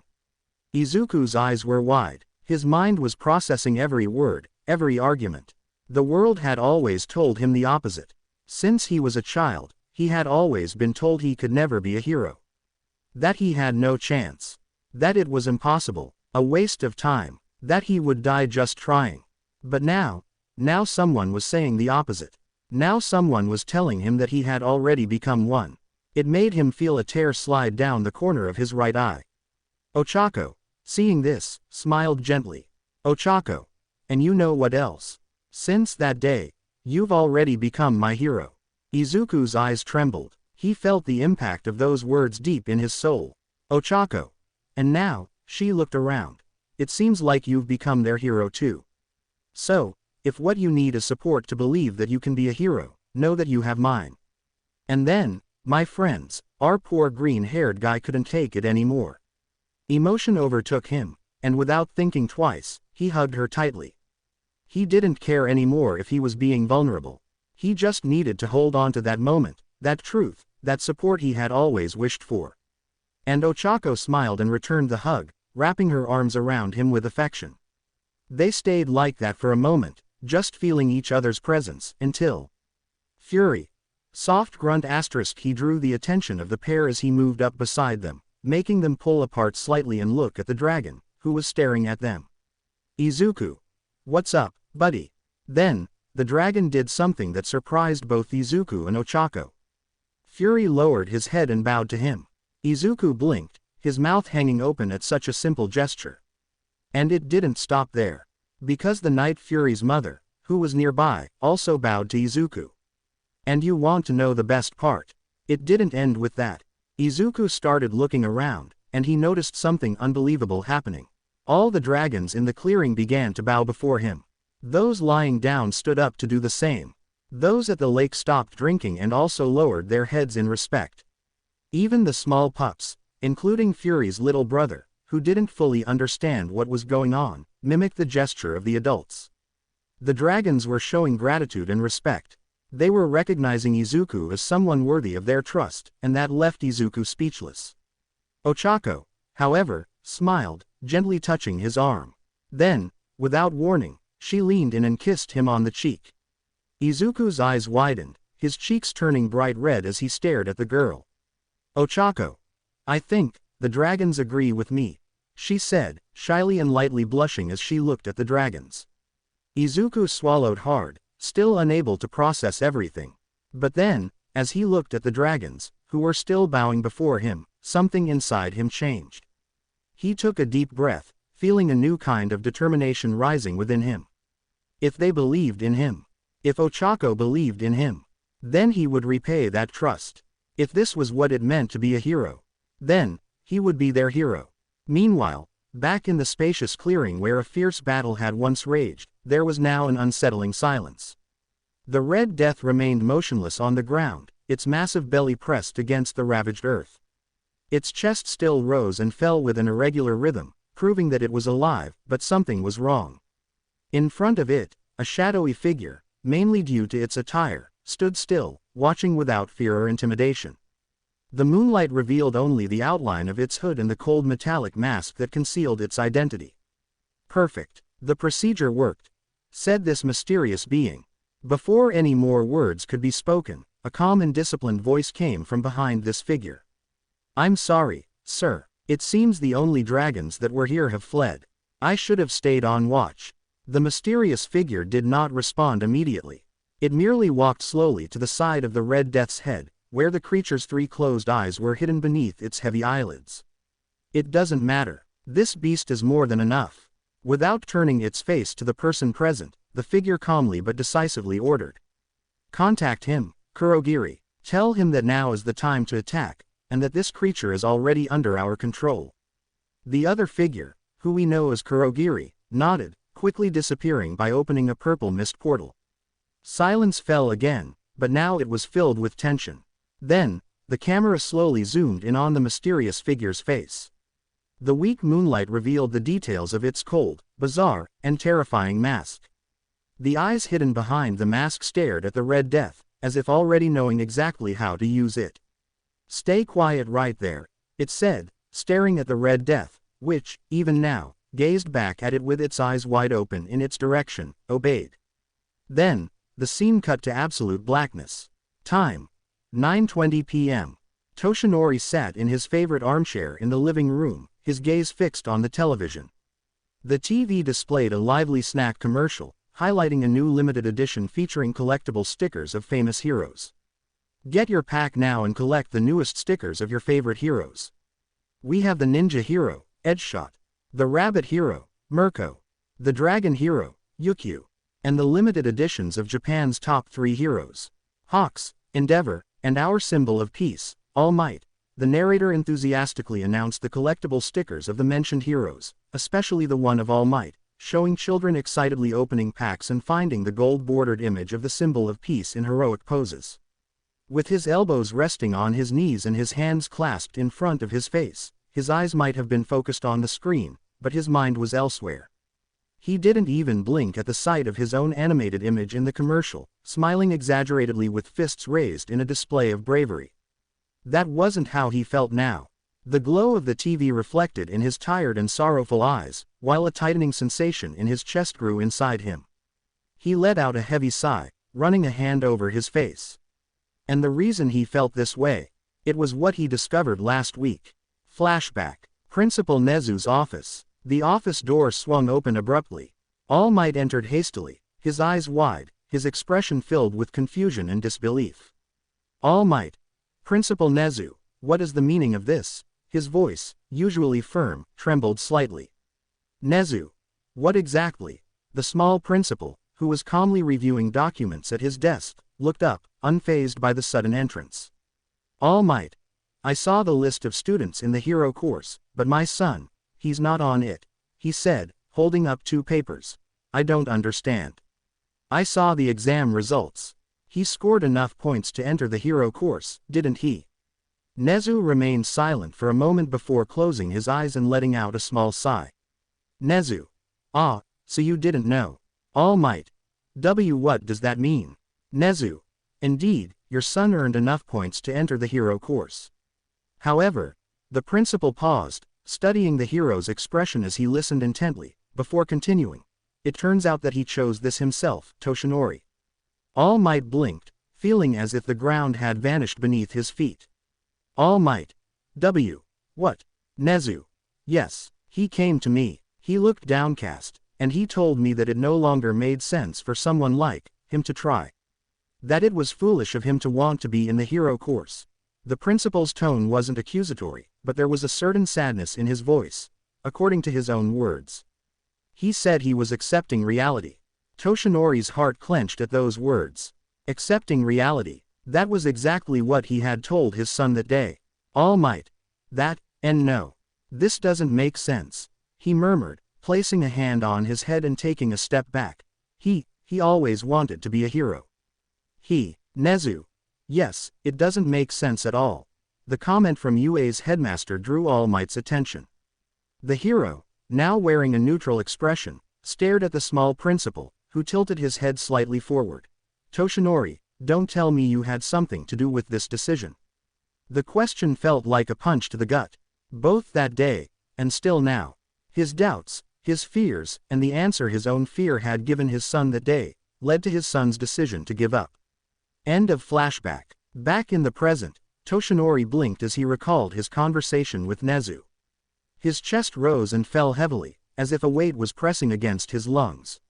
He ran a hand through his already slightly disheveled blonde hair, the guilt still lingering, weighing on him. Then, he leaned to the side and picked up his phone from the small table next to the couch. As soon as the screen lit up, it revealed the last recorded messages between him and Izuku. The last message he had sent his son was on the day of the entrance exam. Good luck, son. And after that, nothing. No response. And I'm not just talking about text messages. I mean the time that passed since that day. The atmosphere inside that house had not been the same since the harsh words he said to Izuku. And the only things Izuku would say to his father were something like, I'm heading out, bye. Or, excuse me, I'm going to see a friend. Or simply, he left without saying anything. Toshinori wanted to spend time with his son, talk to him, and try to fix the tension between them. But how could he fix such a deep wound that he himself had caused? This depressing atmosphere in the house, it was all his fault. If he had said something different that day, if he had shown some support, if he had been a better father, if he had given his son one for all. He hesitated, his fingers hovering over the phone keyboard. He wanted to say something. He wanted to ask how Izuku was doing, if he was coming home soon, or at the very least, apologize right then and there. He wanted to say something. Anything, like, Izuku, can we talk? Son, how are you? Please, tell me you're okay. So many words, yet none felt right. None felt worthy. He squeezed his eyes shut, closing the phone screen with a heavy sigh. Before he could sink further into his guilt, something caught his attention.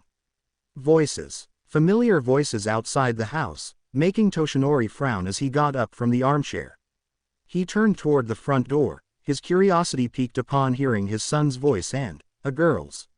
It didn't take long for him to quietly walk to the living room window. The curtains were drawn, but he parted them slightly with his fingers, just enough to see without being noticed. Outside, illuminated by the street lamp, Izuku and Oaco were walking together, approaching the house's front door, still dressed in their UA uniforms, their backpacks slung over their shoulders. The young man wore an expression of surprise and disbelief, while Oaco smiled slightly, gesturing as she animatedly told a story. Oaco. And then, Aizawa-sensei just said that if anyone came in last place, they'd be expelled on the spot, she said, gesturing with her hands and shaking her head. You should have seen our faces. Everyone froze instantly. Izuku. Expulsion on the first day. His eyes widened, shoulders rising in shock. He really said that. But why would he do something like that on the first day? Oaco. To test our potential, according to him. She sighed, recalling the experience. I think he wanted to see how we'd handle the pressure. And let me tell you something, it worked. I've never pushed myself so hard in my life. She let out a breath, a tired but satisfied smile playing on her lips, only to find out in the end that it was all a lie. He just wanted us to take the test seriously. Toshinori. So that's why Class 1A wasn't at the entrance ceremony. He narrowed his eyes, processing the information. Aizawa had expelled an entire class in the past because he believed they had no potential. The fact that he threatened to do the same but, in the end, didn't expel anyone was unusual. Izuku blinked a few times, trying to process the information. Izuku. Wait, so no one got expelled? Oaco. No, but there was this guy. Mineta, I think. Poor thing. He came in last and started crying desperately, saying he didn't want to be expelled before dating a girl. Izuku. PFFFFFFF. Izuku was silent for a second before letting out a surprised giggle. Oaco joined him, covering her mouth to muffle her laughter. No, that has to be a joke. Oaco. It's true, she nodded, laughing even more. You should have seen his face. The poor guy nearly turned white. Peef. Ha ha ha. Toshinori, still peeking through the curtain, watched everything closely. His eyes drifted between Izuku's amused expression and the girl's bright smile. He could barely remember the last time he saw his son like this, talking so freely with someone, laughing so spontaneously. As he reflected on this, he realized their conversation was coming to an end. Oaco. So, same time tomorrow. Izuku. Yeah, and this time, I promise I'll wait for you. He smiled slightly. Oaco. Great, the girl seemed pleased with that. And I hope that applies to the morning too. Izuku. Oh, of course. That'll happen too. Oaco smiled, satisfied, ready to turn and leave, but before she could take a step, Izuku called her name. Izuku. Uraraka. She stopped and looked back, curious. Izuku. I wanted to thank you again for, he lowered his gaze for a second, seeming to gather courage before continuing, for what you said back there. You have no idea how much I needed to hear that. That I can be a hero. He spoke sincerely, looking her in the eyes. It meant a lot to me. Oaco's eyes softened, her gentle gaze reflecting the dim street lamp light, and a warm smile formed on her lips. Oaco. What I said was the absolute truth, Yagi. You already are. Her words were spoken so naturally that he felt warmth spread through his chest. The heat rising to his face as he realized how beautiful she looked under the soft glow of the streetlights. He tried to respond, but nothing came out. He just nodded with a sheepish smile, while Oaco gave him one last smile before stepping into the house next door. Oaco. Good night, Yagi. That was all she said before entering. Toshinori, still watching from behind the curtain, felt his stomach twist. He closed his eyes for a moment, gripping the fabric between his fingers. He had wanted so badly to hear those words, and yet, it hadn't been from him, his own father, that Izuku heard them. Outside, Izuku stood still for a moment, staring at Oaco's door. When it finally closed behind her, he let out a deep sigh, the small, goofy smile still lingering on his lips. Still lost in his thoughts, he finally turned to open the door to his own home. As soon as he stepped inside, he took off his shoes and walked further in, until he abruptly stopped at the sight of his father still standing by the window. Their eyes met. Toshinori remained there, frozen, his gaze lost in the direction of his son. The silence between them felt as heavy as gravity itself. Izuku, still at the entrance, held his father's gaze, showing little emotion but refusing to look away. For a moment, neither of them spoke, simply studying each other in the midst of the uncomfortable quiet. Toshinori. Ah, hello. Son. He forced a small smile, attempting to sound casual. Izuku. Hey. His response was short, neutral. What are you doing? Toshinori cleared his throat, glancing away for a moment before nodding toward the window. Toshinori. I heard your voice outside. I was curious about who you were talking to. He hesitated for a second before continuing. Young Uraraka seems like a nice girl. It's good to see that you two get along. Izuku. Yeah, she is. She was telling me about her first day in the hero course. Toshinori. Ah, so, she passed, then. Izuku. Yeah, she did.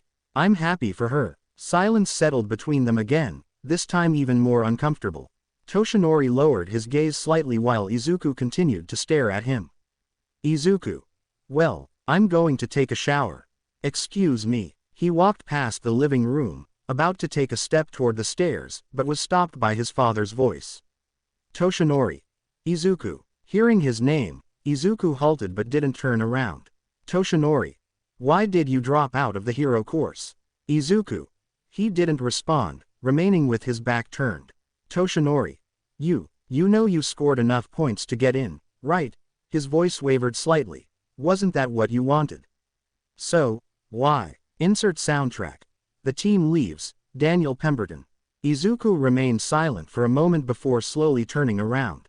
His gaze was serious, not angry, just hurt. Izuku. Are you seriously asking me that? Toshinori felt a tightness in his chest at the weight of those words, at the look in Izuku's eyes. But what came next would only make it worse. Izuku. I spent years listening to people tell me I couldn't be a hero. Teachers, classmates, even people I had never met. They all said the same thing. But I never stopped believing that maybe I could try. That if I worked hard enough, used my head, if I pushed myself harder than anyone else, I could impress the people who doubted me. He took a small step forward, keeping his eyes locked onto his father's. But more than anything, I wanted to impress you. Toshinori felt his heart clench at those words. Izuku. And then, that day, when I heard it from you. His voice remained calm, but his eyes reflected deep pain.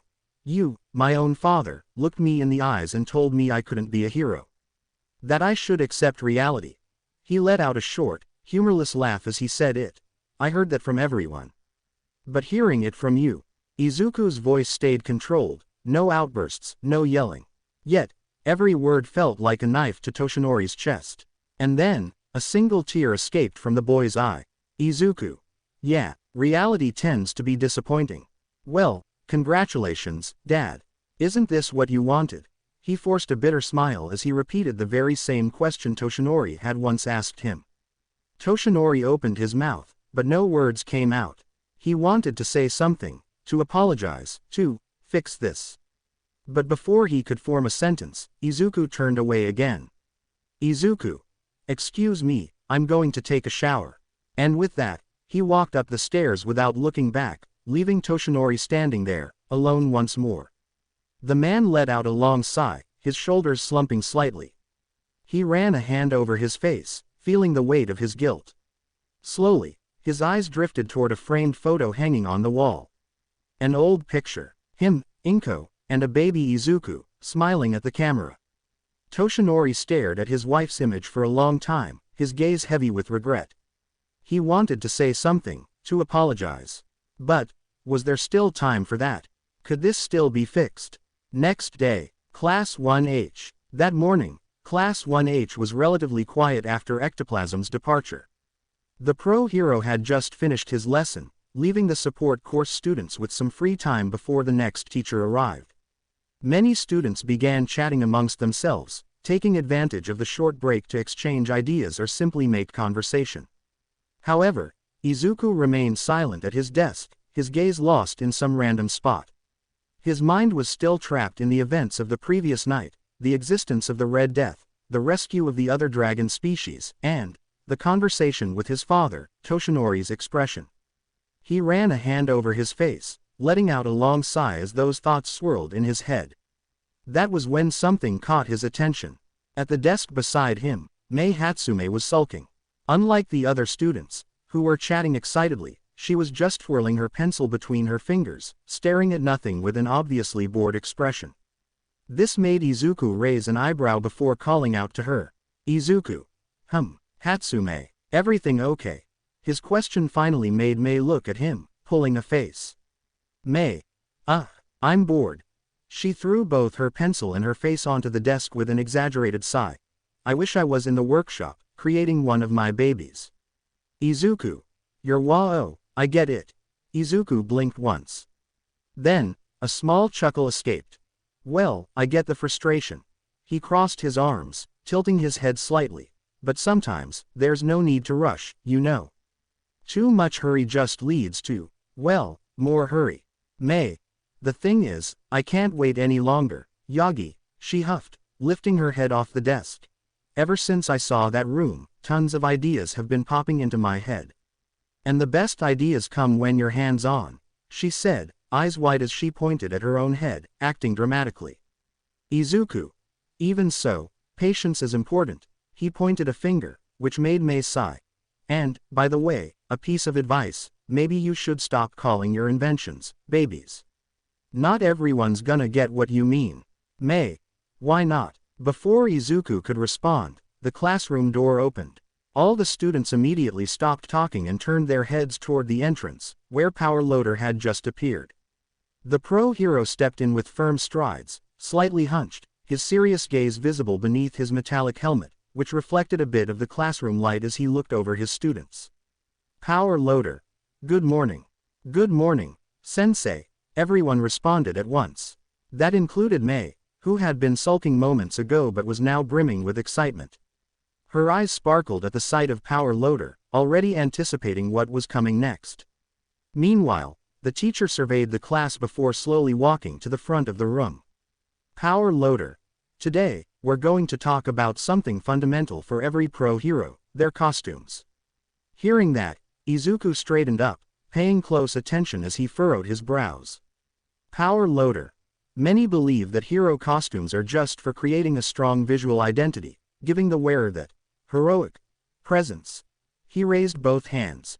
And, well, that's not entirely wrong. But a hero's costume must be much more than just aesthetics. A murmur spread among the students as Power Loader continued. Power Loader. In my view, a hero's costume is an extension of the hero themselves. It complements their abilities, reinforces their strengths, and protects their weaknesses. He gestured with his hands, emphasizing his words. Every costume must be custom-made to fit the hero's quirk. It should provide extra resistance, adaptability, and, above all, functionality. He lifted a finger for each point he made, causing Izuku to place a hand on his chin, absorbing every word. Power Loader then pointed at the students. Power Loader. And this is where you come in. The support course plays a crucial role. You are the ones who make it possible for heroes to reach their full potential. You design, adjust, and improve the equipment these heroes will use in the field. Believe me, without us, many of them wouldn't be able to use their quirks efficiently. As the man spoke more and more, Mei was almost jumping out of her chair with excitement, to the point that her chair trembled slightly due to her own movements. Izuku, on the other hand, was deep in thought. Izuku. Suits serve to complement, to protect, to offer resistance. That's it. It's not just about appearance. So, a suit makes much more of a difference than I imagined, he thought, still with his hand on his chin. He knew very well what it was like to rely only on his body to fight. But now, listening to Power Loader, he realized he had never really stopped to consider just how much of a difference a well-designed suit could make. Power Loader. I'm explaining all this because I found out that the hero courses will have their first combat training soon. They've all received their initial suits, but, he paused, looking serious before his expression turned cheerful. Over time, they'll realize they need improvements. And guess where they'll come asking for help? He asked with a mischievous smile, clearly enjoying the topic. The students exchanged glances. Some already knew the answer. Power Loader. Exactly. To you. Maybe not today, but after this training or others, I guarantee you'll have heroes showing up in the workshop asking for adjustments and improvements to their suits. He said, pointing at all the students. And to make sure you know exactly how to help when that happens. We're heading to the workshop right now. There, I'll show you how the entire technical support process for hero suits works. May. Yes, she thought, with a huge smile on her face and shining eyes, while Izuku remained serious. Power loader. Everyone, with me. He gestured for the students to stand up. Yes, sir. Immediately, the students rose from their chairs in unison, responding enthusiastically, ready to learn more about the essential role they would play in the world of heroes. UA cafeteria. After a while, the UA cafeteria was as packed as always during break time. Students from all courses were scattered throughout the large hall, some standing in long lines to get their meals, while others were already seated, eating and chatting animatedly. At one of the more secluded tables, Izuku sat alone. He ate slowly, not really paying much attention to his food, while observing the students around him. The sound of conversations and laughter filled the air, yet he felt disconnected from it all. He was still absorbing Power Loader's lesson and reflecting on the importance of hero suits. He sighed, picking up his chopsticks and taking a piece of meat from his plate. The day had been relatively calm, but the feeling of being a little out of place persisted, even here at UA. Until a familiar voice called out to him. Ochako. Yagi. Izuku looked up and immediately felt a sense of relief upon seeing Ochako approaching with her tray. The girl's natural smile was comforting, and he found himself smiling back. Izuku. Oh, hey, Uraraka. She sat down next to him without hesitation, placing her tray on the table. Ochako. Finally found you. She chuckled slightly, picking up her chopsticks. Are you okay? You seem a little distracted. Izuku. Ah, yeah, I'm fine. He said, relaxing. I was just thinking about what I learned today. Ochako. What class did you have today? She asked as she started eating. Izuku. Well, so far, the support course has been pretty relaxed, just normal classes and stuff. But today, Power Loader brought up something interesting. He talked about hero suits. Ochako. Hero suits. She blinked, curious. Izuku. Yeah, he decided to give this lesson because he said the hero course students will have combat training today. He said, resting an elbow on the table and supporting his chin with his hand. He explained that a hero suit isn't just about looks. It's an extension of the hero themselves. It complements abilities, strengthens strong points, and protects weak points. Ochako. Ochako hummed in understanding while taking another bite of food. I never thought about it that way, but it does sound important. Wait, did you say the hero course students have combat training today? That's news to me, Izuku. Really, I thought you guys already knew. Ochako. Nothing so far. We've just had normal school classes. So, does that mean after the break, we're going to have that class? Izuku. Makes sense. Izuku placed his hand on his chin, thoughtful. If they haven't had anything yet, it's probably because they were waiting for the right moment to start. Or, oh, yes, Power Loader mentioned their initial suits. It's very likely they arrived today. Ochako. Oh, now I'm excited. She smiled upon hearing that. But go on, what else did you learn about the suits? Izuku blushed slightly at her interest but cleared his throat and began explaining more about the details Power Loader had mentioned.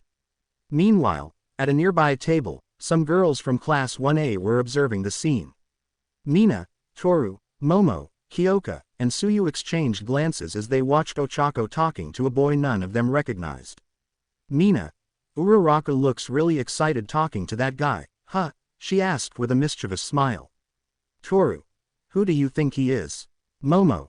Probably just a friend. She said, not particularly interested.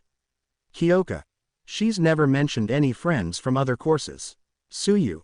Actually, she has. She said bluntly, catching the group's attention. Yesterday, Uraraka mentioned she was looking for a friend of hers. That must be him, then. Toru. If I remember correctly, she was looking for him in our class, right? Oh, maybe he's from the other hero course class, she asked curiously. The girls raised their eyebrows, now observing the green-haired boy more attentively. At another table, the boys Shiro, Mineta, Shoji, and Kaminari had also noticed the interaction. Mineta. Tisk. This is one of those moments I wish I had long hair, he commented jealously. Zero. What does that have to do with anything? Mineta. What does it have to do? Man, guys with long, silky hair can easily catch a babe's attention, and this is proof. That guy already got Uraraka's attention, he exclaimed, making his envy even more obvious as he pointed at Izuku, who was still talking to Oaco. Zero. You're exaggerating, Kaminari. Relax, man. There are still plenty of girls out there. Our chance could come any time now, he said, patting the short guy's shoulder with a sly grin. Shoji. Maybe they've been friends for a long time. We can't really tell, he said while watching Izuku and Oaco.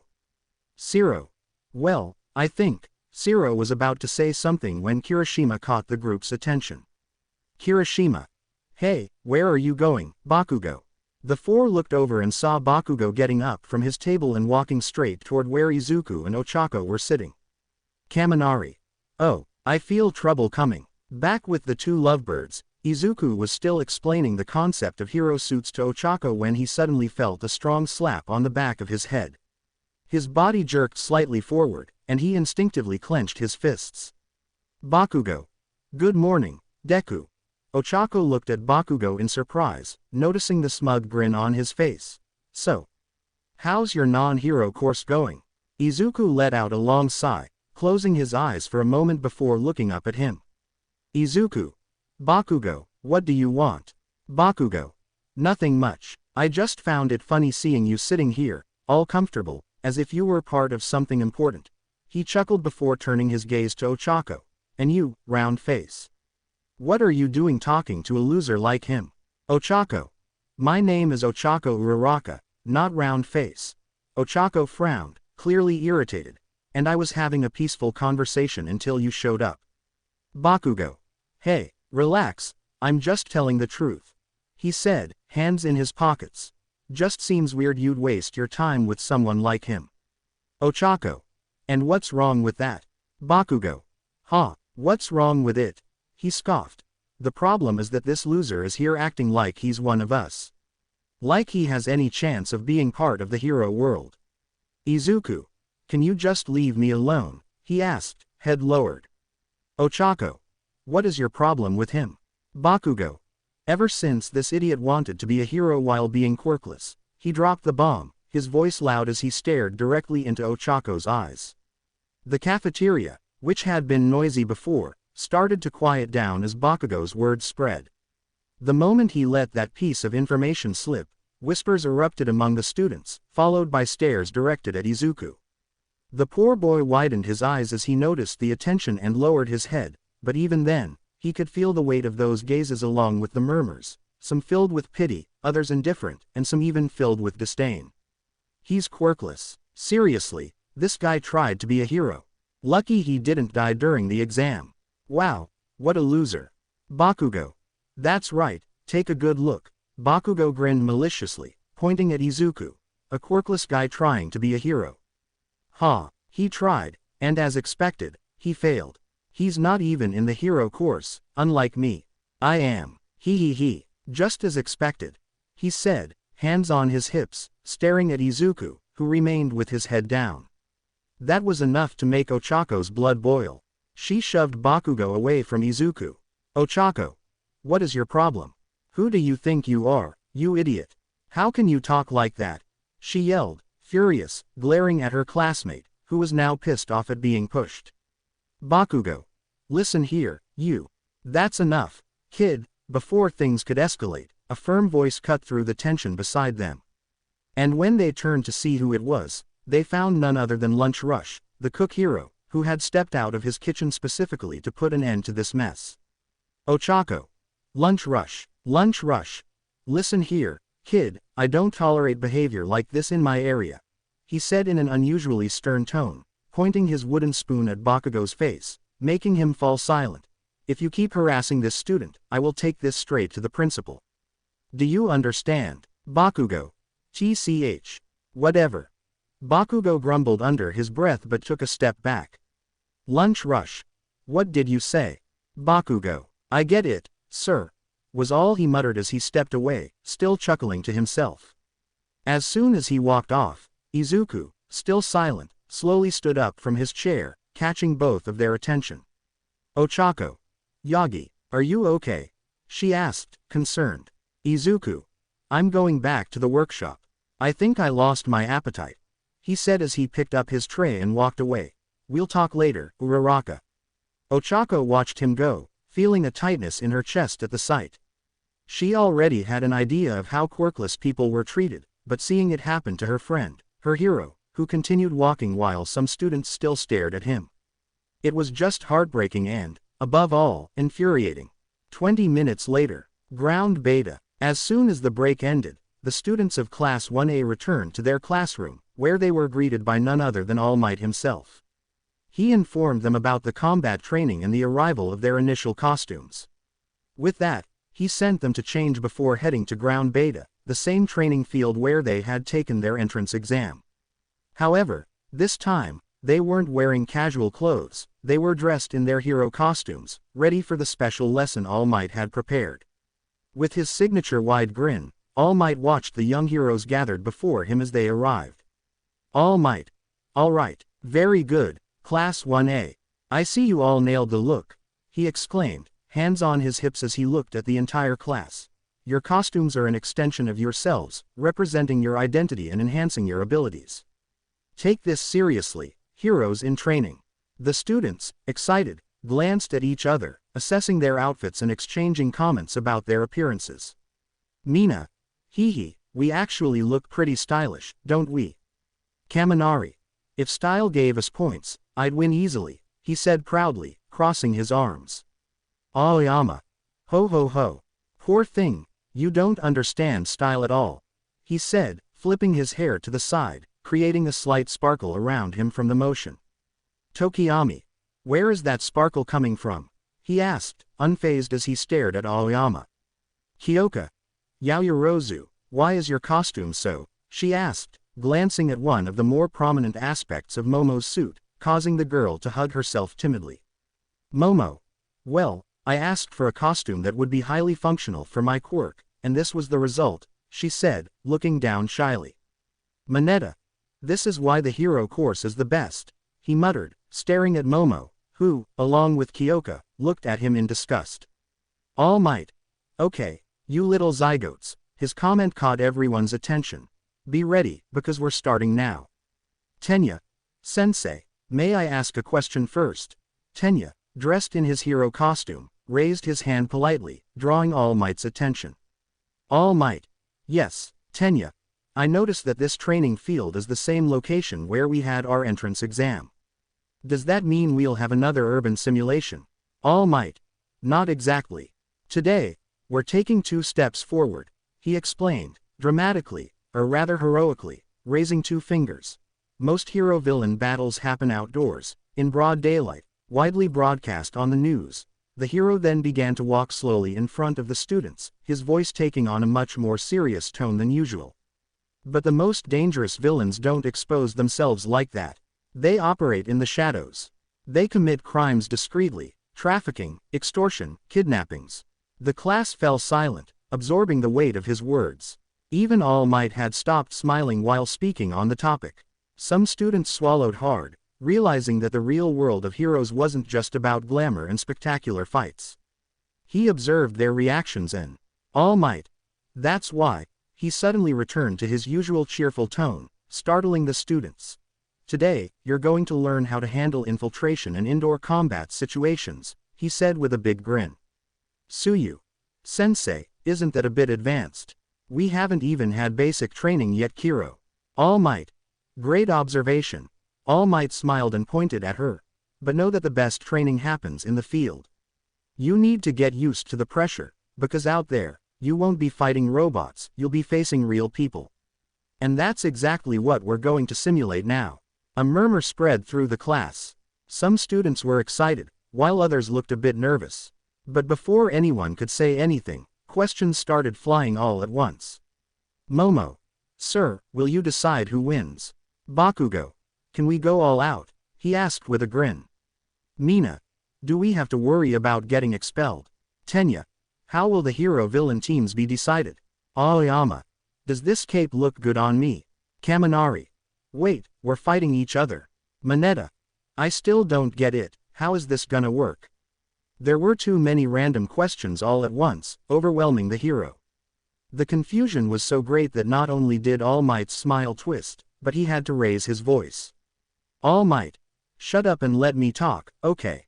The loud tone made everyone fall silent immediately. All Might's smile disappeared again, clearly not in his usual good mood. The guilt still tormented him, and it was becoming quite evident, at least to us. The students, however, didn't know why. Sighing, he ran a hand through his hair and turned his back to the students. Ojiro. What's up with him? Toru. I think we stressed him out. Kirishima. Can't blame him, he's the symbol of peace. Carrying that kind of title must be stressful. Tokiyami. Everyone has limits. All Might. Sorry about that. As I was saying, the mission will be simple. The villains have hidden a nuclear bomb in an abandoned building. Your objective, as heroes, is to stop their plans.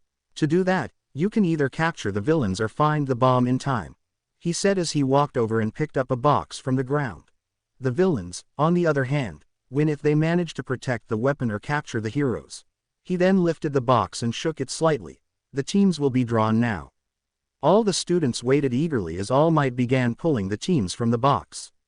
The teams were Team A, Ochako Uraraka and Reika Todoroki. Team B, Mezzo Shoji and Shoto Todoroki. Team C, Minoru Mineta and Momo Yaoyorozu. Team D, Tenya Aida and Katsuki Bakugo. Team E, Fumikage Tokiyami and Tsuyu Asui. Team F, Rikido Sato and Koji Koda. Team G, Denki Kaminari and Kyoka Jiro. Team H, Mina Ishido and Yuga Aoyama. Team I, Mashirao Ojiro and Toru Hagakuri. Team J, Honta Siro and Eijiro Kirishima. As soon as she saw her name, Ochako looked to the side and greeted her partner, Reika Todoroki, who was standing next to her. Ochako. I hope we get along well, Miss Todoroki. Reika Todoroki, the twin sister of Shoto Todoroki, a girl who bore clear similarities to her brother. The only differences were her long hair and a strange mark over her left eye. Not to mention her outfit. While her brother's consisted of a dark blue jacket, Reika wore a simple off-white shirt with matching pants and boots, with 2 golden straps crossing her shoulders, attached to a similarly colored tactical vest that acted as a heater. A material resembling ice covered her entire left side. When referred to, the girl looked at the brunette with a serene expression and gave a polite nod. While the students were still processing the teams, All Might had his hand inside the box. All Might. And the first teams to battle will be, he lifted the drawn spheres in front of everyone. These ones. Team A versus Team D. Insert soundtrack. Evil Psychology. Yuki Hayashi, start. 048. In other words, Ochako Uraraka and Reika Todoroki against Tenya Aida and Katsuki Bakugo.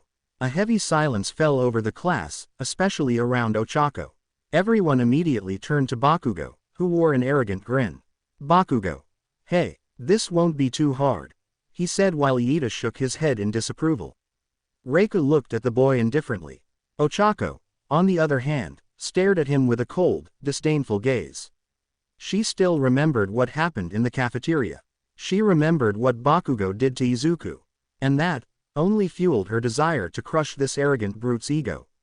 All Might. Team A will be the heroes, and Team D will be the villains. The rest of the students can head to the monitoring room to watch the battle. Yes, sir, the other students responded. All Might. All right, villain team, enter the building and prepare yourselves. You have 5 minutes to get ready before the heroes are released, and the battle begins, he said, looking at Aida and Bakugo before turning to the 2 girls. Heroes, you know the drill. Wait out here for 5 minutes, and only enter when I give the signal. Here, you'll need these. He handed them the building's blueprints, which they both took. As the villain team was about to enter the building, All Might decided to give one more warning. All Might. Young Aida, young Bakugo. Think from a villain's perspective, so you may attack. But if things go too far, I will step in. Tenya. Yes, sir. Bakugo. Hey, you heard that. Girls, he said arrogantly, catching both their attention. Don't expect me to go easy on you. And round face, if you need a shoulder to cry on afterward, you've got mine. He. He spoke with a smirk full of malice and arrogance before stepping into the building with Aida. Reika showed no reaction, not even the slightest sign of intimidation. Oaco, however, she did not take it well. Clenching her fists tightly, she took a deep breath through her nose. This wasn't just a competition anymore. She wanted to make that arrogant jerk eat every single one of his words. All Might. I don't like this. The number one hero watched the girl's reaction, adding it to Bakugo's behavior. He was already getting a bad feeling about what was happening behind the scenes. Inside the building, Aida and Bakugo were in a spacious room where, in the center, there was a large papier-mâché missile with hand-painted details to resemble a real weapon. Aida, holding his helmet in his hands, observed the bomb in front of him. Tenya, I know this is just training, but the idea of playing the role of a villain still feels uncomfortable to me. Villains are individuals who corrupt society and cause suffering to people, so acting like one, even in an exercise, it feels wrong. He then approached the missile and touched its surface, confirming that it was completely harmless. At least the fact that it's made of papier-mâché brings me some relief. Bakugo. Man, shut the hell up, you damn motorhead. On the other side of the room, Bakugo was leaning against the wall near the door, clearly impatient. He rolled his eyes and grumbled. Just listening to you talk already makes me tired. Aida looked at him, noticing how indifferent Bakugo was to the situation. His arrogant and uninterested behavior caught his attention in a negative way. And then, like a spark, Aida remembered what had happened in the cafeteria. He didn't know much about the green-haired boy that Bakugo had humiliated, but it had stuck in his mind ever since. Tenya. Bakugo, I need to ask you something. Bakugo. What is it? The blonde looked at him, bored. Tenya. That green-haired guy, the one in the cafeteria. Don't you think what you did to him was cruel and unnecessary? Why did you act that way? What was your goal in humiliating him like that? Bakugo scoffed and shrugged, responding with a tone full of disdain. Bakugo. TCH. I just told the truth. People like that Deku need to know their place. He's always been a nobody, and the idiot insisted on trying to be a hero without a quirk. The proof is right there. He couldn't even get into the hero course, and here I am. End of story. Tenya. I understand, but even if he doesn't have a quirk, that doesn't mean we should treat people like that. Aida frowned, disturbed by that mindset, especially us in the hero course. We must set a good example as Bakugo. 4 eyes, he interrupted Aida, giving him a cold look as he pushed off from the wall. Do me a favor. Shut that damn mouth of yours, because I swear I'm this close to doing it for you. Aida didn't like that response, but he knew it was better to stop arguing. Bakugo was stubborn and clearly felt no remorse for his actions. So, he simply closed his eyes for a moment, sighed, and put his helmet back on, refocusing on the training. Meanwhile, outside the building, Oaco and Reika were analyzing the blueprints of the structure, trying to come up with a strategy. Oaco, however, still had a serious expression, clearly irritated by the situation. Her thoughts were focused on Bakugo and what he had done to Izuku. Then, Reika's voice broke the silence. Reika. Noisy. Oaco. Huh, what? She asked, looking at the girl beside her, who remained calm and replied without hesitation. Reika. That explosion blondie. He's noisy. I don't like people like that. Oaco. Yeah, I also hate jerks like him. Oaco crossed her arms and made a disgusted expression, especially after what he did to Yagi in the cafeteria. Reika. Your quirkless friend. Reika then shifted her eyes away from the blueprints and looked at her.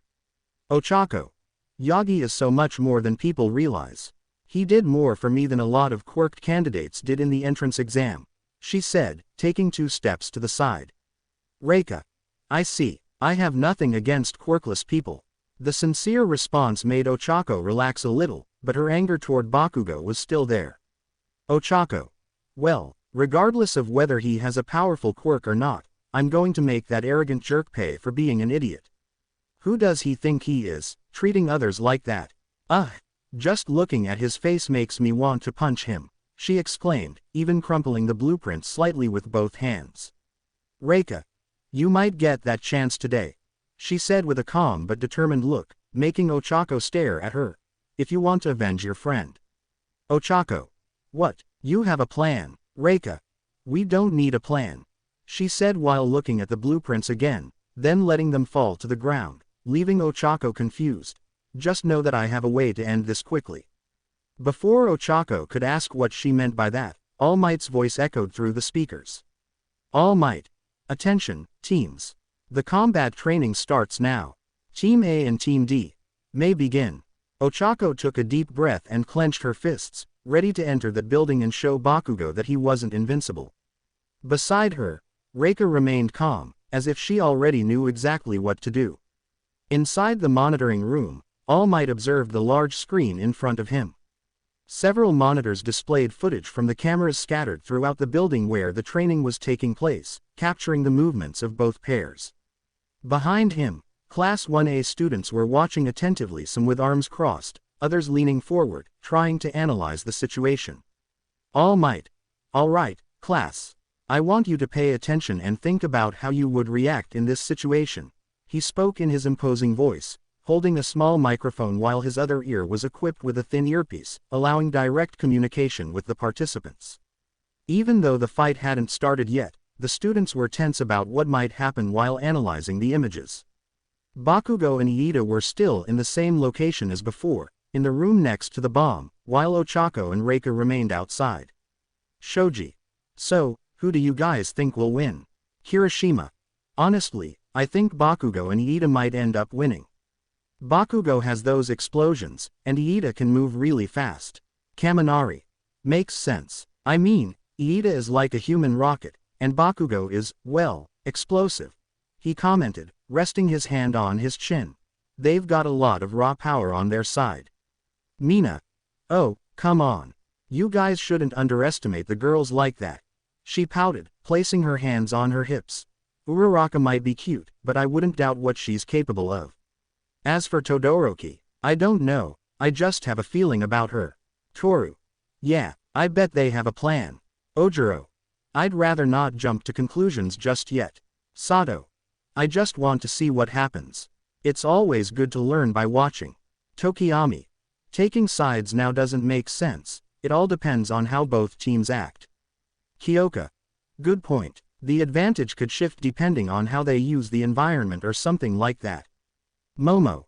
In the end, the result will depend on strategy. Raw strength alone doesn't guarantee victory if used without a plan. She spoke in a serious tone while staring at the screen. The most important thing here is how each team utilizes their resources and works together. Zero. And what about you, Todoroki? Who do you think will win? Shoto, who had remained calm, watched the screen without much reaction. Unlike his sister, he didn't have the mark on his face. Shoto. My sister. He answered bluntly without taking his eyes off the screen. Mineta. Well, it's normal to root for family, right? Shoto. It has nothing to do with cheering. It's a fact. He finally shifted his gaze toward the group, who listened closely, including All Might. Bakugo and Aida lost the moment they faced Reika. And it only gets worse because they're in a closed building. Kirishima. Huh, what do you mean by that? He asked as Shoto returned his focus to the monitors. Shoto. My sister takes things seriously too. For her, things have to be straightforward. Outside, Ochaco was ready to move into the building, but before she could step forward, Reika's hand came up in front of her, stopping her. Ochaco. Huh, what is it, Reika? Better step back. Ochaco. What, why, Reika? I'm securing the victory now. Ochaco. What do you mean? She asked as Reika simply crouched down, placing her right hand on the ground. Back in the monitoring room, Shoto continued his explanation, watching the screen as he spoke. Shoto. Reika doesn't like wasting time. She's basically a cold, impulsive person. He said as, beneath Reika's hands, layers of ice began to form, as cold as the gaze of the one wielding this power. And this ice started to spread inside the building. Meanwhile, inside the building, Bakugo was already impatient. He rolled his eyes and marched toward the door. Tenya. Hey, where are you going? Bakugo. Are you blind? I'm going out there to meet those two and take them down, he said, standing in front of the door. Tenya. Wait, Our goal is to protect the bomb and make sure they don't reach it, not to run off chasing our opponents. His comment only made Bakugo scoff, clearly irritated. Bakugo. Then you do that. I'm going into action, he grumbled, grabbing the doorknob and forcefully swinging the door open.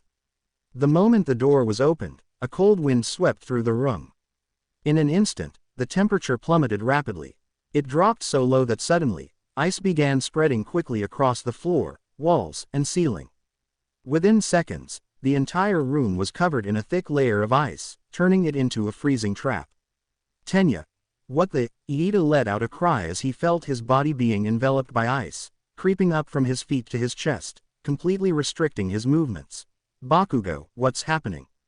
Seeing this, Bakugo looked down at his legs and felt a shiver run down his spine as he saw the ice climbing up from his feet to his legs, and it wasn't stopping. Bakugo.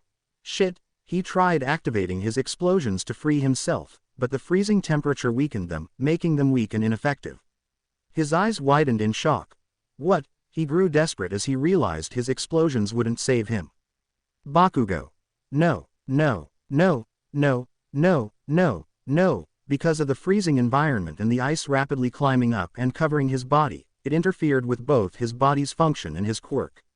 Within seconds, his body was also trapped in ice, leaving only his head and hands free. All of Class 1A and All Might were left speechless, their mouths agape as they watched both of them get neutralized in mere seconds. Kaminari. What? It's over already. Mina. That was way too fast. Momo. She used the environment to her advantage. All Might. She froze them before the fight even truly started, he thought, shocked and surprised. Shoto. I told you, guys. After a minute and a half of struggling to break free, Aida was beginning to panic. Tenya. I can't move. I can't even activate my quirk. Bakugo. Ah, damn it.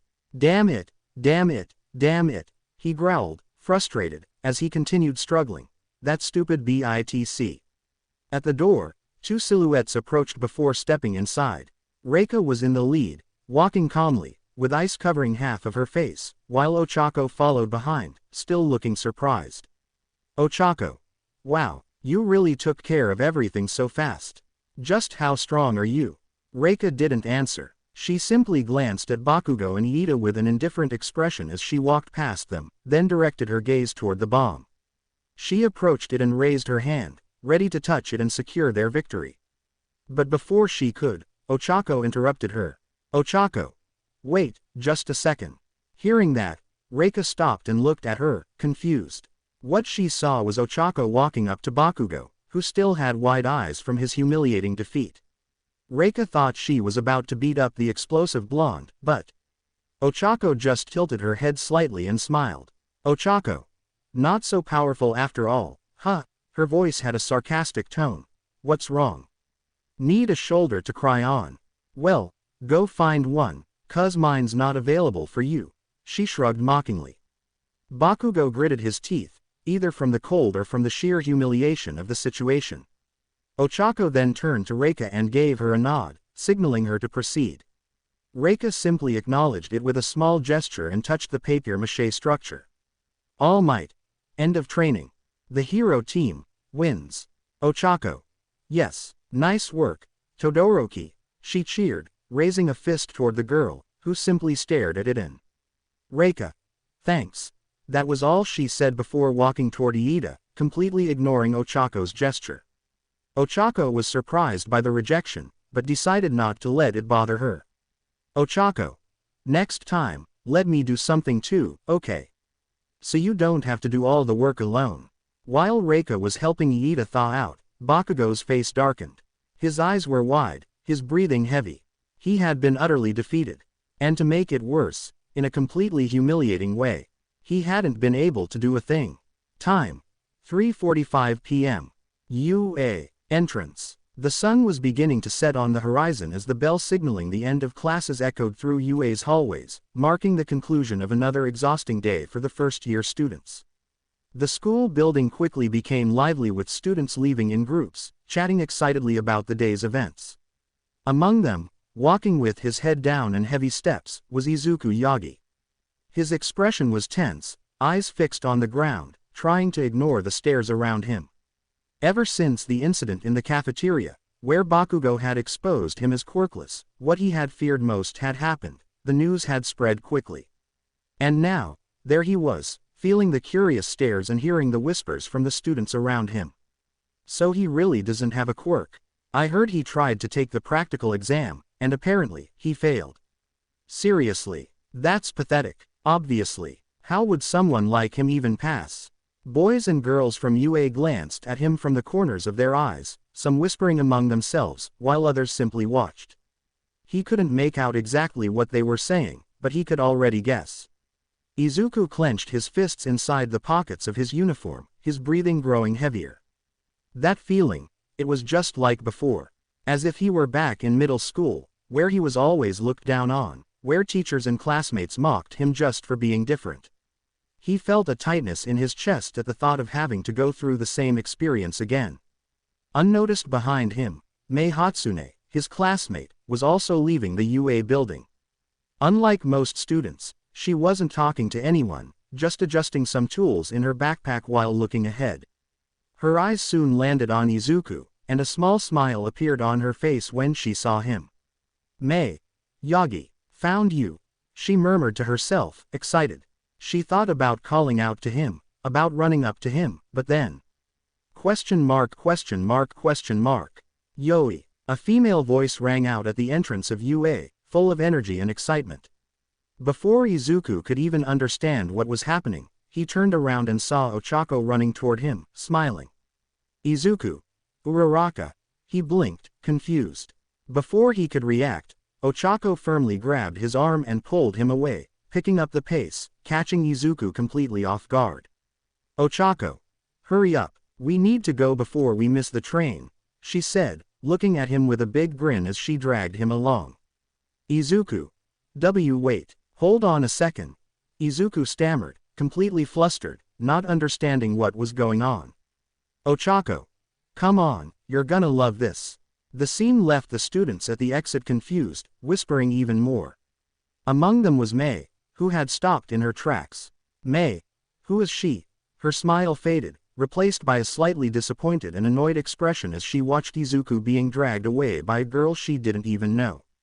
Cut to the train in motion, making a rhythmic noise as it sped along the tracks, carrying passengers to their destinations. Izuku and Ochako sat side by side, and he was still trying to process what had just happened. Ochako, on the other hand, was excited, laughing as she recounted the details of that day's combat training. "Ochako." And then Todoroki just went whoosh and froze everything. Like, in the blink of an eye. I've never seen anyone do it that fast. "Izuku, what about Bakugo?" he asked, surprised by everything he had just heard. Ochako. "Oh, you should have seen his face," she said, holding her stomach, trying not to laugh more. His eyes went wide, his face got all tense, and when he realized he was trapped, he lost it. He thrashed around like a fish out of water, yelling and cursing, but he couldn't do a thing. "Let me repeat. Nothing." He. Izuku widened his eyes slightly, but his expression remained neutral. "Izuku. Wow, that was impressive," that was all he said. Ochako noticed he didn't seem as excited as she had expected. "Ochako. Hey, what's wrong?" she asked, leaning slightly toward him. "Aren't you happy to hear that jerk got humiliated in front of everyone?" Izuku hesitated for a moment before sighing. "Izuku. It's not that," he replied, averting his gaze to the train window. "It's just that I can't stop thinking about what happened in the cafeteria." His words made Ochako fall silent, listening closely. "Because of him, everyone there knows I'm quirkless. And now, it looks like the whole school does too. It feels like everything is repeating itself," he said before taking a deep breath and resting his arms on his knees. "Ochako. Repeating itself. What do you mean?" "Izuku. I never told you this before, but my school life before UA was horrible. People looked down on me, doubted me, laughed at me. Even my own teachers said I would never be anything, that I should just give up on my foolish dream." Ochako. She remained silent, listening intently. "Izuku. And now that everyone here knows, I keep wondering if it's going to happen all over again," he said with a cold and sorrowful look. There was a moment of silence between them. Oaco felt a tightness in her chest hearing more about Izuku's experiences, and it made her let out a soft sigh before giving him a confident smile. Oaco. It won't. Her words made Izuku turn to her, a little confused. You're not going through that again, she said with certainty, because now you have me. Insert soundtrack. Ba Bai Wan by Yuki Hayashi. Time seemed to stop for a moment. Izuku stared at her, surprised by what she had just said, and Oaco, realizing what had just come out of her mouth, turned completely red. Oaco. I mean, as a friend, she quickly corrected herself, waving her hands, flustered. Yeah. As a friend, Izuku, equally flustered, tried to play it off by clearing his throat.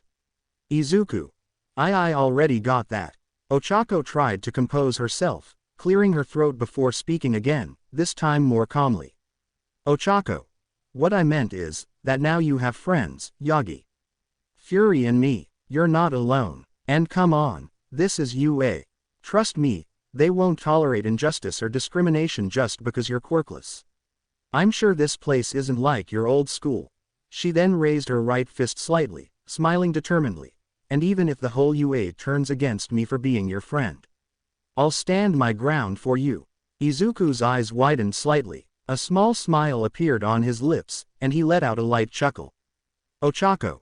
What? She asked, blinking in confusion. Izuku. Nothing, he replied, still smiling. I'm just happy about this. Thank you, Uraraka. I'm glad to have you. The moment he said that, along with that smile and gaze, both of them turned red again. Izuku. As a friend, of course, Izuku quickly added. Oaco. Of course. I got that from the start, she replied, laughing a little nervously. The two then fell silent for a few seconds, staring at the floor of the train, still blushing and looking shy, until Izuku changed the subject. Izuku. So, tell me more, he said, rubbing the back of his neck. Oaco. She asked, looking at the green-haired boy again. Izuku. Bakugo's humiliating defeat, he said, looking at her again. What was his face like when he realized he lost? Oaco's eyes widened before she started letting out a mischievous giggle. Oaco. Oh, you're gonna love this part. Listen to this. And so, their conversation continued as the train moved forward, carrying them toward their next stop, their encounter with the dragons. Forest near Musudafu. After a few minutes since they got off the train, the duo approached the forested area near the city. However, the first thing that caught their attention upon arriving at the usual spot was the complete chaos unfolding before their eyes. Insert soundtrack. Opening travel, David Newman. With various dragons gathered there, each one was doing whatever they pleased. Some were fighting over a piece of fish, especially the night terrors, which were piling on and shoving each other, letting out small growls and flapping their wings to intimidate the others. Other dragons, like some natters, were collecting small twigs to make some kind of makeshift nest. The baby dragons of various species ran back and forth, completely full of energy, and one of them, Fury's little brother, seemed determined to bother the bigger ones, darting under those who were walking or jumping on others without a care in the world. The dragon known as Hotpurple was a prime example. Famous for his extreme laziness, he was lying on the ground, trying to nap. However, his plan was foiled when the hatchlings ran right over him. He opened one eye, looked at the hatchlings, and simply snorted, closing his eyes again, as if saying, "Yeah, not worth it." Amidst all the commotion, Fury was trying to keep things in order. He grunted and gestured with his wings, clearly irritated by the chaos around him. Some dragons stopped and obeyed, but there was still so much more to control. Stressful. Then, suddenly, a loud crash made everyone freeze for a moment. A tree toppled over, shaking the ground. The culprit, Crimson Goregutter, a massive, intimidating-looking dragon who now stared at the fallen tree with a guilty and embarrassed expression. He had only wanted to scratch himself against it, but due to his weight, he ended up knocking it down by accident. He stood still for a moment, observing what he had done, then looked around, noticing everyone staring at him. He let out a small, sheepish grunt and lowered his head, as if saying, "Sorry." Fury. Tired grunt. Fury, in turn, just rolled his eyes and sighed.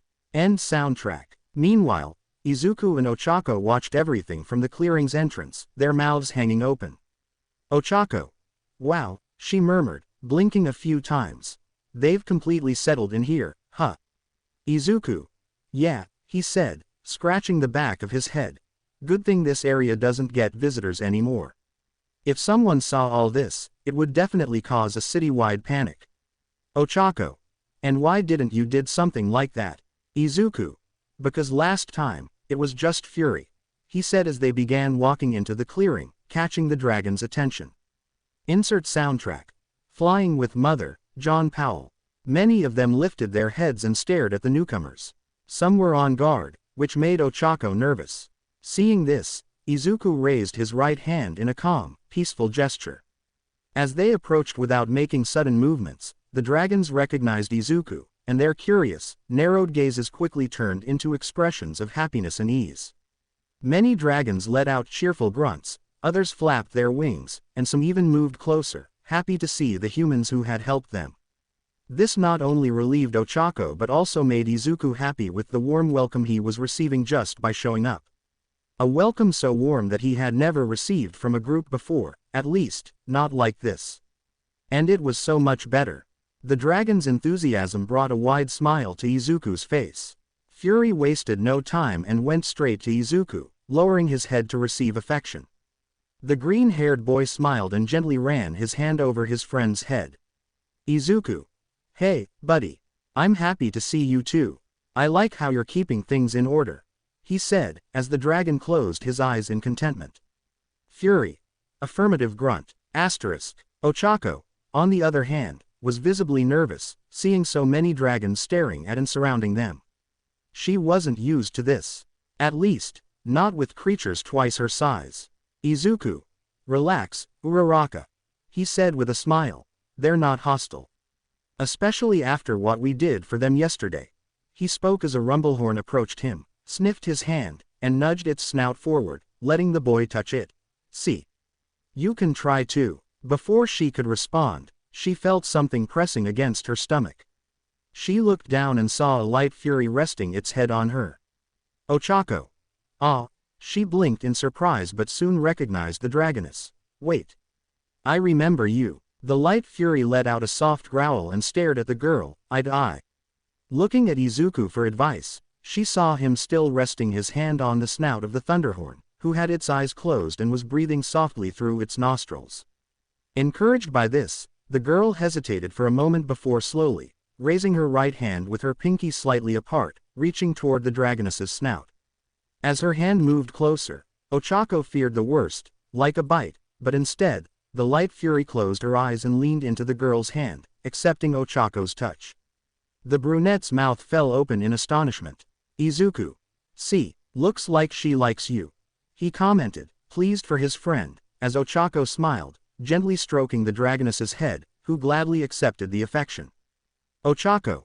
Ah, you're adorable, she cooed, continuing to pet the dragoness, unaware that Fury had a shy look toward the light fury.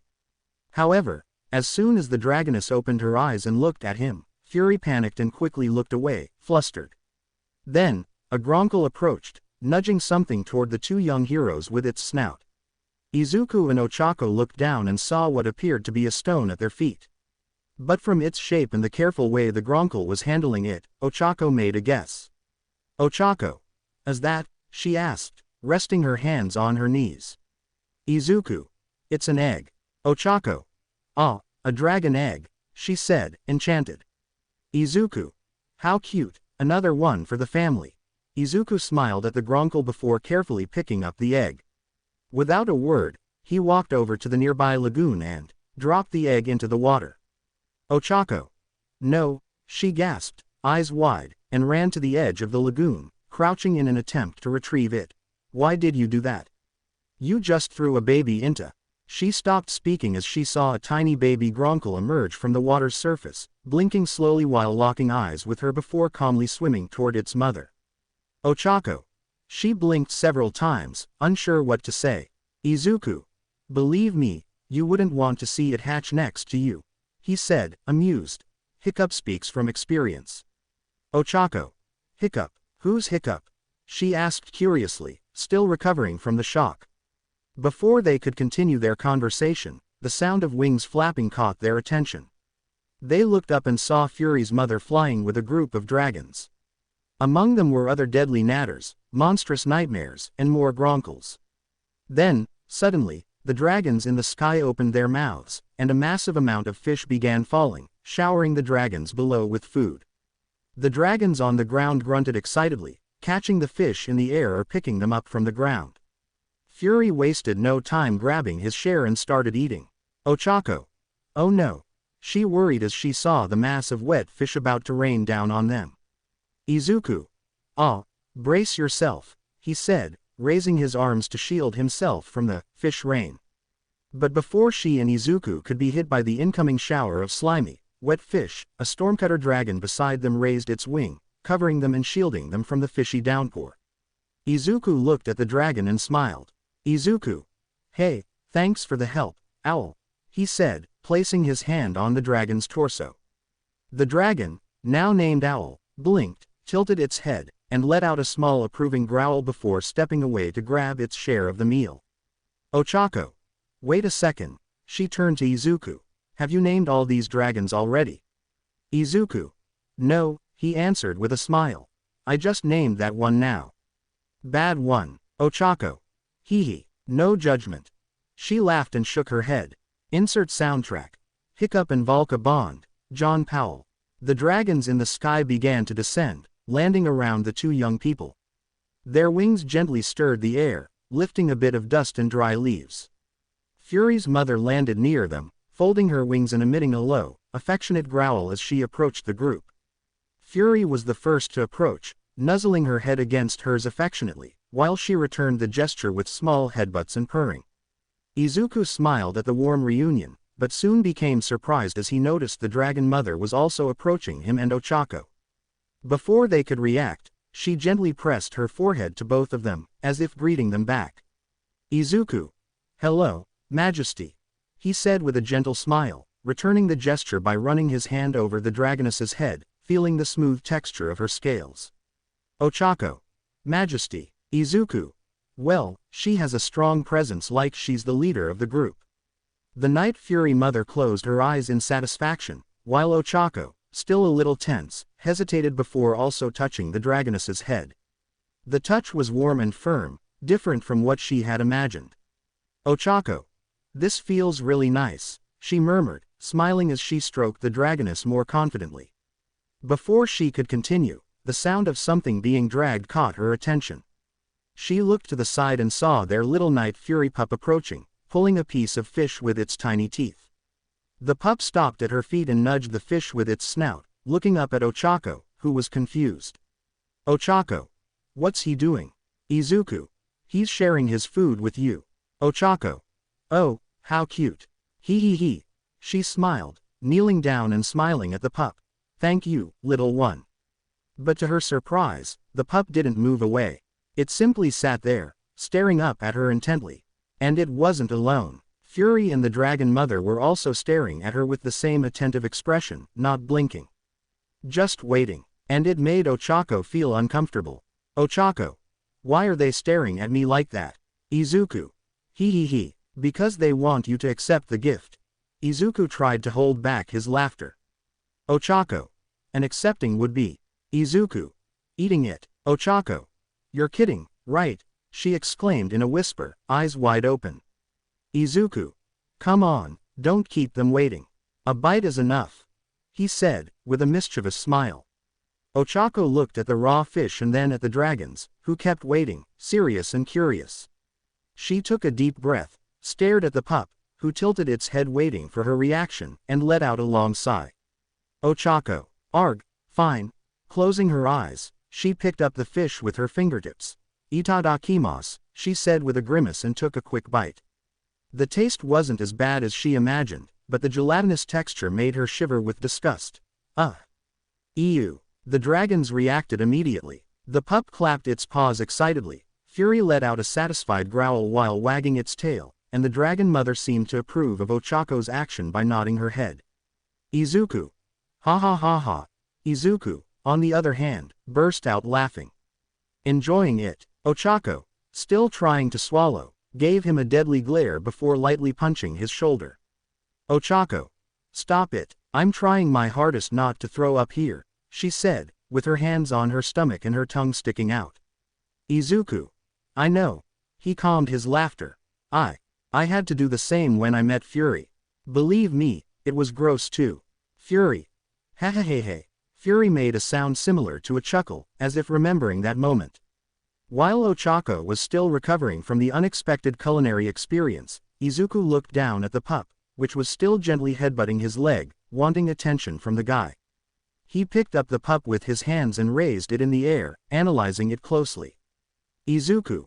Look on the bright side, at least this little guy likes us even more now. You know, I think he deserves a name too, he said while looking at the little dragon in his hands, who tilted its head. Oaco. What are you going to name him? She asked, spitting lightly on the ground. He paused for a few seconds, analyzing the little dragon. Izuku. How about Lil Fury? Oaco. Lil Fury, is that even a name? Oaco made a face. Izuku. Why not? Oaco. He deserves a better name than that, even though he's a pup. Izuku. Okay, so what do you suggest then? Oaco crossed her arms and looked at the pup, who blinked its big eyes at her, also waiting. Oaco. One that matches his brother. She looked at Fury and then back at the pup. How about Kuro? The little dragon perked up its ears, wagged its tail excitedly, and let out a satisfied growl. Izuku. Well, looks like he liked it. Oaco. Point for me, she said, smiling victoriously. Suddenly, the Night Fury mother let out a grunt and tilted her head slightly, observing Izuku. He noticed that she seemed to be expecting something. Izuku. Oh, do you want a name too? Night Fury mother. Affirmative grunt. Izuku. Let me think. Oaco. Please, pick a better name this time. Izuku. All right. He observed the majestic Night Fury for a moment, noticing her imposing yet welcoming posture. Izuku. How about Sigrid? The dragoness blinked, pondering for a moment before grunting in satisfaction. The name seemed to please her. Izuku. Well? He asked, looking at Oaco, who also seemed satisfied. Oaco. Now that's more like it. Izuku placed Kuro back on the ground, and the little dragon immediately ran towards his older brother, trying to get his attention. Fury looked at the tiny one and let out a sigh, allowing the smaller dragon to grab onto his face before lifting his head, with Kuro now perched on top of his snout. Oaco watched the scene and smiled. Oaco. You really get along with these incredible creatures, Yagi. Izuku kept his gaze on Kuro and Fury, responding in a more thoughtful tone. Izuku. At least they don't treat me badly for not having powers. Oaco looked at him, surprised by the melancholy in his voice. Izuku. After meeting Fury and spending these past months with him, I don't know. I've learned to fear dragons less than I fear humans themselves. He took 2 steps forward, observing the dragons around him, all living peacefully in the once silent environment, now filled with noise. I know there are good people out there, but there's no denying that there are also bad ones. And I don't even want to imagine what would happen if they discovered these dragons. Oaco was silent for a moment, digesting not only Izuku's words but also the weight behind them. Her gaze drifted to the dragons around them, all living peacefully in their temporary home. She then turned back to Izuku, a bit hesitant before finally speaking. Oaco. Like, whoever did that to the dragons last night. Izuku nodded, his expression growing more serious. Izuku. If someone was capable of imprisoning these dragons and leaving them in that state, then that same person probably did the same thing to the Red Death. Oaco remained quiet for a moment, processing Izuku's words. He spoke with such certainty, but there was a conviction in his voice that she couldn't ignore. Oaco. Do you think the person who captured the dragons is also responsible for what happened to the Red Death? She asked, trying to piece things together. Izuku. Most likely. If they managed to capture and imprison dragons like this, it's not hard to imagine they did something similar to the Red Death. And if they left one side of her brain exposed, it must have been intentional. Fury, Kuro, and Sigrid, who had been listening to the conversation, let out soft grunts, as if contemplating the matter. Oaco. Speaking of that dragon, what do you intend to do about her? Izuku took a deep breath before answering. Izuku. I've been thinking about it, and we don't have a choice. We have to kill the Red Death. His response was direct and firm, but Oaco widened her eyes, shocked by what she heard. Oaco. What, you're serious? Izuku. Yes, Oaco. You just said you've learned not to fear dragons, that they don't treat you badly, and now you're talking about killing one. Do you hear yourself? The Night Fury trio made no sound, merely observing. Izuku. I know it sounds contradictory, but it's not that simple. He ran a hand over his face and sighed. Even though dragons are just living beings like us, there are still some that are extremely hostile or simply evil. The Red Death is one of them. Oaco. And how can you be so sure? Izuku. Because I read about her. He said, stepping to the side. In the Book of Dragons written by Hiccup, which I mentioned before, he recorded everything he knew about dragons, and the Red Death was one of them. It's not like the others. That doesn't just command smaller dragons, it uses them as servants, and devours the ones that are no longer useful. Like it or not, that thing is a monster, Uraraka. Oaco. But, can't we at least try something else? Some other solution? She hesitated. Izuku. I wish we could. He replied, placing his hands on his hips. But the chances of befriending a creature like that are practically impossible. Oaco. Okay. Oaco took a deep breath, trying to process everything. Let's say you're right. Let's say there's no other way. How do you plan to kill something like that? Izuku looked at Fury and Sigrid before answering. Izuku. Did you notice that their shots didn't hurt the Red Death? That they didn't even seem to leave a scratch? Oaco. Yeah, I noticed. Izuku. That happens because 95% of dragons are immune to fire thanks to their scales. The Red Death is one of them. Oaco. Then how do you expect to defeat it? Izuku. Because there's a common weakness among all dragons. Their entire exterior is tough, but, he stopped and looked directly at her, waiting for Oaco to put the pieces together. Oaco thought for a moment before her eyes widened in shock. Oaco. You want to kill it, from the inside out? At her question, Izuku nodded. Oaco. That's insane. Izuku. It's the only way. He said firmly. If Fury and I can find the perfect opportunity to fire a high-powered shot inside her mouth, we can kill her. Oaco. And how can you be sure that'll work? Izuku. Because I have the dragons to help me. He said as he took 3 steps back, allowing Fury to step forward with a growl of approval, making it clear that he wanted this too. The dragon passed under his human friend's arm and circled around in front of him, prompting Izuku to run his hand along Fury's back. And he looked at Fury, then at the other dragons around him. Have me. Hearing this, Oaco lowered her head, feeling a knot in her stomach. Oaco. And, when do you plan to do this? Izuku. Tomorrow morning. Oaco raised her gaze to him. Oaco. Tomorrow. But, what about you? How are you going to explain your absence? Izuku. I'll say I got sick. Oaco. Why not do it now? Insert soundtrack. Stoic finds beauty. John Powell, start at 1:20. Izuku. Because if I don't come home tonight, my father will notice. Not to mention the dragons still need to rest and regain their strength. That's why tomorrow is the perfect moment. We can't wait any longer. He spoke with a determined expression, drawing the attention of the surrounding dragons to the two of them. Oaco turned away, hugging her arms, a clear sign of concern, made even more evident by her expression. Noticing her body language, Izuku stepped away from Fury and took a few light steps toward her. Izuku. What's wrong? Oaco. Yagi, she spoke softly. This is really dangerous. Izuku. Izuku remained silent, listening. Oaco. What if something happens to the dragons? To you? What if something bad happens and they can't help you? What if I never see you again? The genuine worry in her voice made Izuku's chest tighten, and his gaze softened. Izuku. I'll be fine. He said gently, standing right behind her. I wouldn't be doing this if I didn't have a plan. Besides, I have Fury to watch over me. Oaco.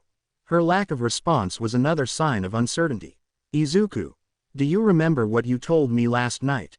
His question made her turn her face toward him. Izuku. That the dragons see me as a hero. Then, that's what I'll be tomorrow.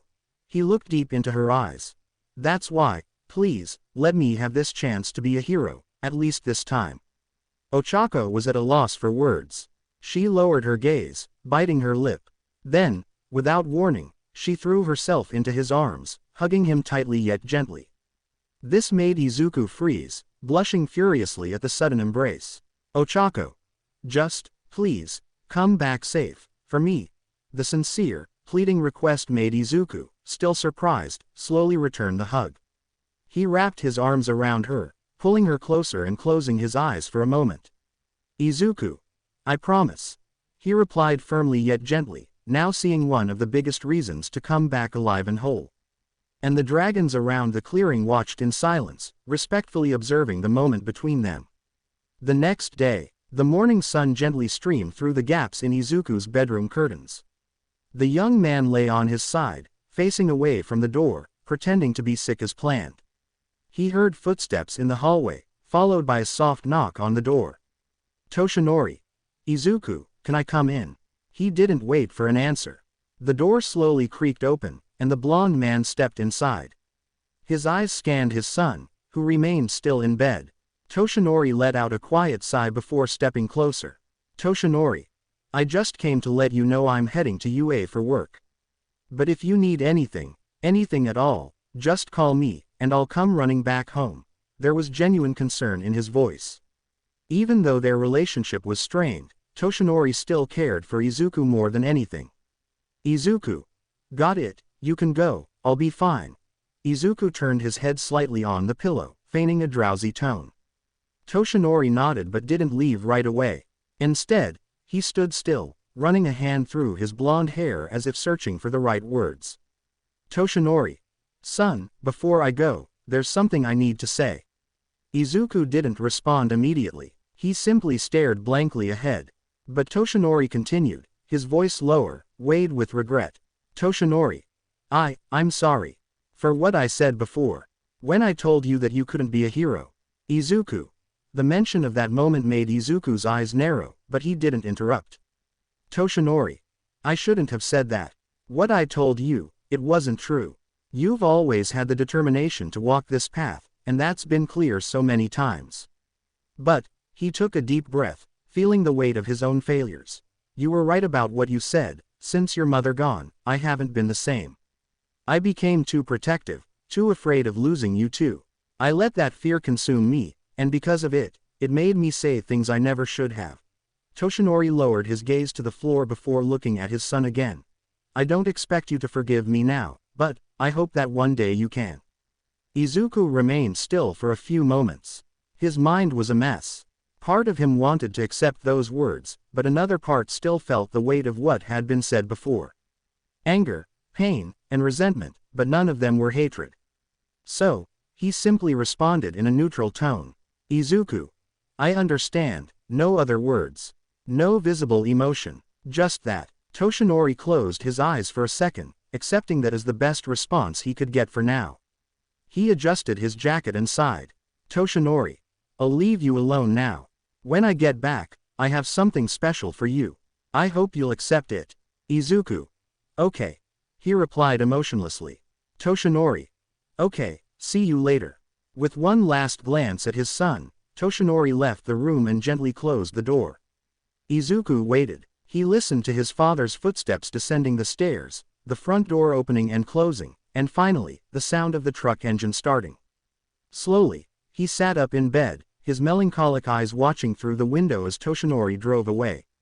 Then, without hesitation, he stood up and walked to the closet.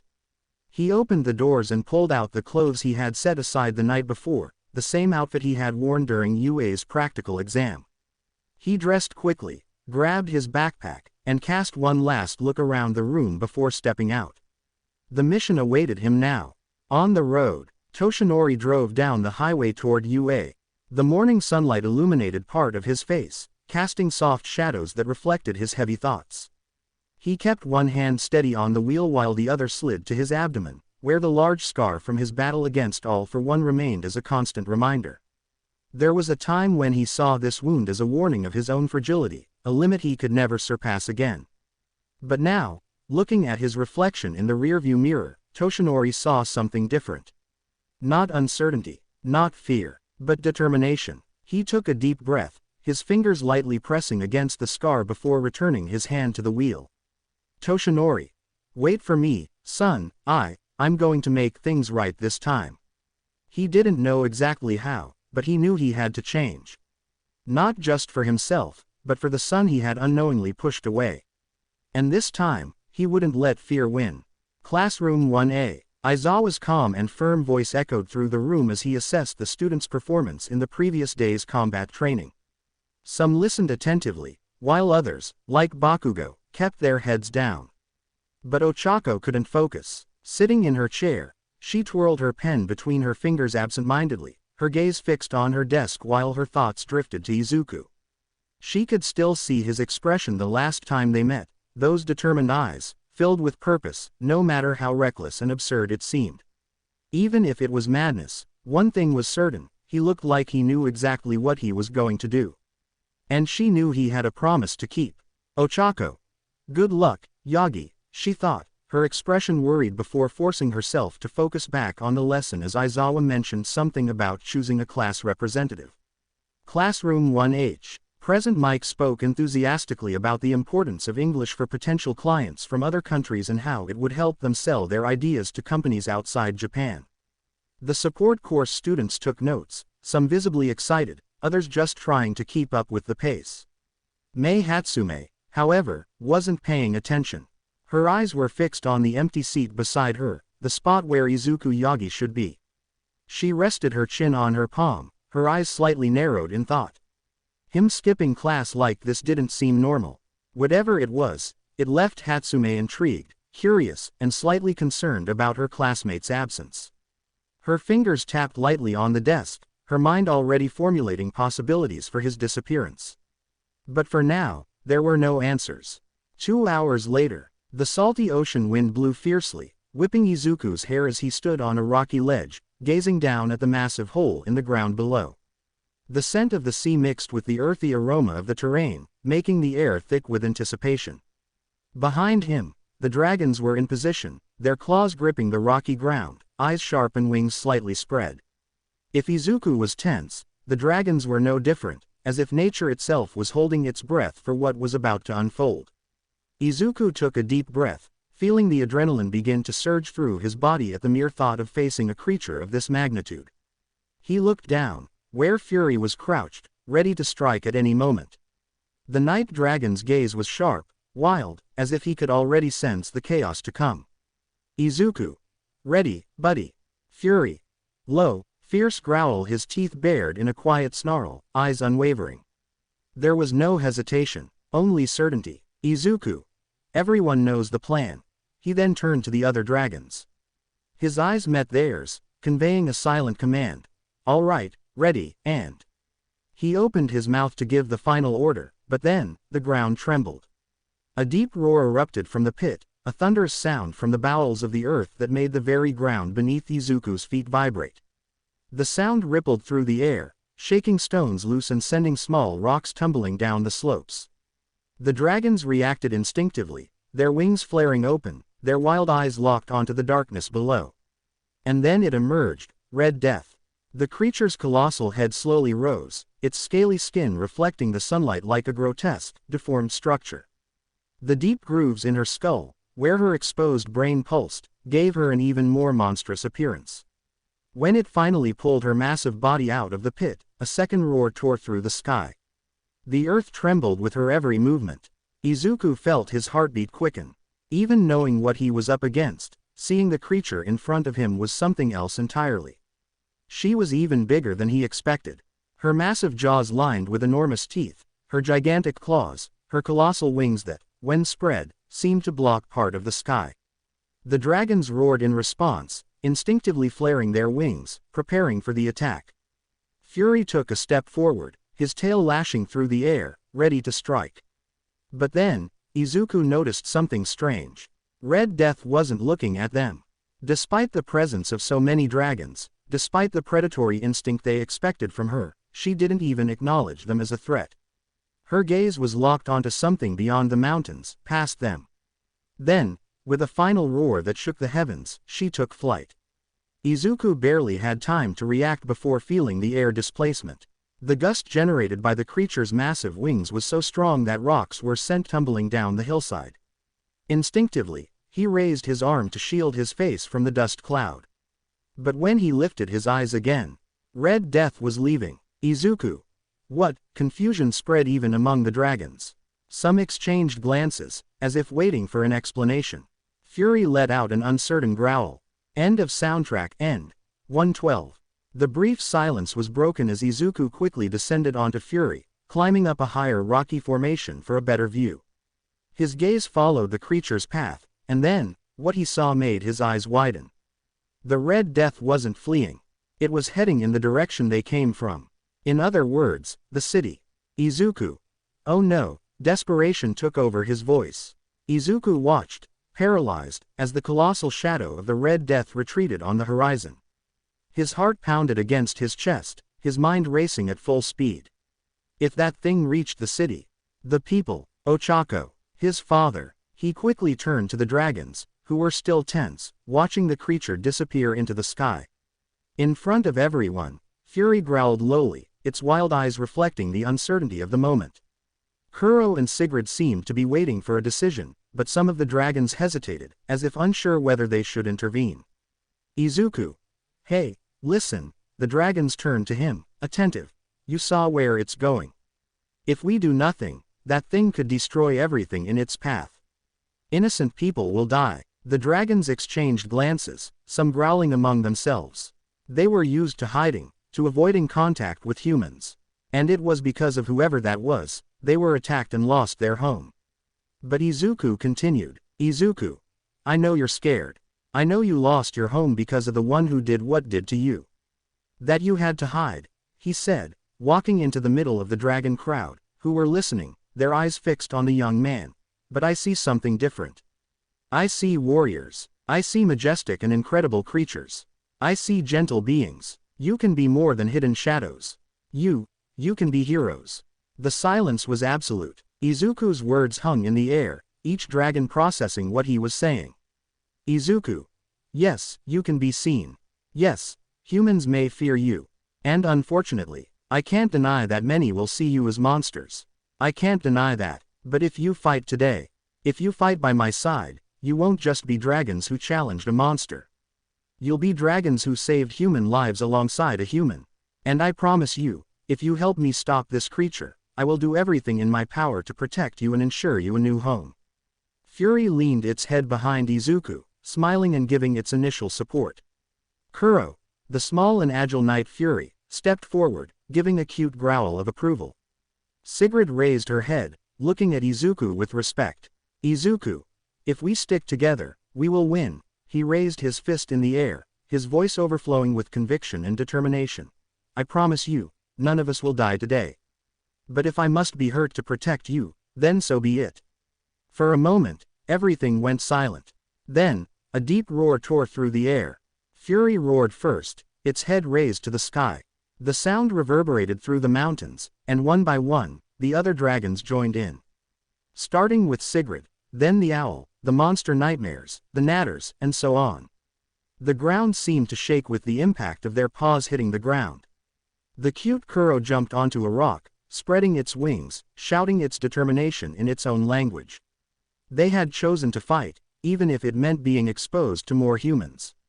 And that sight, of the majestic creatures showing their support for their human hero, made Izuku smile. Insert music. Kings and Queens 30 Seconds to Mars trailer mix start. 104. Izuku. So, my friends, are you ready to fly once more? The dragons answered with a collective roar. Cut to, and the scene shifts to the sky, where dozens of dragons slice through the clouds with speed. Small, medium, and large, all united as a single force. Their silhouettes cast shadows over the clouds, and below, over the forest, wings clashing with the wind in perfect sync. We were the kings and queens of promise. Maybe the children of a lesser god. Between heaven and hell. Now, our imaginary camera moves through the formation, gliding between the smaller and larger dragons. We see dragons of various colors and shapes, all lined up like a true squadron. The expressions on their faces range from seriousness, focus, ferocity, to pure adrenaline. And as we move further, the camera moves through the formation until it finds Izuku and Fury, flying together as expected, leading the group. Their eyes were fixed ahead, and their determination was unwavering. Beside them, Kuro flew energetically, while Sigrid maintained a solemn, focused expression. And the most amusing part, the dragons weren't just flying, they were hunting one of the biggest tormentors of the dragons. Izuku placed a firm hand on Fury's head. "Izuku, we're going to make it, buddy." Fury let out a supportive grunt, its wings beating stronger. And our fanfic camera pulls away, showing the full formation of dragons, almost as if they were forming a massive, moving cloud. All advancing. The Red Death was still distant, but not for long. So know why. Because Izuku, Fury, and their army of dragons are here. To be continued. I hope you guys enjoyed this video and make sure to like and subscribe to the channel. Now we will see you in the next video.